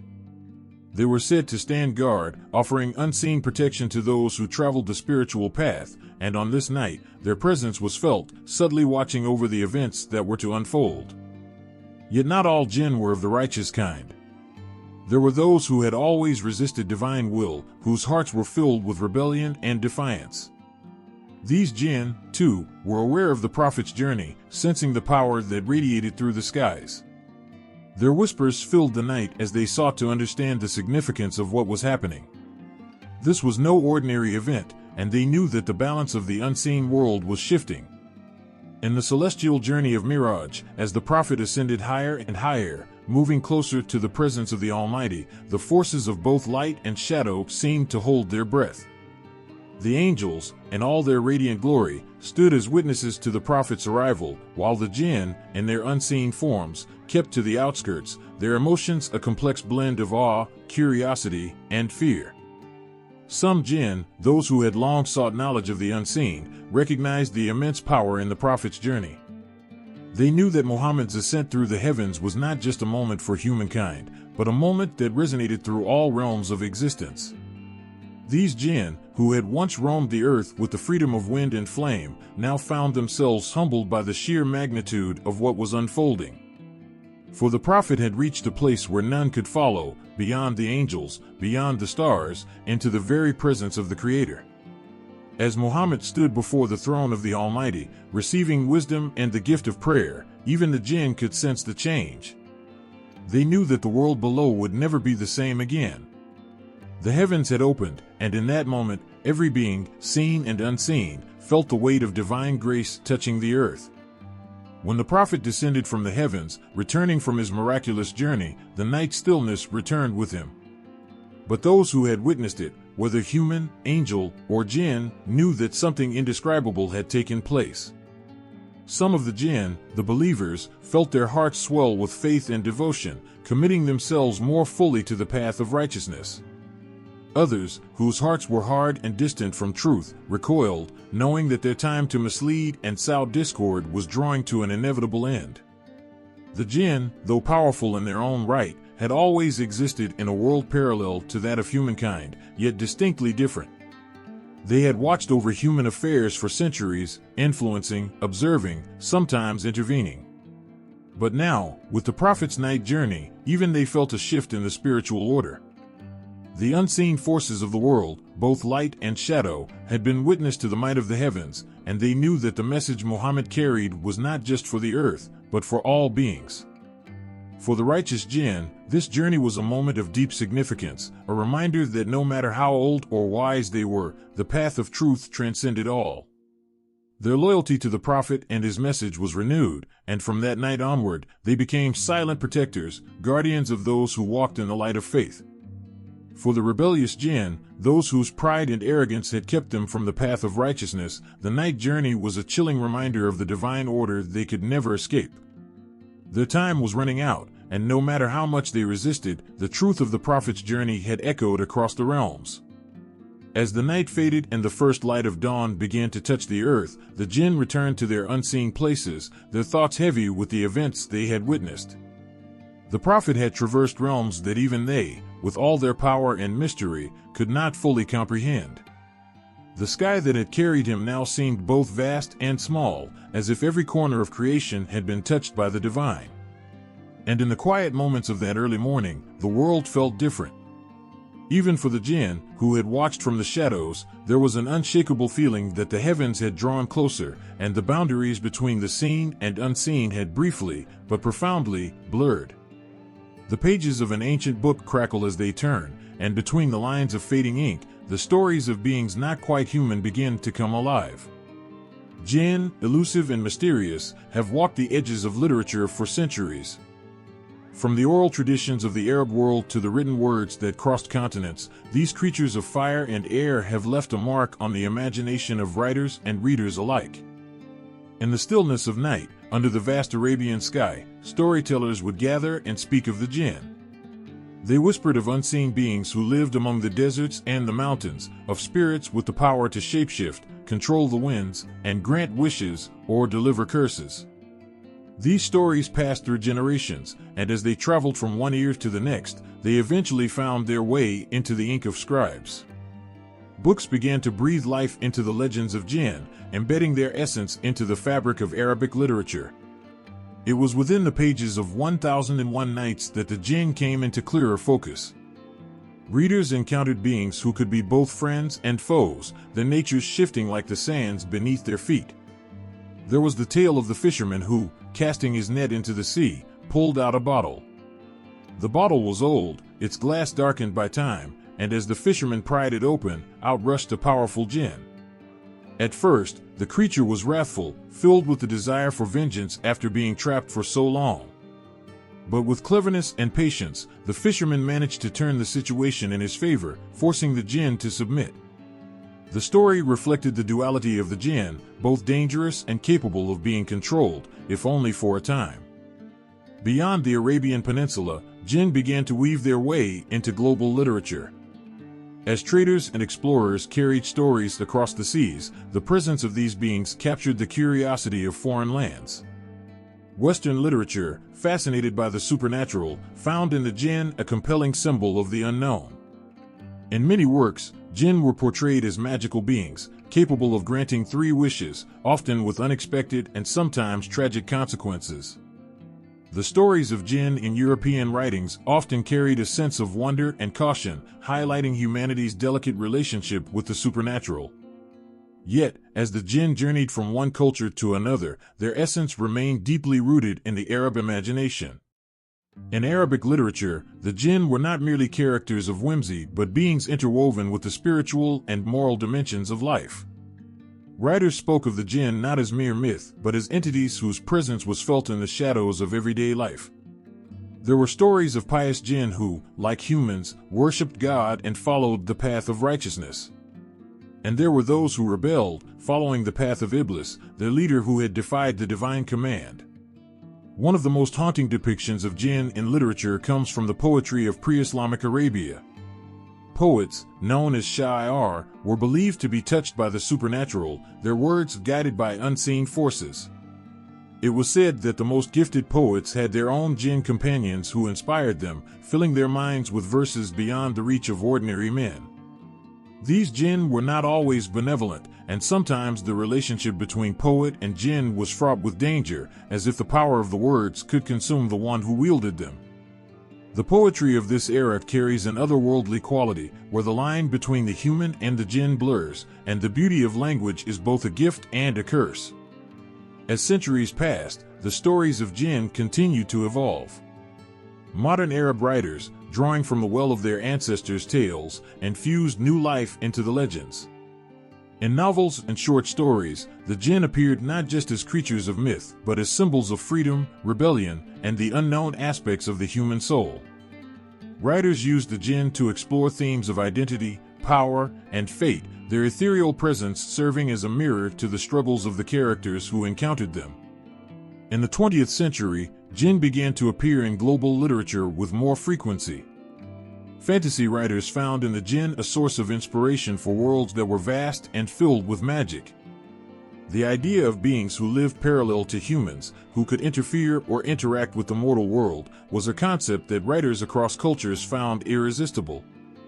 Jinn in these stories were often portrayed as powerful beings, bound by ancient rules, and their relationships with humans were complex, sometimes fraught with tension, other times blossoming into alliances that transcended the boundaries of species. In the modern world, where technology and reason often overshadow belief in the supernatural, the stories of Jinn still hold a strange power. Whether in Arabic literature or global fiction, the Jinn continue to represent something deeper than mere myth. They embody the tension between the seen and unseen, between control and chaos. In some ways, they are a reflection of humanity's own struggle with the forces we cannot fully understand, our fears, our desires, and the mysteries that linger just beyond the edges of our comprehension. And so, the stories of Jinn endure. In the pages of books, old and new, they continue to roam the earth, haunting the imagination of those who read their tales. Sometimes they appear as tricksters, playing with the lives of those who seek them out. Other times, they are protectors, guiding the lost and the vulnerable. But always, they remain unpredictable, their motives hidden, their power immense. As readers turn the pages of literature, they are reminded of the Jinn's presence, silent and visible, but always there, waiting in the margins of the story.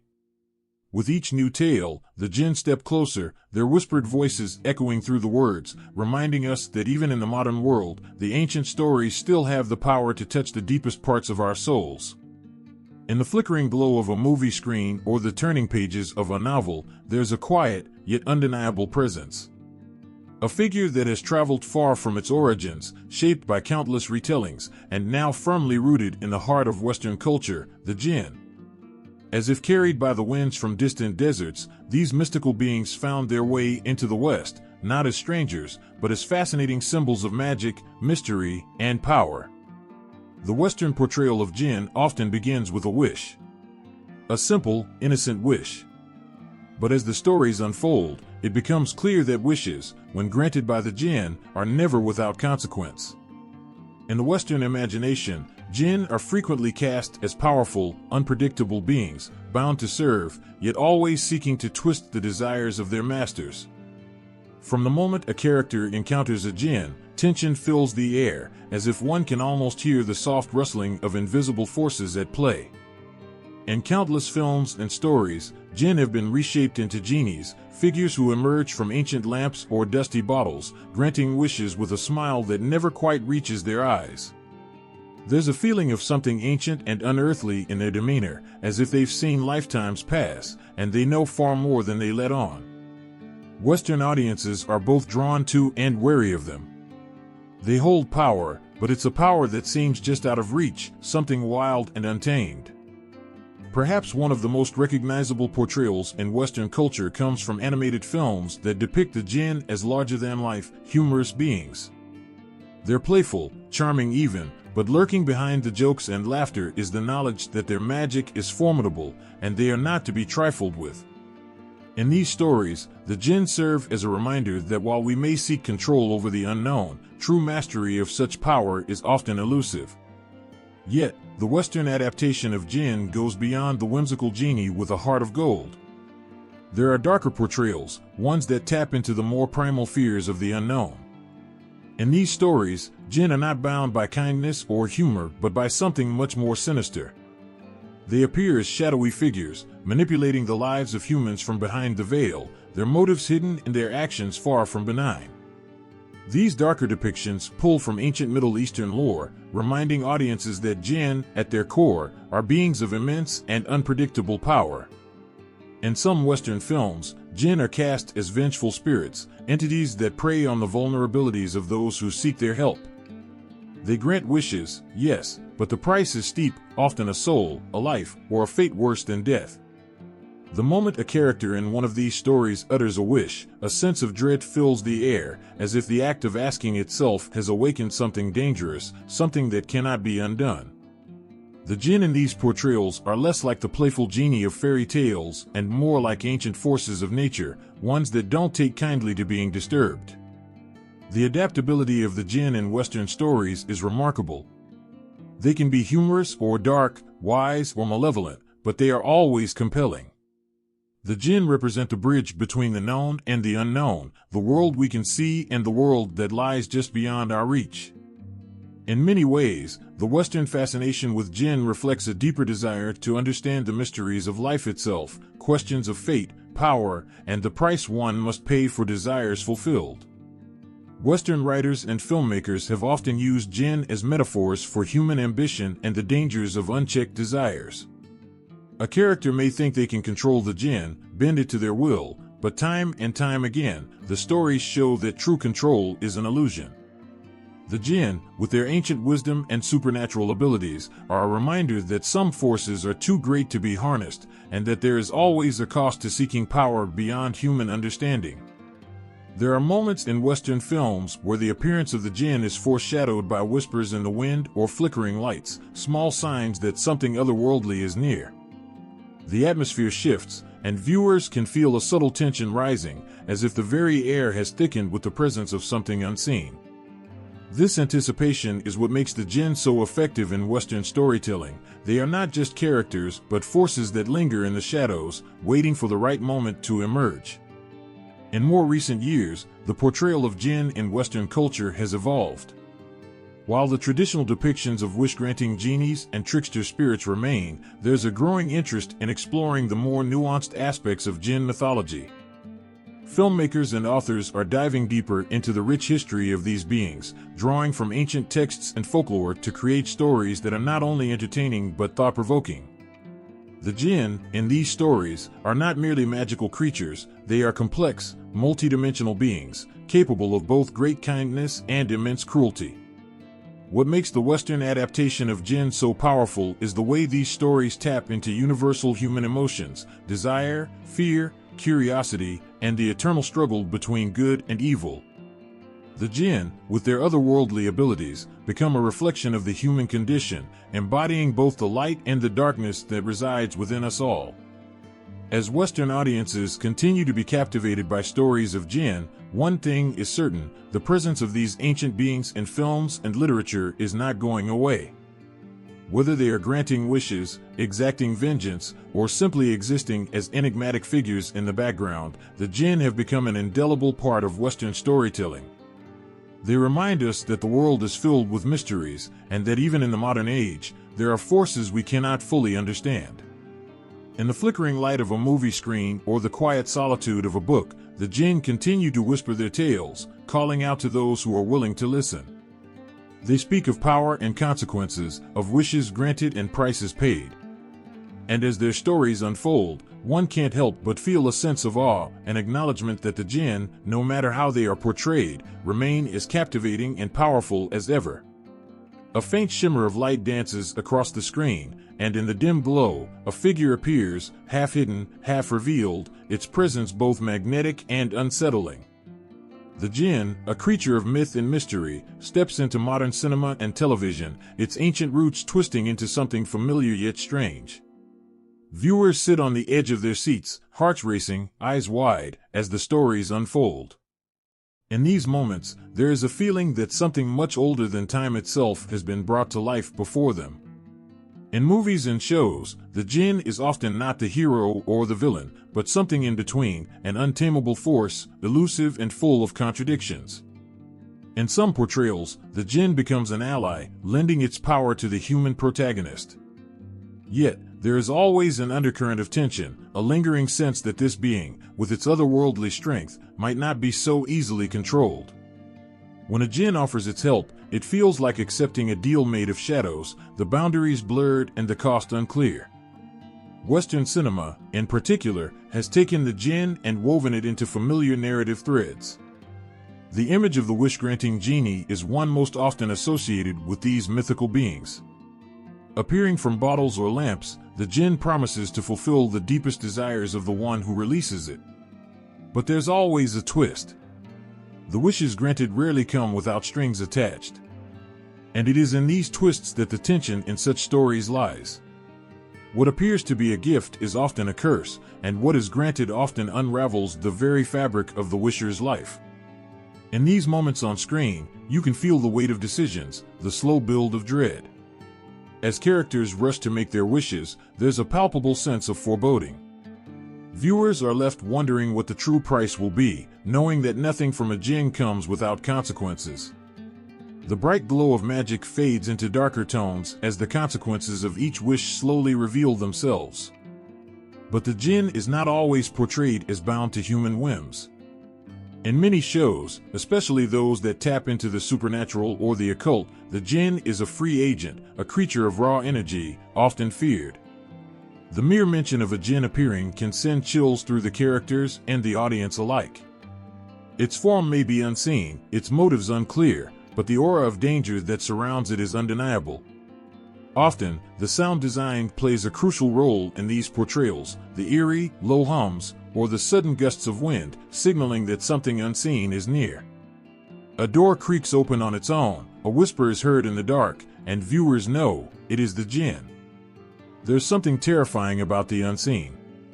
The Jinn, as a figure on television or film, often lingers in the shadows, barely visible. It watches from darkened corners, its presence felt more than seen. These portrayals tap into a primal fear, the fear of what we cannot fully comprehend, of forces greater than ourselves that move through the world, unseen but ever present. In shows like these, the Jinn becomes a symbol of the unknown and unknowable. But not every portrayal of the Jinn is dark or ominous. In certain television series, especially those geared towards a younger audience, the Jinn is shown in a more comedic light. Often mischievous, with an air of playfulness, the Jinn serves as a trickster, stirring chaos but without malice. These Jinn might prank the characters, turn situations upside down, or lead the protagonist into humorous misunderstandings. There's laughter in the air, even as magic flickers unpredictably. In these lighter portrayals, the Jinn is less of a threat and more of a challenge, something to outsmart or befriend. The unpredictability remains, but the stakes feel lower, the consequences less dire. Still, there's always a hint that beneath the humor lies a power that could, if provoked, become something far more dangerous. And it is this balance between the playful and the powerful that keeps viewers hooked. In contrast, shows and films that take a more psychological approach to horror often portray the Jinn as a creature of manipulation. These Jinn do not grant wishes but instead prey on the vulnerabilities of their victims. They whisper doubts, twist minds, and plant seeds of fear. The horror comes not from their physical presence but from the slow unraveling of reality as the Jinn exerts its influence over its target. In such portrayals, the Jinn represents the unseen forces that can drive a person to madness. And as the characters lose their grip on reality, the audience is left in a state of unease, unsure of what is real and what has been twisted by the Jinn's touch. Modern media has also found a way to merge traditional depictions of Jinn with contemporary issues. Shows set in urban environments explore the clash between ancient beliefs and modern life, with the Jinn serving as a bridge between the two worlds. These Jinn are not relics of the past, but living, breathing entities that walk among humans, often unnoticed. They are tied to the past, yes, but they have adapted, their powers as relevant today as they were centuries ago. In these portrayals, the Jinn often act as a metaphor for the unseen struggles that people face, the hidden forces that shape lives and decisions. The Jinn can represent fate, chance, or even the burdens of culture and tradition. By bringing the Jinn into modern settings, these films and shows make the mythical creature feel more immediate, more real. The Jinn is not something distant or foreign, but something that could be lurking just beyond the edges of the screen, watching, waiting. As viewers watch these portrayals of Jinn in modern media, there's a sense of awe and fear. The Jinn, no matter how they are depicted, carry with them an air of mystery. Their magic is both alluring and terrifying, their presence both comforting and unsettling. The stories told through film and television tap into something ancient, something that speaks to the human condition, the desire for power, the fear of the unknown, and the consequences of tampering with forces beyond our control. And as the credits roll or the episode fades to black, the Jinn lingers in the mind, a creature of magic and mystery, forever watching from the shadows, waiting for its moment to step into the light once more. The screen flickers to life, and for a moment, the world around you fades. As the game loads, there's an eerie feeling, like something ancient is stirring within the pixels.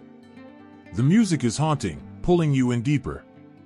And then, there it is, half shadow, half light, a being from another plane. A Jinn, powerful and unpredictable, watches you, waiting for your next move. In the digital world, where anything is possible, the presence of the Jinn feels more real, more tangible. It's not just a character, it's a force, shaping your choices, bending the game world to its will. In video games, the Jinn is often portrayed as a character of immense power, a being who exists beyond the rules of the game. You can sense that it isn't bound by the same limitations as your character. It moves differently, its motives unclear, its actions unpredictable. This uncertainty adds a layer of tension to every encounter. You wonder if this Jinn is here to help you, or if it's just toying with you, waiting for the perfect moment to turn everything upside down. Some games present the Jinn as a guardian, a spirit who offers guidance and strength to the player. In these roles, the Jinn seems almost benevolent, gifting players with abilities that allow them to traverse the game's challenges. But even in these moments of assistance, there's always a sense of wariness. Is the Jinn truly on your side, or is there an unseen cost for this power? As the player, you are caught between gratitude for the Jinn's help and the nagging suspicion that everything may come crashing down. In other games, the Jinn takes on a darker role. It becomes the enemy, a force that players must confront and overcome. These Jinn are often depicted as powerful bosses, beings with magic and abilities that far surpass anything the player has encountered so far. The atmosphere in these battles is thick with tension, the stakes higher than ever. You know that this isn't just another fight, this is a test of everything you've learned, every skill you've developed. And yet, as the Jinn stands before you, there's a part of you that wonders if it's testing you in ways you can't even understand. Is the battle truly physical, or is there something deeper at play? There are also games that weave the Jinn into the very fabric of their narrative. The Jinn isn't just a character or a foe, it's a part of the world, an unseen presence that influences every decision you make. In these games, the Jinn is often a symbol of fate or destiny, something that players cannot escape or control. You might not always see the Jinn, but you feel its influence in every corner of the game. A whispered voice when you least expect it, a sudden change in the environment, small signs that the Jinn is watching, waiting, deciding how to shape your path. What makes the portrayal of Jinn in video games so compelling is the sense of powerlessness that comes with it. In the real world, humans are often at the mercy of forces beyond their control, and the Jinn embodies that in digital form. As a player, you can train, level up, and strategize all you want, but when it comes to the Jinn, there's a sense that you are not the one in control. The game has its rules, but the Jinn seems to live beyond them, a wild card that can turn everything upside down in an instant. In certain games, summoning a Jinn becomes a key element of gameplay. Players might be given the opportunity to call upon a Jinn's power, but it's never a straightforward process. There's always a risk, always the possibility that the Jinn might not follow your command. These moments are some of the most intense in gaming. The act of summoning feels like a gamble, a roll of the dice with your entire fate on the line. You know you need the Jinn's power to succeed, but you also know that power comes at a price. And once the Jinn is summoned, there's no going back. The Jinn's influence on video games also extends to the way they shape the atmosphere of a game. The mere mention of a Jinn can change the tone of a scene, making the air feel thicker, the shadows deeper. Players find themselves second-guessing every move, unsure of what might be lurking just out of sight. The Jinn might not appear right away, but its presence is always felt, like a storm cloud gathering on the horizon. And when it finally does reveal itself, the tension breaks, sending a rush of adrenaline through the player. What's fascinating is how games across different genres have adapted the concept of the Jinn. In fantasy games, the Jinn might appear as a powerful magical entity, tied to ancient lore and rituals. In horror games, the Jinn becomes something far more sinister, an unseen force that preys on the player's mind, driving them toward madness. In puzzle or strategy games, the Jinn might serve as a trickster, throwing challenges in the player's path that require clever thinking and quick reflexes to overcome. No matter how they are portrayed, the Jinn in video games captures something deeply human, the fear of the unknown, the desire for power, and the understanding that every action has consequences. Players are drawn to the Jinn because they represent the unpredictable, the untamed. They are a reminder that, in both games and life, we are often at the mercy of forces far greater than ourselves. As the game progresses, the Jinn's influence grows stronger. You can feel it in the way the story twists, and the way the game's world begins to unravel. You know that whatever happens next, the Jinn will be there, watching, waiting, guiding you toward an outcome you can't yet see. And as you take your next step, heart racing, there's a part of you that wonders if you are truly the player, or if you have become the Jinn's pawn. It is this delicate balance between power and vulnerability, control and chaos, that makes the Jinn such a captivating force in video games. In a medium where players often seek control, the Jinn stands as a reminder that some things cannot be controlled, only survived. And with every move you make, you feel the weight of the Jinn's gaze upon you, knowing that, in the end, it is not the game's mechanics or story that will decide your fate, it is the Jinn. It begins with the whisper of a wish, a hand brushing against an old, forgotten lamp. The dust settles, and suddenly, the air shifts. Something ancient stirs from within. In a swirl of smoke and light, a figure emerges, larger than life, yet confined. A genie. It's a moment that has been imagined by children and adults alike, the hope that this mystical being could grant anything, bring to life dreams buried deep within the heart. In the flicker of the fairy tales told in the West, the genie is a creature of whimsy, an almost playful figure with immense power yet bound by an invisible chain. The image of a genie is one of both freedom and captivity, trapped inside a lamp or bottle for centuries, waiting for the right hands to set them free. But once free, the genie becomes a force that can reshape worlds, fulfill desires, and alter lives in ways no mere mortal could ever achieve. The westernized version of the genie carries a strange contradiction. They are immensely powerful yet utterly obedient to the commands of the one who rubs the lamp. It's a comforting thought, isn't it? That you could control such power. That with a single touch, the universe could bend to your will, through this being who has seen lifetimes, who knows the secrets of time and space. And yet, despite all that power, the genie must obey. But is it really that simple? Beneath the surface of those tales, there's a flicker of something more profound. The genie, in its essence, is a being far older than the tales of wishes and lamps. In the original stories from which these westernized versions spring, the genie, or Jinn, is not a mere servant of human whims, but a creature of vast complexity, sometimes kind, sometimes cruel, always unpredictable. Imagine the burden of centuries spent in confinement, knowing that your freedom depends on the desires of a mortal. It is a curse hidden behind the magic of granting wishes. For every wish granted, the genie becomes more entangled in the destinies of humans. And it is in this entanglement that tragedy often finds its roots. In these stories, the wishes themselves are never simple.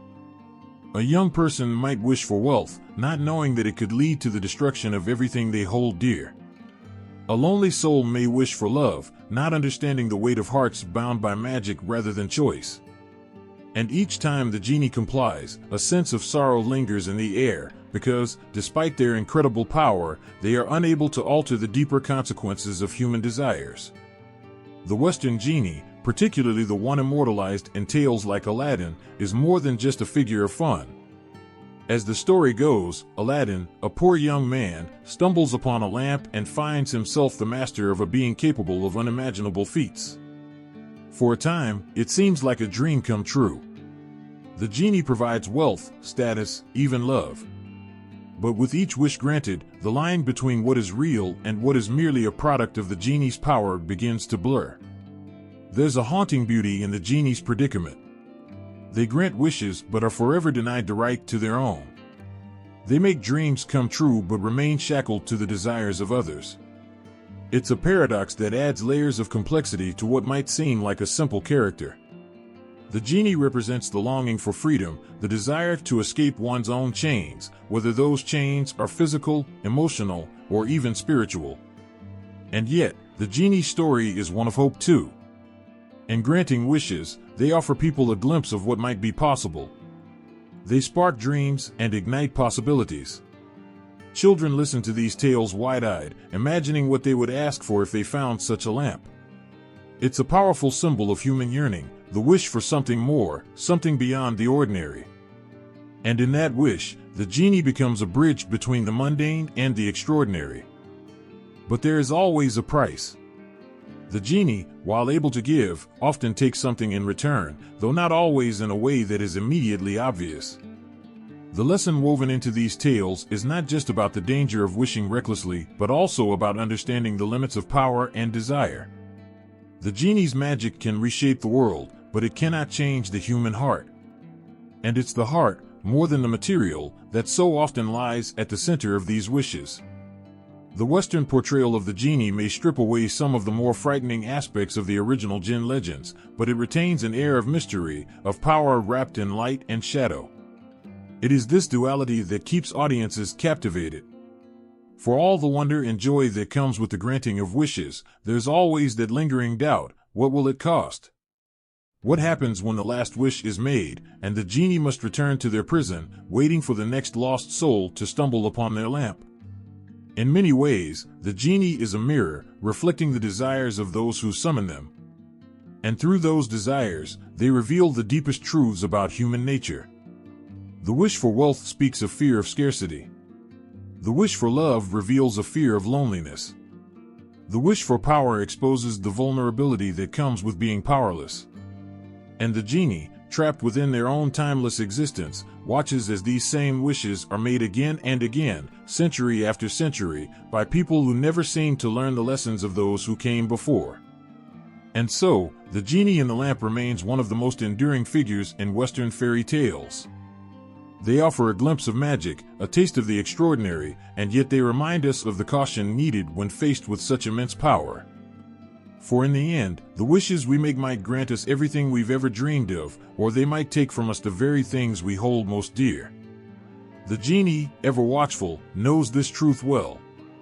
They've seen it play out over lifetimes, and as they emerge from the lamp once more, they carry with them the weight of countless wishes and the unspoken consequences that follow. In the dim light of a small room, a young girl opens an ancient book, its pages yellowed and fragile. As she reads the words, the air around her begins to shimmer, and suddenly, the story comes alive. In that moment, she feels a connection to something far beyond her own world. Jinn, mystical beings steeped in history and myth, leap from the pages and into her imagination, filling her with a mixture of wonder and fear. Modern-day fiction captures this allure, breathing new life into the tales of Jinn, transforming them into complex characters who reflect our own struggles and desires. In contemporary novels, Jinn are no longer just the magical servants confined to lamps or bottles. They are portrayed as multidimensional beings, capable of great kindness but also great mischief. In one such tale, a Jinn named Zahir finds himself trapped in a human form after a wish goes awry. Through Zahir's eyes, readers experience his struggles to navigate human emotions and relationships, exploring themes of identity, love, and the consequences of choices. His journey becomes a mirror reflecting our own battles with belonging and the longing to be understood. As the story unfolds, Zahir's interactions with humans bring out the complexities of both worlds. He becomes a friend, a protector, and sometimes, a source of chaos. His existence blurs the line between reality and fantasy, allowing readers to see how Jinn can be both the stuff of legends and reflections of our deepest fears and hopes. This duality makes the character resonate deeply, as it echoes the essence of being human, filled with contradictions and complexities. Another compelling narrative features a young woman who discovers she is a descendant of a powerful Jinn lineage. As she comes to terms with her heritage, she must navigate the treacherous waters of family secrets, old rivalries, and newfound powers. The story dives into her internal conflict, portraying her struggles with identity and belonging. Caught between two worlds, she feels the weight of expectations pressing down on her. The Jinn blood that courses through her veins is both a gift and a curse, filled with the promise of power yet also the fear of what that power could bring. Through her journey, the novel emphasizes the importance of choice. Each decision she makes shapes not only her destiny but also the lives of those around her. The struggles she faces speak to the universal themes of growing up, facing fear, and making choices that can alter the course of life. Readers find themselves rooting for her, wishing to see her triumph over the chaos that often ensnares her, and it's in these moments that the story truly connects.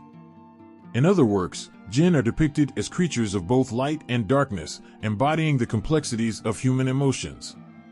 A particularly haunting tale features a Jinn who, after centuries of solitude, begins to form a bond with a lonely boy. Their friendship blossoms in the quiet corners of the world, highlighting the beauty of connection against the backdrop of pain. The Jinn, initially seen as a powerful being, gradually reveals its vulnerabilities, mirroring the boy's own struggles with isolation. As their relationship deepens, the Jinn's past unravels, a story filled with sorrow, longing, and moments of joy long forgotten. Through this narrative, readers come to understand that the Jinn, like humans, are shaped by their experiences. They possess dreams, fears, and regrets, making them relatable and poignant. The emotional depth of their relationship reminds us that even in fantasy, the heartache and joy of connection remain universal.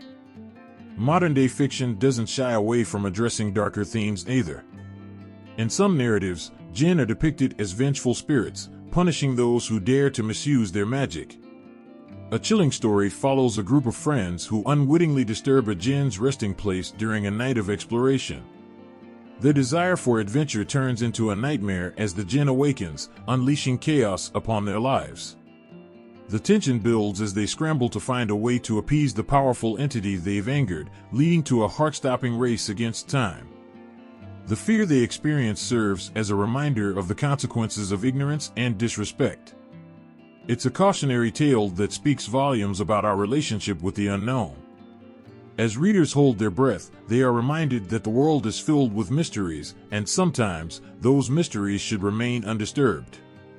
Within these stories, the Jinn often symbolize the struggles of being human, the fight against loneliness, the quest for identity, the fear of loss, and the longing for connection. They embody the darker aspects of ourselves, reflecting our fears and insecurities, while also illuminating our capacity for love and compassion.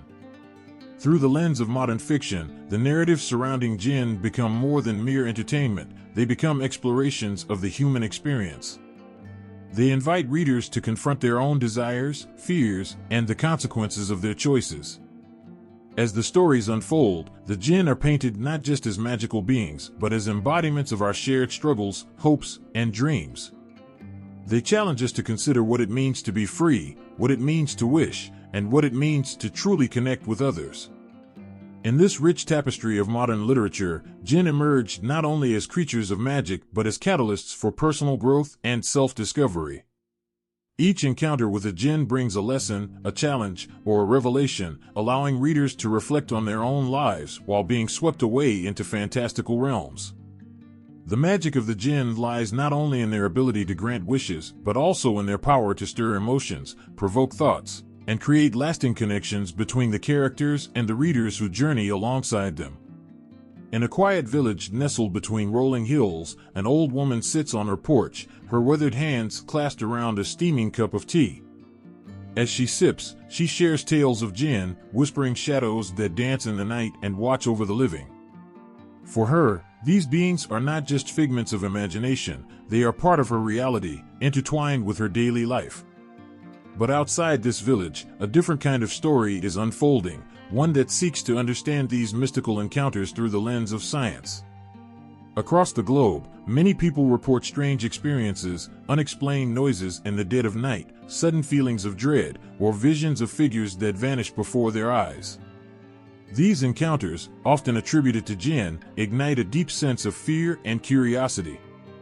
Yet, as scientific minds look closer, they seek to unravel the threads of these mysterious tales, searching for explanations that bring comfort and understanding.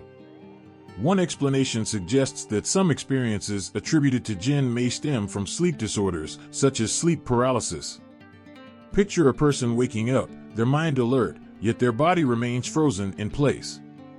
They feel an overwhelming sense of dread, as if something sinister lurks in the shadows. Many describe seeing a dark figure looming over them, an embodiment of their fear. In these moments, the mind plays tricks, blending reality with the frightening whispers of the subconscious. The sensation of being watched and the heaviness in the air can easily lead one to believe they have encountered a Jinn. In a dimly lit room, a young man named Amir wakes up, unable to move. Panic rises within him as he sees a shadowy figure at the foot of his bed. The figure seems to watch him intently, and terror grips his heart. It feels real, so real that he believes he is in the presence of a Jinn. Yet, when he finally breaks free from the paralysis, the figure disappears into the darkness, leaving him breathless and shaken. Later, with the help of science, he learns about sleep paralysis and understands that what he experienced was a blend of fear and physiological response, not an encounter with the supernatural. Another scientific angle looks at the power of suggestion and cultural beliefs. In societies where Jinn are commonly discussed, people are more likely to interpret their experiences through that lens. If someone believes that Jinn are responsible for misfortune or unexplained happenings, they may be more inclined to see connections where none exist. A child hears tales of a mischievous Jinn and begins to notice strange noises at night. Their imagination runs wild, and suddenly, every creak of the floorboards becomes a sign of Jinn presence. It's a reminder of how powerful belief can be, how it shapes perception and can create a reality that feels very real. One evening, a group of friends sits around a campfire, exchanging stories of Jinn encounters. As they share their tales, the air thickens with anticipation. The shadows flicker and dance, and the wind carries whispers that send chills down their spines. They laugh nervously, but beneath that laughter lies a palpable fear. They each recount experiences that seem to validate each other's stories, further reinforcing their beliefs. Yet, if they step back, they might see that these experiences are not as mystical as they seem. Instead, they are products of a shared cultural narrative where each person feeds off the energy of the others. Science also brings into focus the concept of environmental factors that can contribute to feelings of unease. For instance, in areas where people believe jinn inhabit, the presence of mold or low-frequency sounds, such as those created by machinery or natural occurrences, can lead to feelings of anxiety, dizziness, and even hallucinations. In one house, a family begins to hear strange noises and feel an oppressive weight in the air. They attribute this to jinn, but in reality, it may be the effects of poor air quality or structural issues that create a breeding ground for anxiety and fear. As researchers investigate these phenomena, they uncover a truth that resonates deeply within the human experience. Often, when people encounter the unknown, they seek explanations that provide solace. The concept of jinn offers a framework for understanding fear, loss, and the inexplicable events that life throws their way. When faced with a tragic event, like the loss of a loved one, some might believe that a jinn is behind their misfortune. It gives a name to their grief, a focus for their pain. In this way, jinn serve as a vessel for emotions that are often too heavy to carry alone. Through a scientific lens, it becomes clear that while the explanations may vary, be it sleep disorders, cultural beliefs, or environmental factors, the feelings attached to encounters with jinn are very real. The fear, the longing for understanding, and the desire for connection all arise from the human heart. These stories, whether steeped in reality or imagination, resonate with the universal experience of seeking meaning in an uncertain world. In the end, as the old woman on the porch shares her tales, she does so with a twinkle in her eye and a warmth in her voice. Her stories of jinn weave together the fabric of her culture, connecting generations through shared beliefs and experiences. And while science may offer explanations, it cannot fully capture the essence of what it means to believe in something greater. In the hearts of those who tell these tales, jinn embody the mysteries of life, the shadows of our fears, and the enduring search for understanding in a world filled with wonder and uncertainty. In the shadows of ancient tales, where firelight flickers against the walls of our imagination, there exists a gathering of mythical beings that both enchant and terrify. Among them, the jinn stand out as enigmatic figures, creatures made of smokeless fire, bridging the gap between the seen and the unseen. They whisper secrets to those who dare to listen and invoke fear in the hearts of those who cross their paths. But how do the jinn compare to other mythical beings like demons and spirits? This is a question that stirs the soul, drawing us into a world where the lines between good and evil blur, and where every encounter leaves a lasting mark. Jinn possess a complexity that sets them apart from other beings. Unlike demons, which are often seen as malevolent entities intent on causing chaos and harm, jinn embody a spectrum of personalities and motives. Some jinn are benevolent, offering protection and guidance, while others revel in trickery and mischief. Imagine a young girl sitting alone in her room, feeling lonely and scared. As she whispers her fears into the darkness, a gentle breeze fills the air, and she feels a presence beside her, a jinn offering comfort in her time of need. This duality adds a layer of depth to their character, making them relatable and, at times, even endearing. In contrast, demons often represent the darker side of human nature. They embody our fears, temptations, and sins, lurking in the corners of our minds. A young boy might read stories of demons that possess individuals, twisting their actions and leading them astray. The fear of losing control, of becoming someone unrecognizable, haunts him deeply. The portrayal of demons as purely evil leaves little room for understanding or empathy, casting a long shadow of dread over those who encounter them. Spirits, too, inhabit a different realm within this mythological tapestry. While jinn and demons are often tied to specific actions or behaviors, spirits tend to represent the souls of the departed, lingering between worlds. They carry memories of love, loss, and unfinished business. Picture a grieving widow visiting the grave of her husband. As she speaks his name, a chill sweeps through the air, and she feels a comforting presence, a spirit gently reminding her that love transcends even death. Unlike the unpredictable nature of Jinn and the malevolence of demons, spirits evoke a sense of nostalgia and connection. What makes the Jinn particularly captivating is their ability to move seamlessly between realms. They exist in a world parallel to ours, weaving through the fabric of reality, sometimes interacting with humans and sometimes remaining hidden. A traveler walking through an ancient marketplace might feel a sudden rush of wind, only to turn and find nothing but the bustling crowd. Yet, in that fleeting moment, he may have brushed against a Jinn, a guardian of the marketplace, watching over the transactions and stories unfolding around it. This dynamic nature of Jinn also highlights their cultural significance. In many societies, they are woven into the very fabric of storytelling. The tales of Jinn often serve as moral lessons, teaching about the consequences of greed, betrayal, and kindness. In a small village, children gather around an elder, wide-eyed and breathless, as she recounts the story of a clever Jinn who outsmarts a greedy merchant. Their laughter echoes through the night, a testament to the power of these stories to impart wisdom while igniting the imagination. Yet, Jinn are not without their darker tales. The fear of encountering an angry or vengeful Jinn is ever present in folklore. The cautionary stories warn against disrespecting the unseen, reminding listeners that these beings are not to be trifled with. A curious youth, emboldened by stories of bravery, may venture into the wilderness to summon a Jinn, only to find himself facing the wrath of a being who feels wronged. The realization of having awakened something powerful and unpredictable can be a chilling moment, grounding him in the understanding of respect for the mystical. In the grand tapestry of mythical creatures, the Jinn occupy a unique space, one that invites both awe and reverence. They challenge our understanding of good and evil, showing us that every being, whether a demon, spirit, or Jinn, holds the potential for both light and darkness. They remind us that fear is a part of life, but so is the capacity for kindness and understanding. As we reflect on the Jinn, demons, and spirits, we find ourselves confronting our fears and desires. In the stories we tell and the beliefs we hold, these beings become mirrors, reflecting our innermost struggles and triumphs. The tales of Jinn whisper to us of the importance of balance, of understanding the shadows and light that reside within us all. In the end, whether it's a Jinn offering solace, a demon challenging our morality, or a spirit guiding us through grief, these mythical beings shape our understanding of the world around us.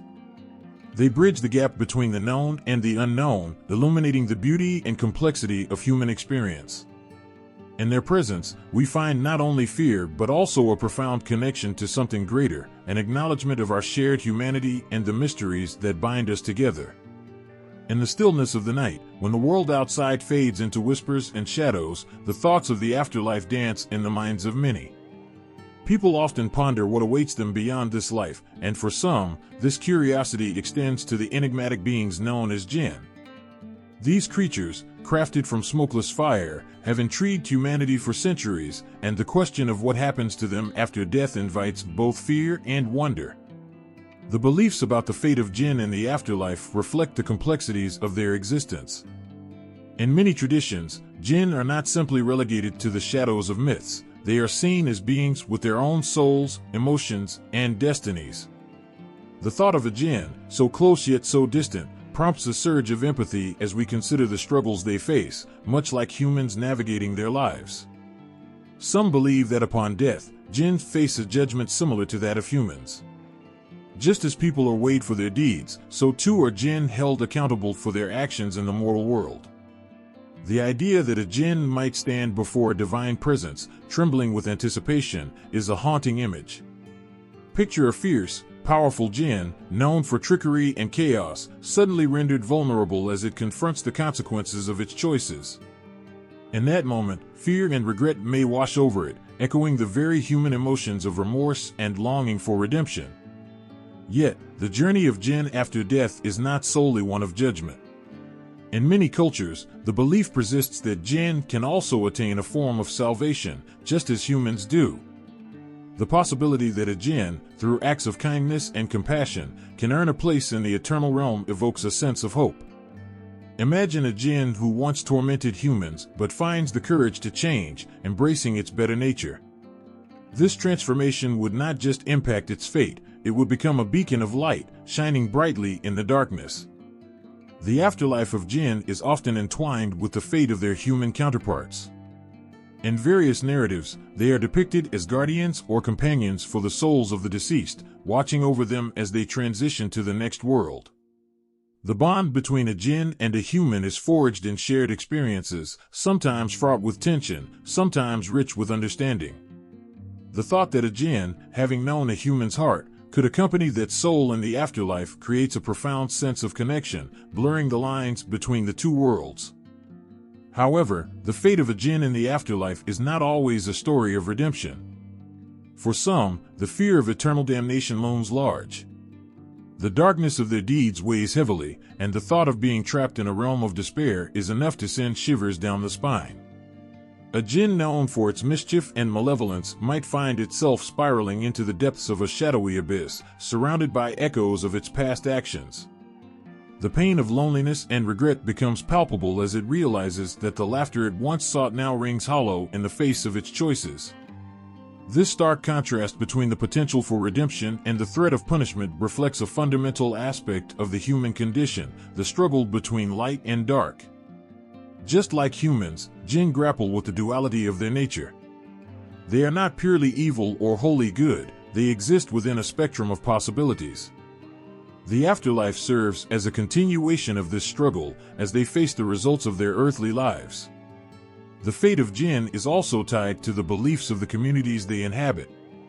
In many cultures, rituals and prayers are performed to protect against harmful Jinn, but also to honor and guide the benevolent ones. The thought that a Jinn may linger in the realm of the living, watching over those who remember it fondly, adds a layer of depth to the relationship between humans and these mystical beings. A family may leave offerings or say prayers, believing that these gestures could help a benevolent Jinn find peace in the afterlife, ensuring that it does not become lost in the shadows. Stories of Jinn whispering to those in their care or warning them of dangers add to the emotional weight of these beliefs. They evoke the idea that love and connection can transcend the barriers of life and death. A child who recalls tales of a friendly Jinn, feeling a sense of warmth and comfort, may find solace in the belief that the Jinn watches over them, guiding them as they grow. In a world that can often feel cold and unforgiving, the notion that Jinn, like humans, face their own destinies after death can bring a sense of kinship.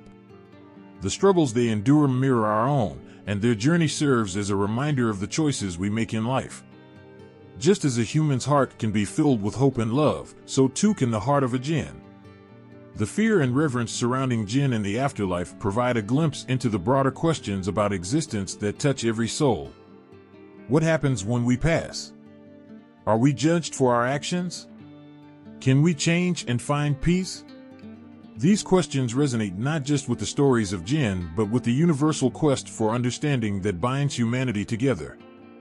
As night falls and silence envelopes the world, the whispers of Jinn linger in the air. The thought of their fate in the afterlife opens up a realm of possibilities, of redemption, companionship, and hope. It reminds us that, in the grand tapestry of existence, every being, whether human or Jinn, shares the same longing for connection, understanding, and ultimately, peace. As the sun sets and shadows stretch across the land, the air fills with whispers of ancient stories, tales woven with mystery and wonder. The Jinn, those ethereal beings of fire and smoke, capture our imagination like few others. They flutter in and out of human stories, embodying our hopes, fears, and the unknown. In every corner of the world, from bustling cities to quiet villages, the legacy of Jinn endures, a thread that ties together cultures, beliefs, and experiences, igniting a spark of curiosity that never dims. The allure of Jinn lies in their dual nature. They can be mischievous tricksters, stirring trouble and chaos, or they can be wise protectors, guiding us through the stormy seas of life. This complexity makes them incredibly relatable. They reflect the human condition, the struggle between good and evil, light and dark. Just as we grapple with our own choices and their consequences, Jinn mirror these challenges in their own enigmatic ways. Their presence in folklore acts as a reminder of the delicate balance between the seen and the unseen, the known and the mysterious. When we think of Jinn, we think of the stories that have been passed down through generations. From the captivating tales of 1001 Nights to modern adaptations in books, films, and video games, their essence continues to captivate hearts and minds. Each portrayal adds layers to their identity, transforming them from mere mythical figures into vibrant entities that dance on the edges of our understanding. In every story, the Jinn speak to us, revealing truths about ourselves, our fears, and our desires. The Jinn hold a mirror to our collective imagination.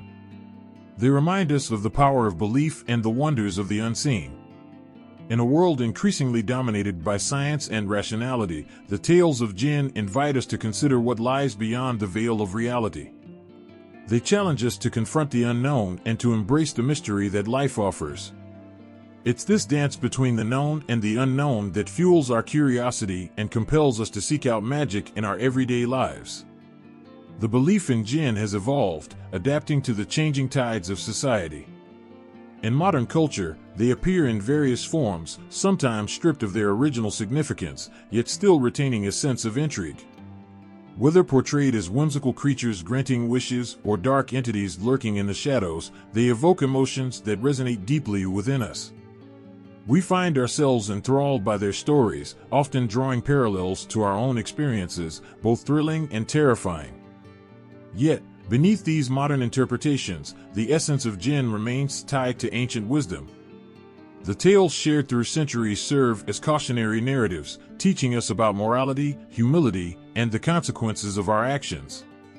They remind us of the importance of respect for ourselves, for others, and for the unseen forces that weave through our lives.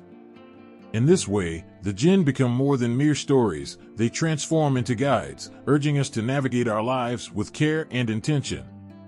The eternal mystery of the Jinn lies not only in their nature but also in their connection to the human experience. They have transcended the boundaries of culture, seamlessly integrating into diverse belief systems around the globe. In this way, they embody a universal truth, the longing for connection and understanding that resides in every heart. The stories of Jinn resonate with people from all walks of life, reminding us that, at our core, we are all searching for meaning in the vast expanse of existence. As we reflect on the place of Jinn in mythology, we find ourselves grappling with profound questions about our own identities. What does it mean to be human in a world filled with unseen forces? How do our beliefs shape our reality? The Jinn challenge us to confront these questions, urging us to look beyond the surface and explore the depths of our own souls.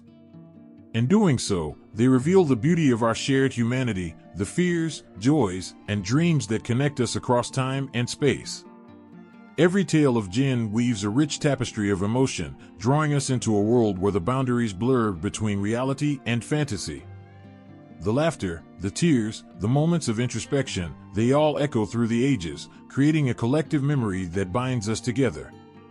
In the darkness of the night, when shadows dance and stories linger, the Jinn become our companions, whispering their secrets and urging us to listen closely. In this eternal mystery, we find hope. The Jinn remind us that the unknown is not something to fear, but rather an opportunity to embrace. They invite us to wonder, to dream, and to seek the magic hidden within our own lives. As we navigate the complexities of existence, we are reminded that the stories we share, the beliefs we hold, and the connections we forge are what give life its meaning. The Jinn, with their multifaceted nature, inspire us to celebrate the journey, to honor the unknown, and to recognize that, in the grand tapestry of life, we are all threads woven together in a beautiful, intricate design. As the stars twinkle above and the whispers of Jinn linger in the air, we are left with a sense of awe and wonder. Their stories endure, capturing our hearts and minds, reminding us that the mystery of life is something to be cherished, embraced, and explored. In every culture, in every story, the Jinn continue to dance through our collective imagination, inviting us to believe in the extraordinary and to find magic in the everyday.